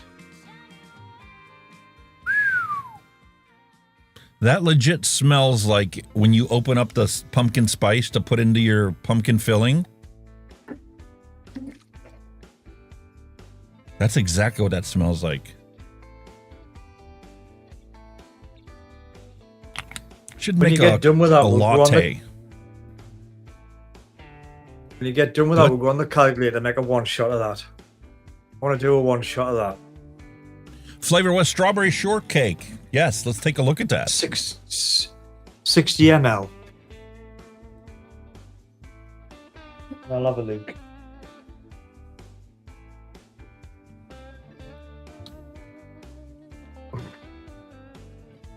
Oh! Fuck no, fuck it, do it for a 100 ml bottle. Like 120, whatever it is.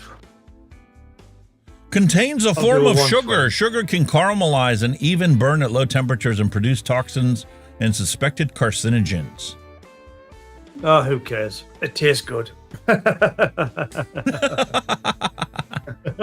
right, so the average mixing quantity is 6.1% for this. Minimum quantity is 0. I don't understand why they do that. Why is it included if it's 0? Anyway, single flavor recommendations tell you to go anywhere from 1 to 20%. I suggested 10 off the top of my head. They said that the average single flavor recommendation is 12.3%.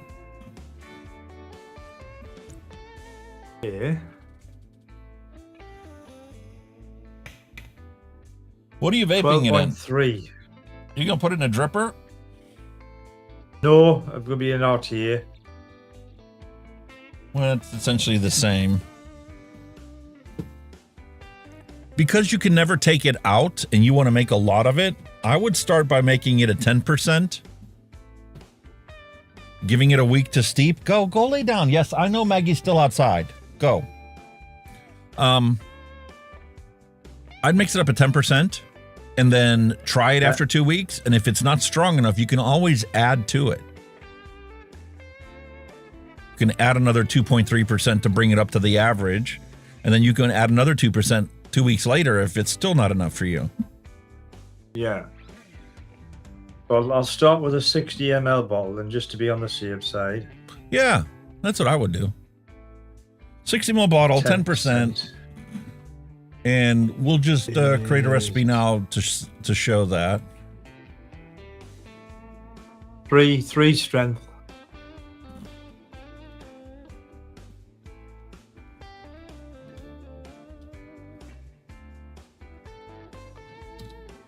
$60 ml, 3. And what's your Nick at? 72?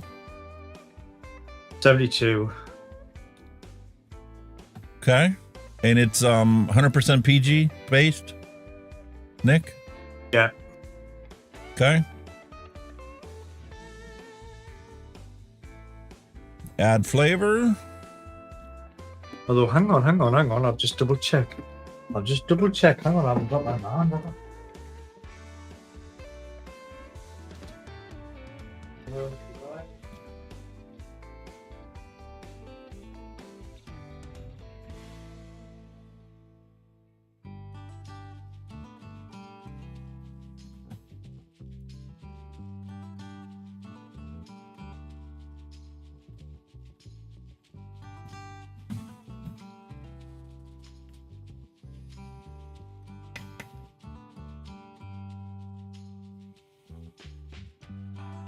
Yeah, Mallory says I should be making pumpkin pie.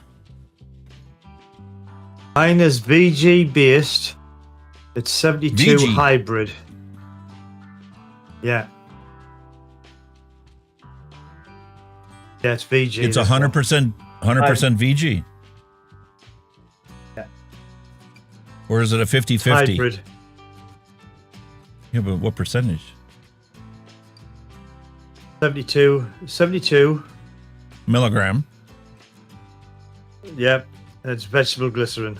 100% VG. Okay. Plug that in. Good to go. Here's how you set it up. Where the fuck? You set your strength over here. And then you set your percentage of VGPG for your Nick base. Free Ride Vapor, hello and welcome. VG 70. Mix strength.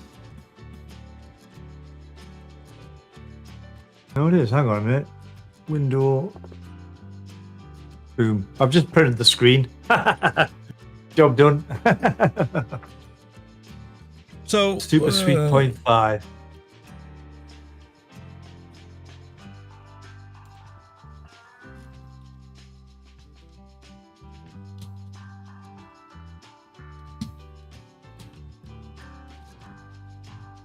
Strawberry is 10.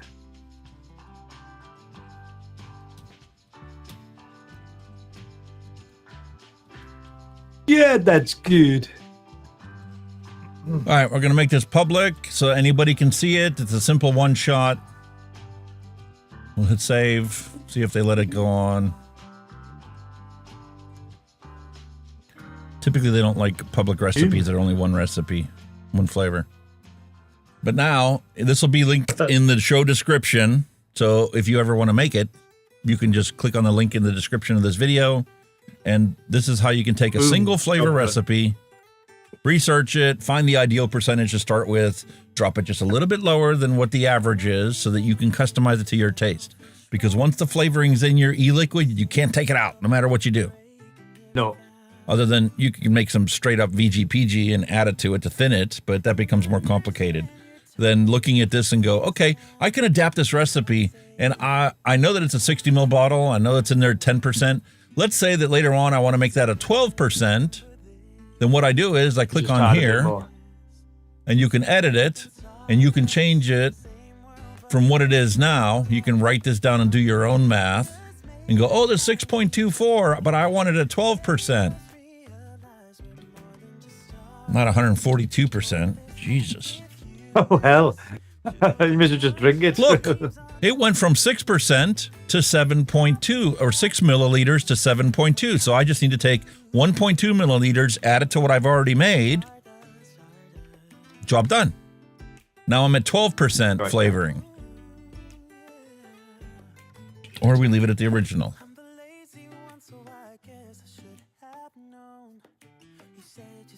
That time of day when the fucking hairpiece dies. 4 hours and 15 minutes. I haven't done too bad this week. I put it on charge and all. Mallory Gates says Amari Cooper is now a Buffalo Bill. Oh. Adams is now a Jet. New York Jets. Both were traded earlier today. Oh, yeah, she mentioned that earlier on. That Adams guy. All right, Free Ride Vapor, what's a good recipe for pumpkin spice? Ooh.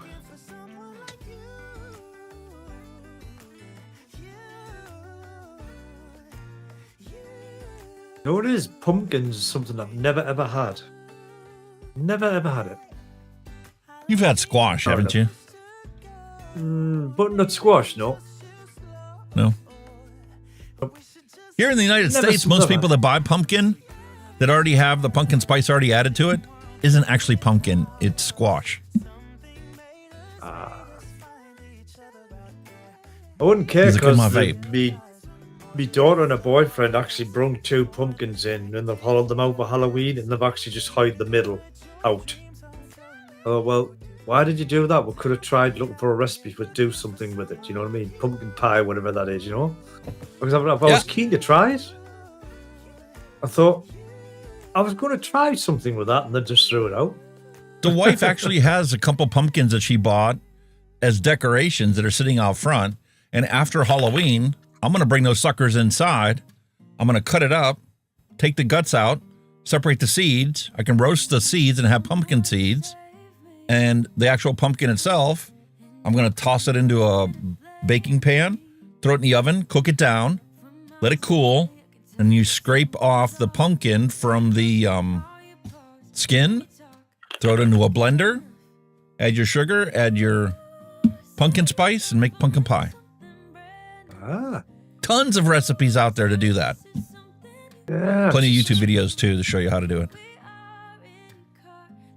It's like I said, it's too little too late now because they carved it out and chucked it. So I thought, I want to try some of it. Well, probably only me that would be eating it because everybody's fussy eaters here, you see. Loads of stuff I would love to make or do. Have you never had pumpkin pie? Nah. Never ever. It's not really a popular thing over in the UK, I suppose. I don't think pumpkins are kind of seasonal here. They just come out in Halloween and everybody does their thing, and then they probably got more get wasted than what they do eating, to be honest with you. Because the people just hollow them out. I should send you a can of pumpkin pie. You just have to get a crust. You can buy frozen crust in the UK. Oh, you can make, just make your a own pie shell, or you can make your own. Yeah, I can definitely make shortbread, shortcake. Well, this stuff is so freaking easy. You buy a quart of this stuff, and you just pour it into your pie shell, throw it in the oven, bake it for an hour, and you're done. Job done. It's already seasoned and sweetened and everything. Ooh. All you do is pour it into your own shell. That's how quick and easy they make it for Thanksgiving, for people to make their own. Wow. You don't need a blender. You don't need the sugar. You don't need the condensed milk or any of that other stuff to make your own pumpkin pie. You can just buy it pre-seasoned, ready to pour into your shell. When we were kids, we never had pumpkins. We used to holler out turnips, or swede, what some people call. We used to make little lanterns out of turnips, and I mean that's a job and a half because turnips rock hard. You're sitting there with a windy pick.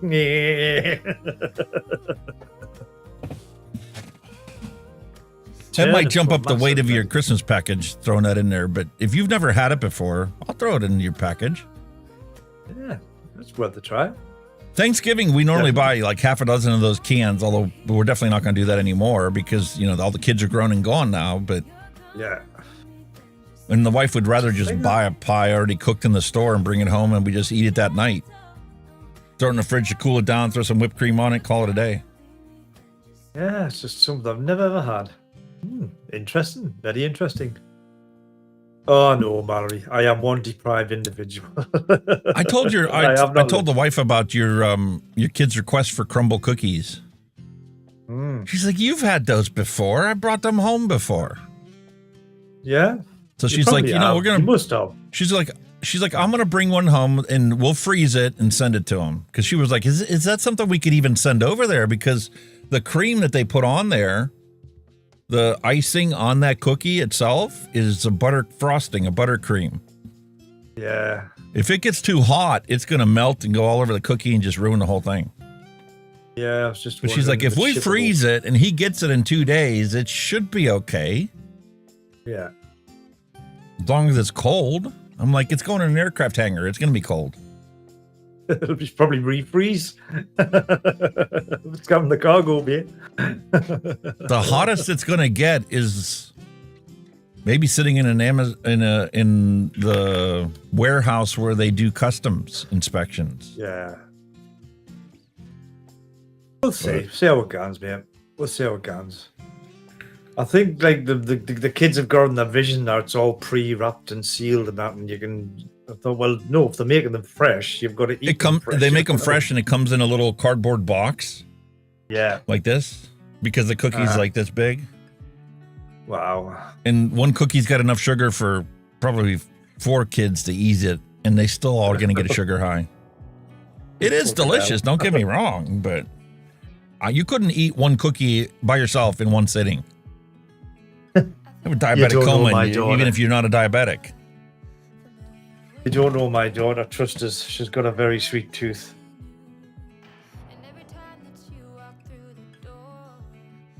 I bought a couple flavorings for fall in my last order. I don't even remember what it was. And I've yet to make it. One of them was this pumpkin spice. I'm like, oh, that would be a good one to put into like a nice coffee latte recipe. Give it a little pumpkin spice to it. That would be interesting vape to have. And I thought I was going to make a pumpkin pie recipe, but it's like, this is nothing but seasoning. It's kind of like the eggnog flavoring I have from Flavor West. It's nothing but spice. It's way, way, way, way too strong compared to what a real eggnog is.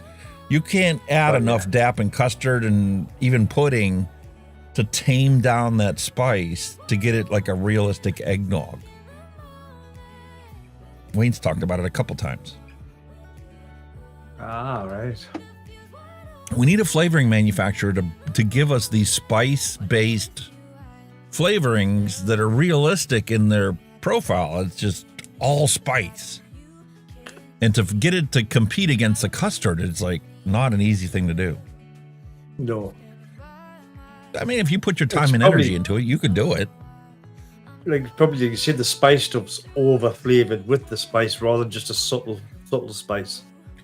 Well, that's like the rude awakening for me that your rum cookie recipe is a coil killer. And that was before I upped the percentage of the raisin in there. I need to go back and actually downgrade the amount of flavorings in it to make it not as much of a coil killer. Can I maintain the flavor profile without killing the coil? Yes, I'm going to send you the original the way it is. I should try and make that without any super sweet. Drop that 0.5% super sweet. Not that super sweet really kills coils much, but I don't know what kind of sweeteners they already have in these flavorings. That's what I'm saying. There could be enough sweetener in the original flavorings just to keep it on an even keel. Because rum, well, raisins are quite sweet anyway, aren't they? Raisins are very sweet. It's just raisins are sweet. Rum has a sweetness to it. Besides, it's a stringent characteristic. So, but there you go, man. There's a nice simple recipe for you to mix up after the show and awesome. Yep. Give that a try. Let it sit there in 2 weeks, and you can give it a try. Definitely See if it's strong enough. Definitely give that a go. I know I made that myself, and then I added some more strawberry to it because I wanted a more punchy strawberry. But I've done that before as a strawberry shortcake. Beautiful flavorings, awesome. Beautiful recipe. Awesome. All right. Well, you already opened your retro vape, so I think I'm going to have to go and grab our retro vape. So we still do that today. Since we didn't do one last week, I feel bad. Time for the D2.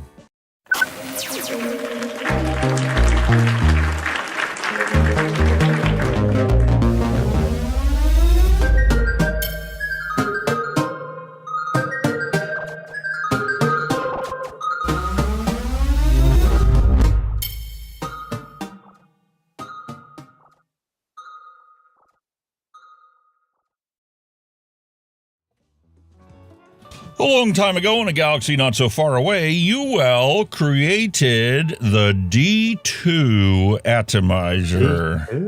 Ooh. This one is a matte stainless steel, and this is a retro vape that we have done before, as I move my flavorings out of the way, for butter pecan. But it was like a year or two ago that we did this last.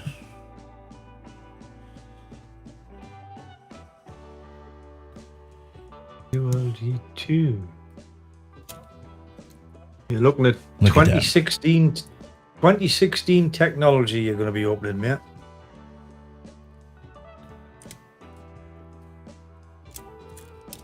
See if I can get a better vape out of it than the last time I did this. Look, even the tin has a authenticity code. Got my finger over top of the barcode on there. So you can check the authenticity. Look at the packaging. This is a tin can. There's a sticker, a UL sticker.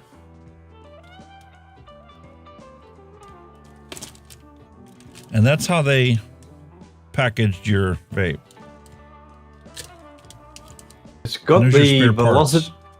It's got the velocity style deck in that one. There's a blast from the past. And the user manual for the D2 is stuck inside there. I've got to cover up that barcode. These ridiculous restrictions on YouTube. Look at the parts breakdown. Oh, there's a fair bit in it, like, isn't there? I think that's probably more for cleaning, like, you know, not for the actual building. It seems to have a huge bottom, doesn't it? Top fill, how to change the glass, how to change the coil.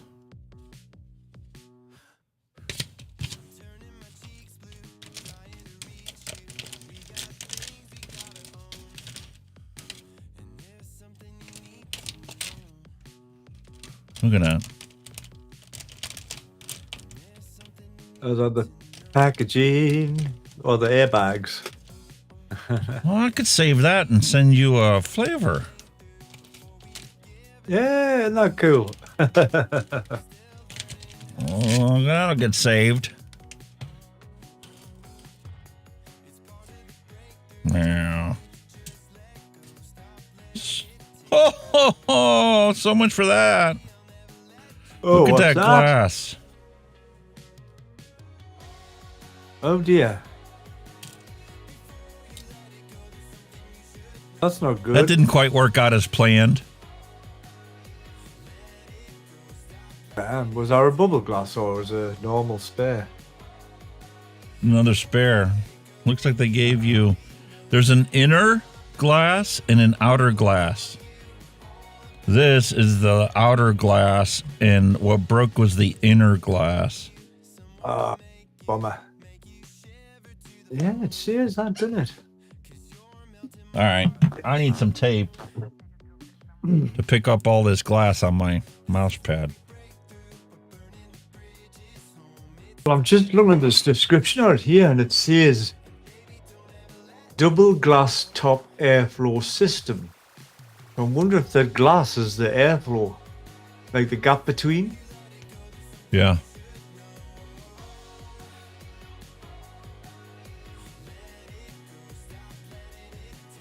Looks cool.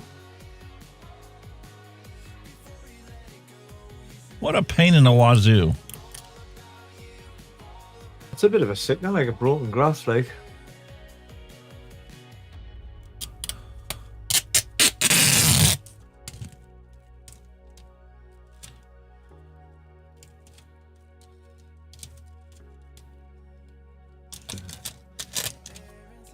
Double glass top airflow over 3 just for air slots. The airflow enters through the hidden air slots located at the top cap. So then funnel down through the glass tube to create an effective positive result in effective vape reduction flavor creation.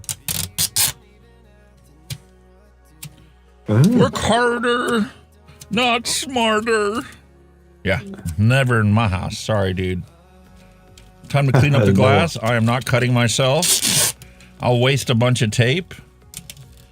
And yeah, you're going best get all of this. Glass fragments. Wow. On this particular, I don't know if it's a site. There's a site here advertising the Arbiter 2 for $19.95, down to 20 quid. Really? Arbiter 2. Yeah.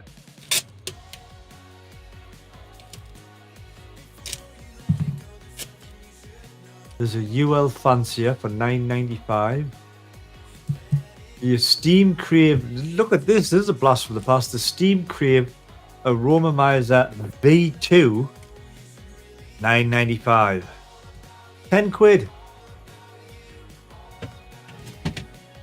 You're frozen again. Oh god, this fucking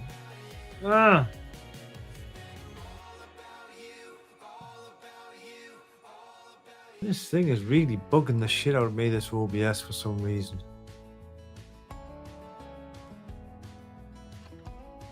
Totally frozen at my end as well. Huh. Stop virtual All right. camera.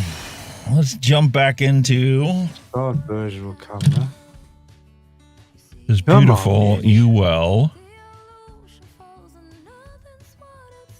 510 drip tip.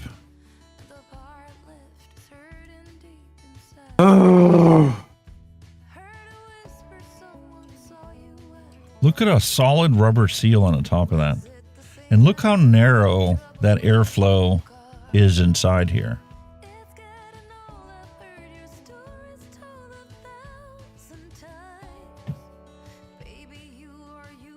I don't even know where my calipers are. That's like maybe 6 mil, 5 mil.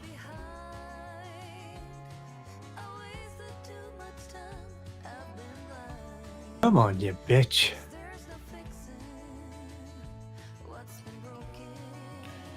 Here's the coil on the bottom of the deck.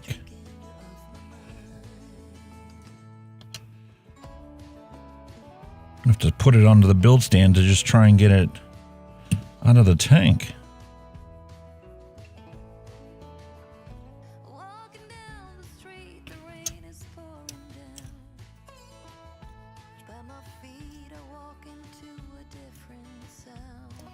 There's the inner and the outer glass still intact on the actual tank.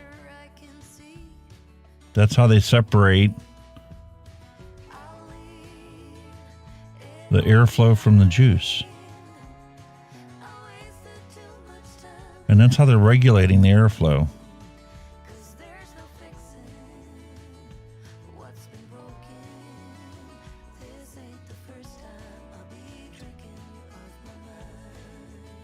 Come on, you bastard.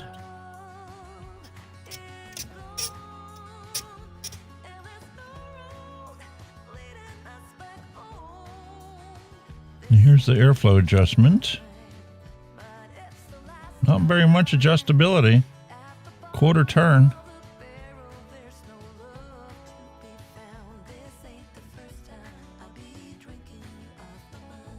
This OBS is fucking shite.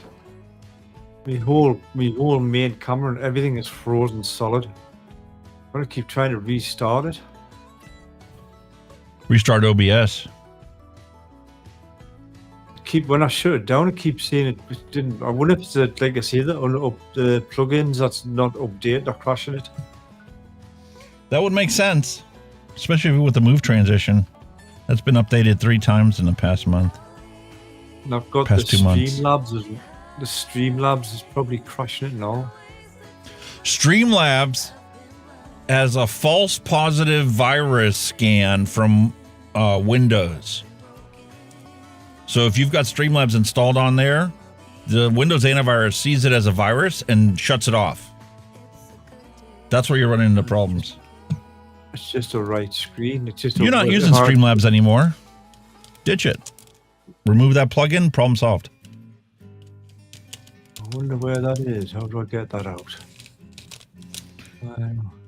I'll show you after the show. It's easy. You just go in the OBS folder, into the plugins. You'll find Streamlabs. Hit delete. Job done. So here's your spare O-rings available for this, and they did include a coil for us to use. I don't believe I used that the last time, so we're going to open this package up. Dump all this out just to get to the coil. There's one.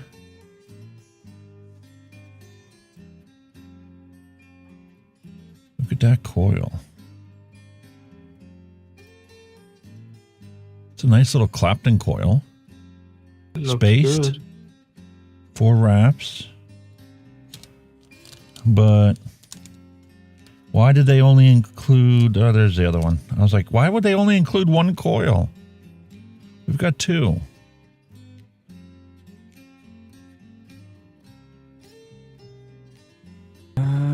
No source input.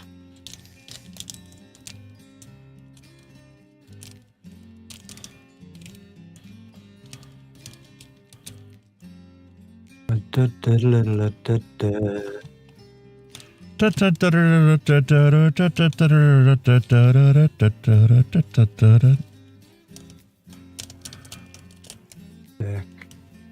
Gradient.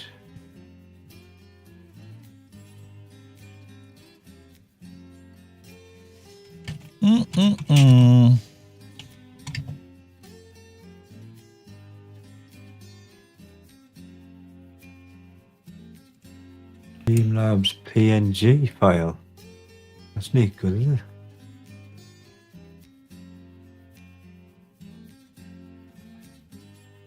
God damn it, man. Never a dull moment, is it? Why can't I close that down though?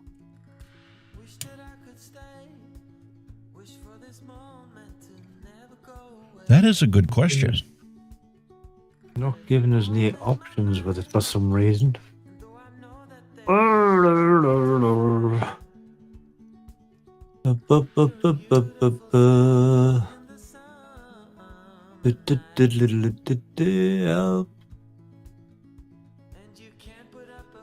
Restart and safe mode, yeah. Okay. We'll see what happens here. Boom. Cancel that. I'm now running in safe mode and everything looks pretty good. And you're back. I'm in safe mode. So with safe mode, I've lost the chat. That's the only thing I've lost in safe mode. The browser while dock. it's working, I will leave it that, and I'll just check the chat on the actual. So here's a problem with this old stuff. You've got a Clapton coil like this, right? When you slide it in here, you're going to totally deform that coil when you tighten those screws down. Yeah. It's best. What you used to have to do was get your flat side down.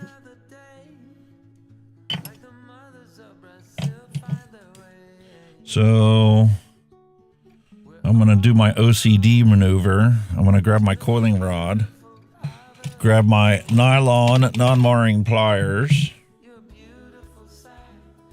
and my OCD is going to give it a little twist. Job done. Oh. And we'll do the same on the other end. That's it. Put the flats in where the screws go, and it mightn't be 100% tube, it'll be a bit better. Oh.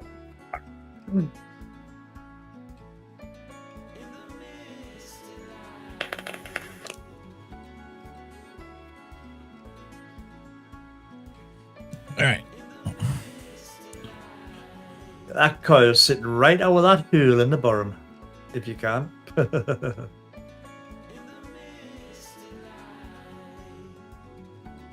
And I'm going to grab my NOS tool.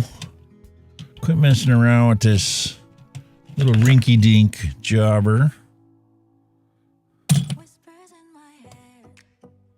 Do I have the right size? Of course not. Why would I have the right size? No, you can't have the right size first time. Sorry. I'm sorry, mate. No, that does not happen.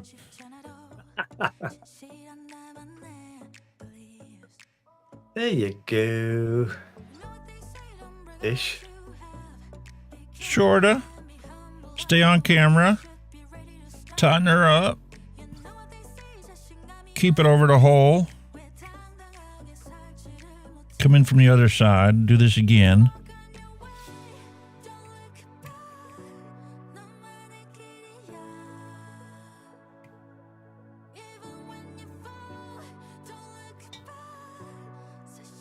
God, them old deck. It's a small deck and all, and it's very small. I think was it 25mm, something like that? The actual diameter of the RTA. As crooked as all hell.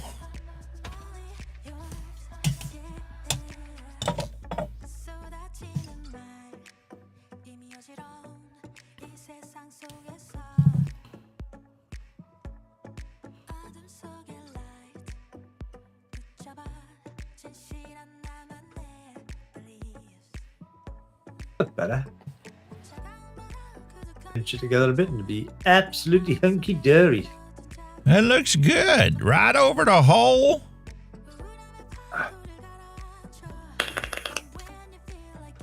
Now, we gotta clip them leads. Clip them Looks like boys we're only off. taking off. Only taking a mill off.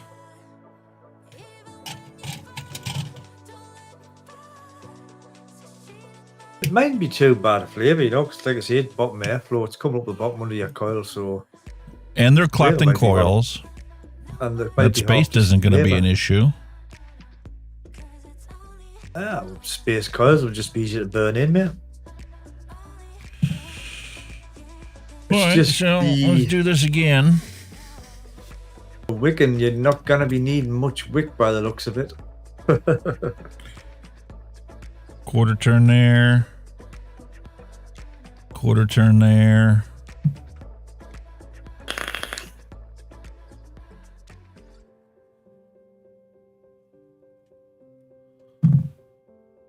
And decks were a bit fiddly in that day, but you know, you get tweaking, manipulated. I think the secret was just getting them in. Once you got them in, you just manhandle them about.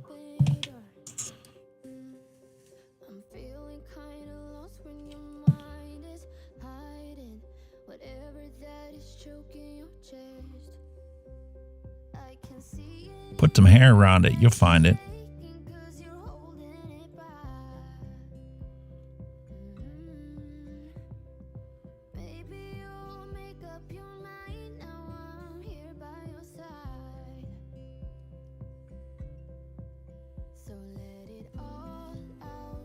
What I used to do, I remember when I used to bring them right up the post, nip them, then pull them back, you know, stretch them back, and it would just, you know, pull it back down to size. I remember. Yeah, and it would also put it in the right place over the air hole. Yeah. Good idea.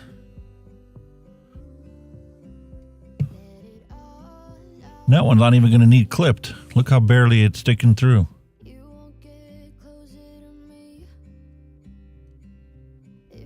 Make sure it isn't short on the sides, that's all. So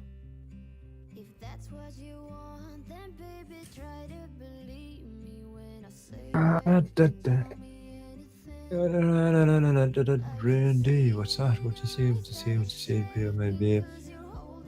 Pumpkin pie, pumpkin spice, chilled pie, plus some whipped cream, maybe a touch of vanilla. Oh, you have to definitely look at that, Mallory. Oh God. What do you think? Pride, I don't know. That's not too shabby. Just fucking manipulate them a bit, stretch them out, or nip them up, whichever way you want to go.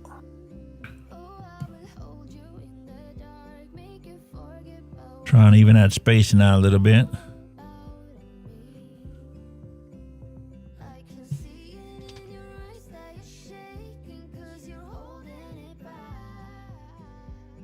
Not too bad. Not too shabby. How about it's got a coil sticking out? Anything need nipped off? No. How about that post down in the bottom? I would still nip them off, like. That one needs nipped. Definitely.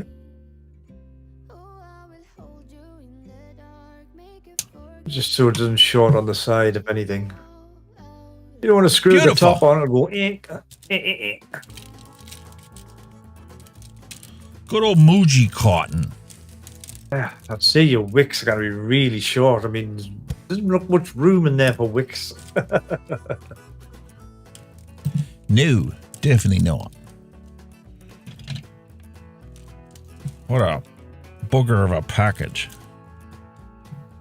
Oh, I hate them ones. I like fucking stick a single sheet of Muji cotton wrapped in plastic.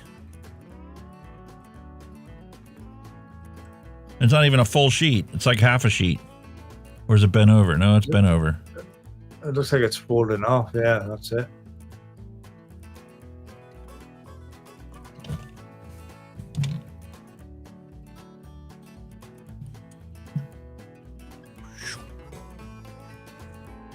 Good old Muji. Hey! Price of the amount you need, you probably get both wicked about at one length. Yeah, probably could. It's got to be really short.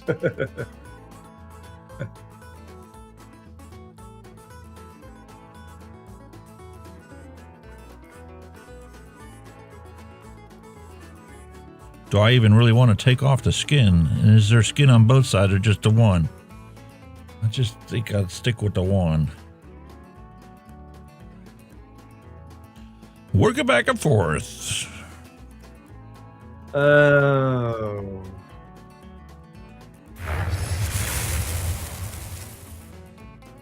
Is it the tank that William Dobson's asking what's the tank? Is it the tank that Alex is doing, or are you asking what I'm using?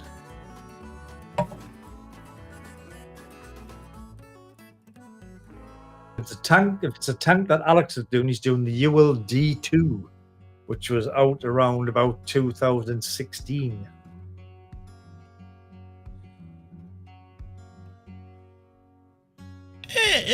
Not enough cotton.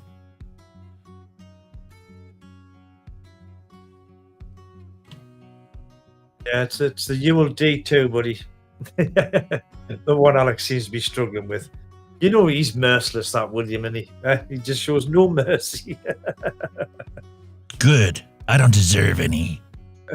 You just don't care. That's the one, mate, William. It's a UL D. D for Delta 2. D2. As in R2D2. D2. D2.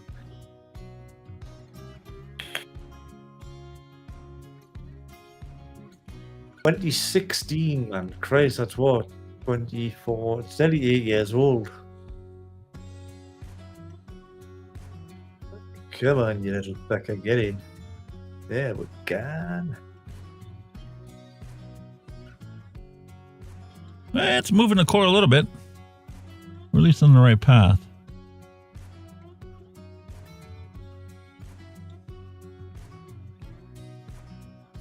A little touch of resistance there. That's an old one, mate. It's an old one, William. 2016.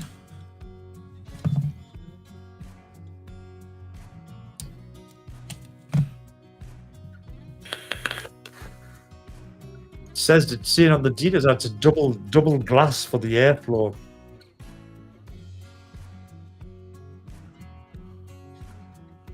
We got the little dam method. We got a little hole in the bottom of this thing, or what's going on? Yeah, she tucking in, falling down through. Don't want it to be jammed tight in there. You're gonna get dry head.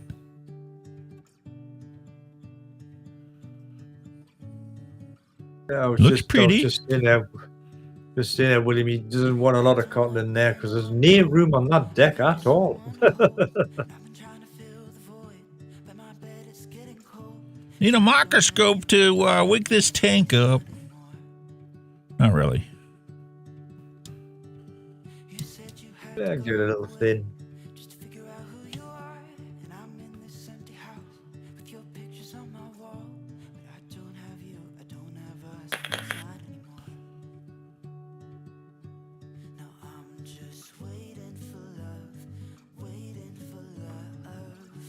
That one's too long. You don't want to go down in that hole. Just thin it Give out. a little touch up and thin it out. Let's just thin it out. Give it a schnibbly.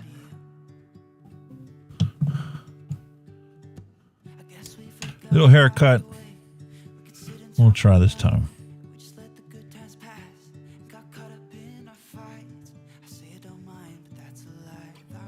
That's a tiny ass hole for this wicking to butt up against. You just drop it on the top.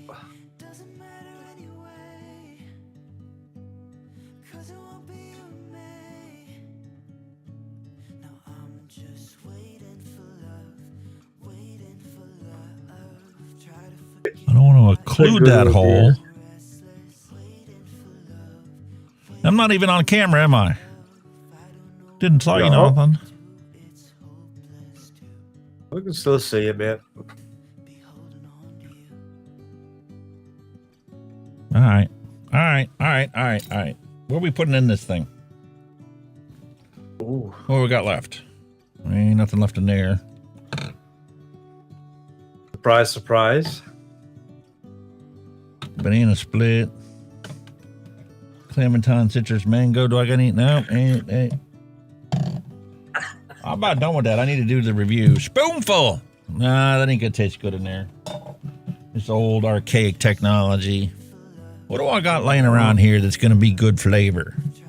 Punchy flavor.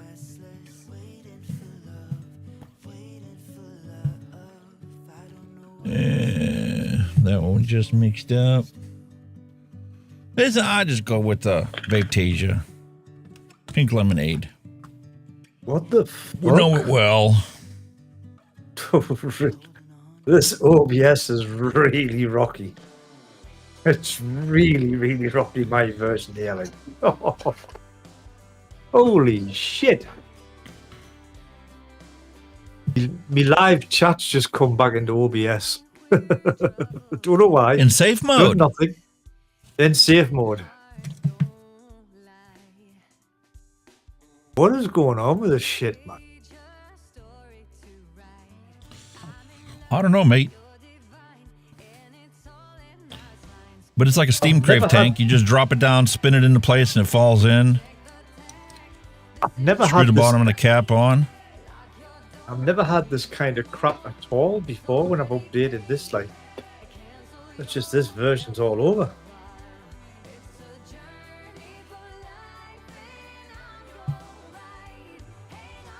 We'll put it on the Aegis Max. We just pull that sucker out. We'll check that. I didn't dry burn the coils, did I? Of course not. Why would I? That only makes sense. The space. The space, so you might get away with it. 0.22. I should be fine. And as you fill it up, you can see it going in the outer between the glass. It looks fucking tall. You're not gonna get. See, with that design, you're not gonna get much fucking juice in there, are you? You're gonna get literally 2 ml.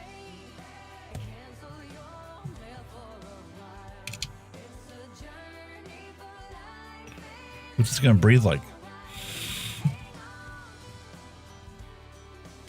That's shut off.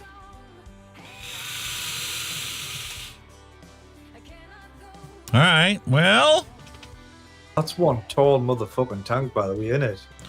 60 watts is probably not a good place to start with the little tiny coils we got in there. Even though it is 0.22. Just break I don't think it's gonna be, that's going to be way too much, or way too little, but we'll start off at 45. That's 3.15 volts.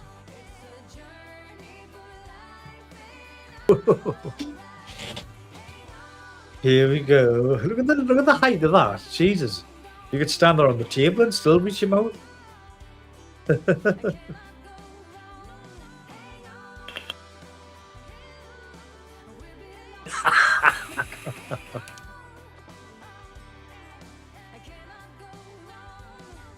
It's a cloud chucker, isn't it? For those little tiny coils?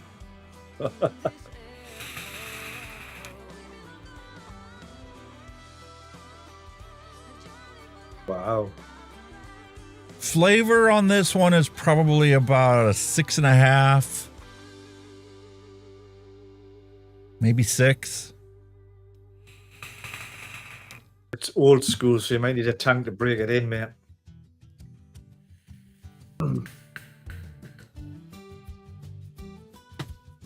Way better flavor.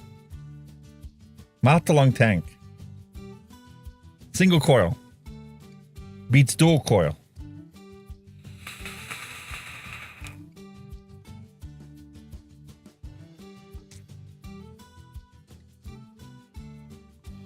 Could I quit smoking with it?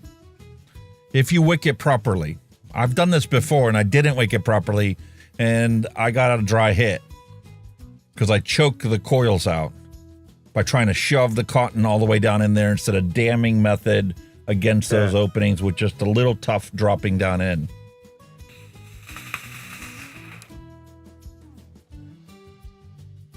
Yes, I could have quit.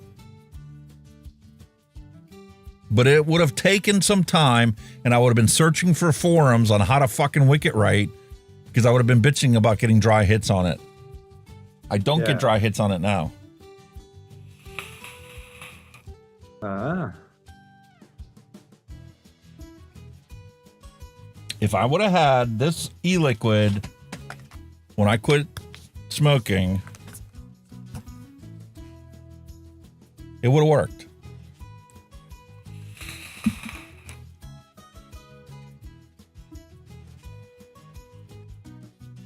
Kind of gimmicky having 2 glasses in there. But so's the Steam Crave Glaze. I got the Steam Crave Glaze. I didn't see it as a gimmick on that tank. Why am I judging this one with the inner glass as a gimmick? I mean, it is cool. You can see through it. And you can tell there's a center glass in there. Because the opacity in the center where it's air does change it. So you can see a difference between the outer portion and the inner portion.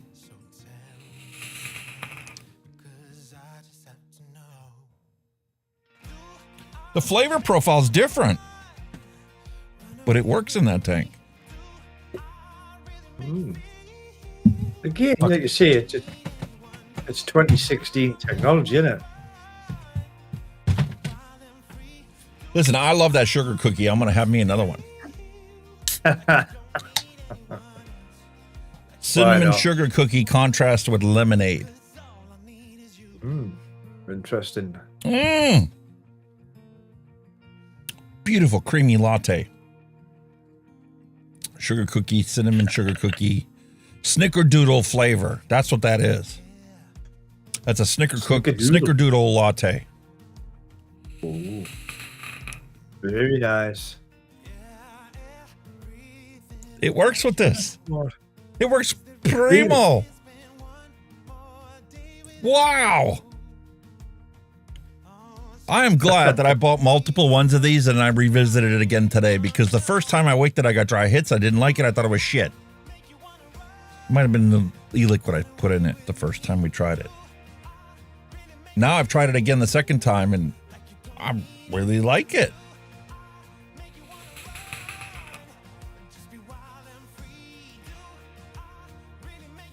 Yeah, like I said, maybe just refine the wicking. You might get better flavour. I think it's safe to say with the dam effect, you just drop it over the holes rather than put it down. You just drop it on the top. You'll probably get better. And you need to make sure your wicks are cut at the right lengths for you to be able to bend it. Yeah. You don't want to bend it and have it come up and then go back into your coil. Yeah. Yeah. You're supposed to just take a nice curve down from the coil of the deck. Nice curve down. And stop flush with that deck. Yeah. It works. It's just bloody tall, isn't it? It's very tall for what it is. Yeah, but I could pull out my Aspire. Let me grab it. I know we're going to be running out of time here on Twitter in the next 60, 50 seconds. So if you're watching us on Twitter, hasta la vista, we're going to continue another couple minutes to finish this off on the other platforms.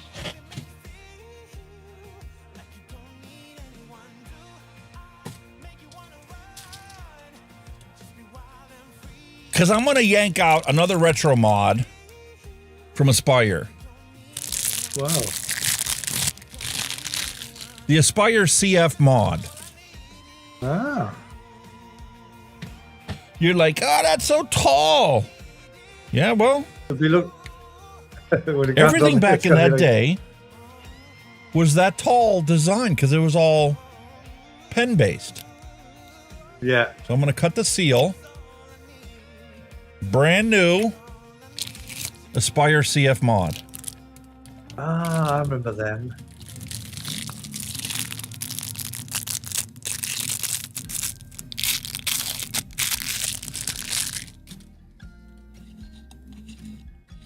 Single 18650 battery.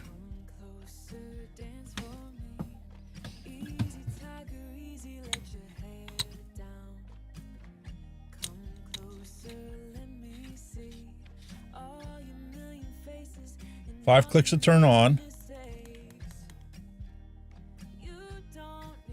Boom.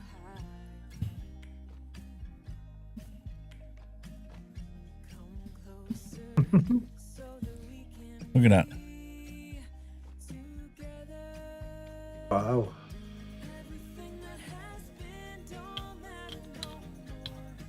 Now this does overhang by like 0.5 millimeter.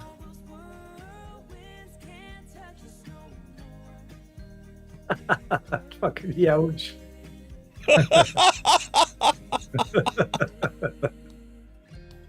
Put some holes in the side, you can play a tune.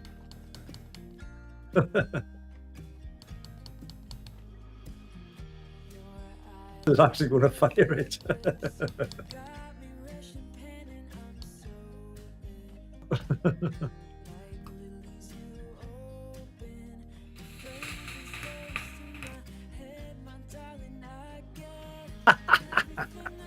Jesus Christ already.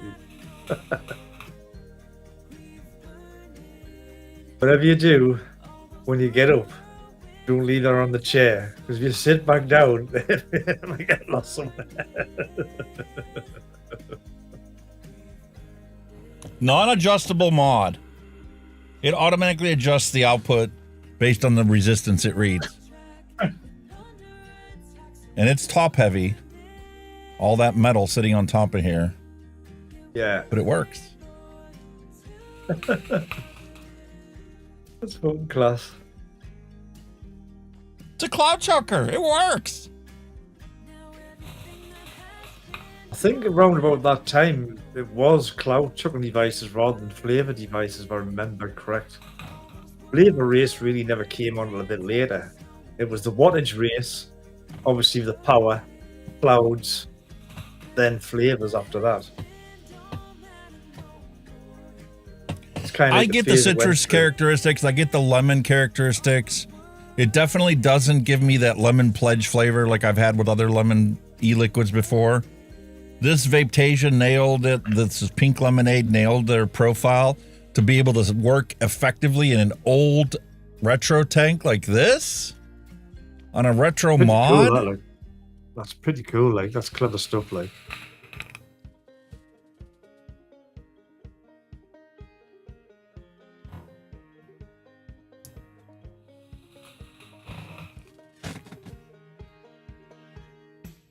What's not to like about this? that looks awesome. Yes, I know you're here. I know the other dog's outside still. Yes, I know. Lassie, please. Can you wait? We're going to finish up shortly. Come on, get down. I love the color of that. Look at it, man. Green Hulk's blood. It's fucking quality in it. I've got some ridiculous blue, slushy, blue colored e-liquid here. It's great for like Instagram pictures or whatever. I don't have Instagram. I got Instaband on Instagram. Like as soon as I uploaded my profile picture. Oh yeah, they went, oh, can't have that. That works, man. And you can see the e-liquid getting used up already. It only looks like a 2 ml, doesn't it? So you're gonna be filling it up a bit. But it works. But There's hey, nothing wrong with it. That's it. They were on the right path. Definitely. I can see it's old technology, but good. It still stands toe to toe with some of the stuff today, man. Now I'm going to really challenge this old technology. Oh no, we gotta put on. You're not gonna put the Titan on it, are you? No.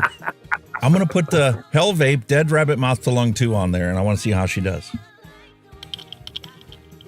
It'd be pretty good because if it does the wattage to the coil, it might be better than what you've got. That's flush fit and all. Holy shit. That looks okay. That looks nice. Bit of matchy going on.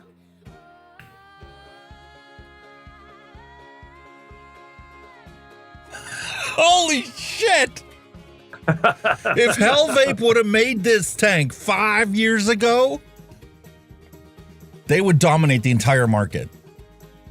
They would have dominated the entire market. That on an Aspire CF mod. Look at that. Talk about retro design. That looks really cool. That like looks good. It almost looks like it was made to go with that mod. Literally made. They could have probably sold that as a kit. Yeah, if Aspire and Hell Vape would have teamed together back in the day. Yeah. So you got a little gap because of the length of the threads being just a hair longer. But I actually think that looks good on there. Yeah.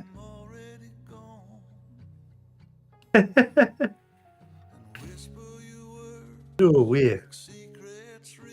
I'm going to leave those two paired together. Gorgeous. The best of old and new. That's quality.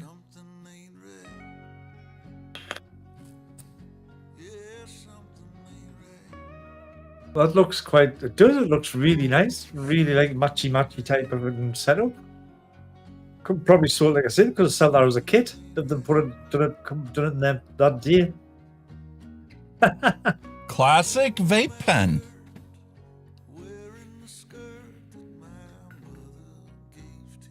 Set it in the right power as well. It's spot on. It's not too hot. Not too. No, it's perfect. Foley. You're welcome. I love this thing. Oh my God, that was the best idea ever to pair those two together.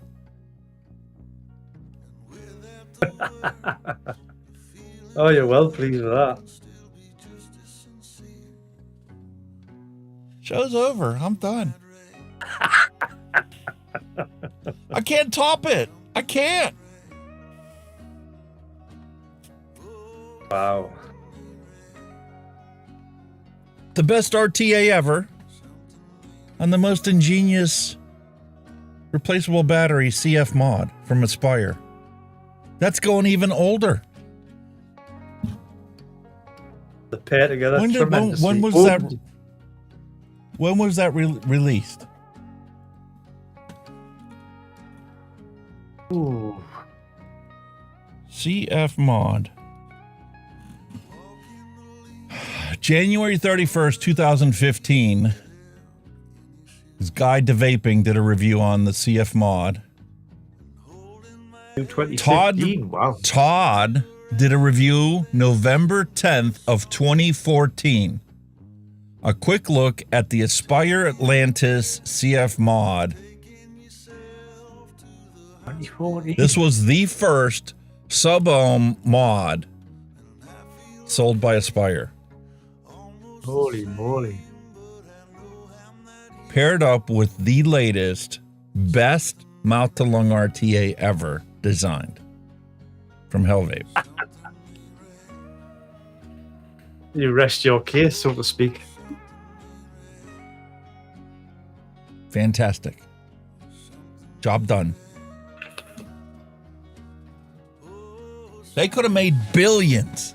Billions. 2014. 10-year-old technology. Powering the best mouth-to-lung tank ever made. It's a weird combination, but like you said, it works. And tastes fantastic. The mod could be reprogrammed to today's standards, or could be manufactured, remanufactured. Look at that carbon fiber finish on there. It's a pretty looking thing. I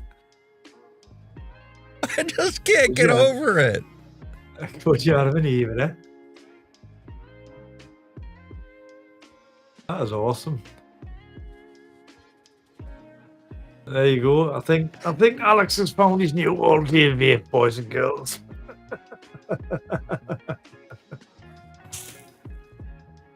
I don't see it displacing the Arbiter, but it is something that I could easily use. Like if I were to take a trip to my mom's house in Ohio, 2.5 hour drive on the turnpike, I could use just this easily in the truck on the way there. Bet you've just stand there on your desk now. I bet that's the first thing you reach for. Yeah, as long as it doesn't tip over. I have to put a cock ring on that tank. Make sure that glass doesn't break. It was the only thing about the tall pen things, like they weren't very stable to stand upright, like whether. It stands, but it weebles. It doesn't wobble. Weebles wobble, but they don't fall down, apparently. Yeah. That's the problem with this tank.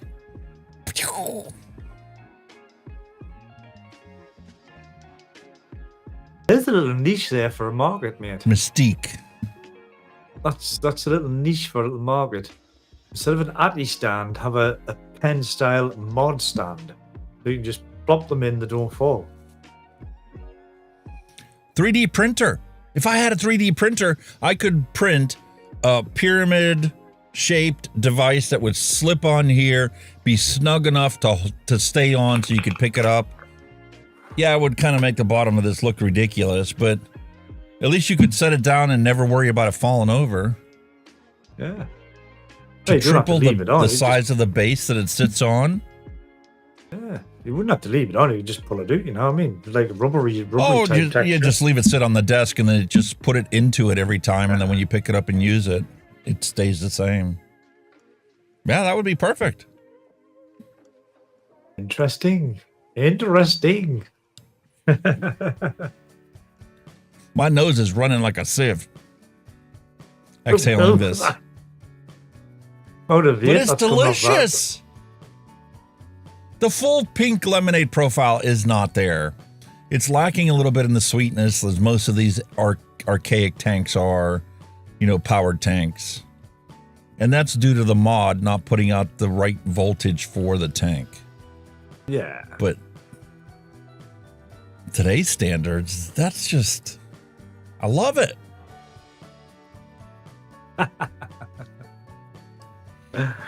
Oh, God almighty. All right, boys and girls, I think that's going to wrap it up for today. Peace, love, and a hunky vape. To end cigarette combustion is what I wish for all of you. Hope you guys have a fantastic week ahead, and we'll be back same time, same place next week.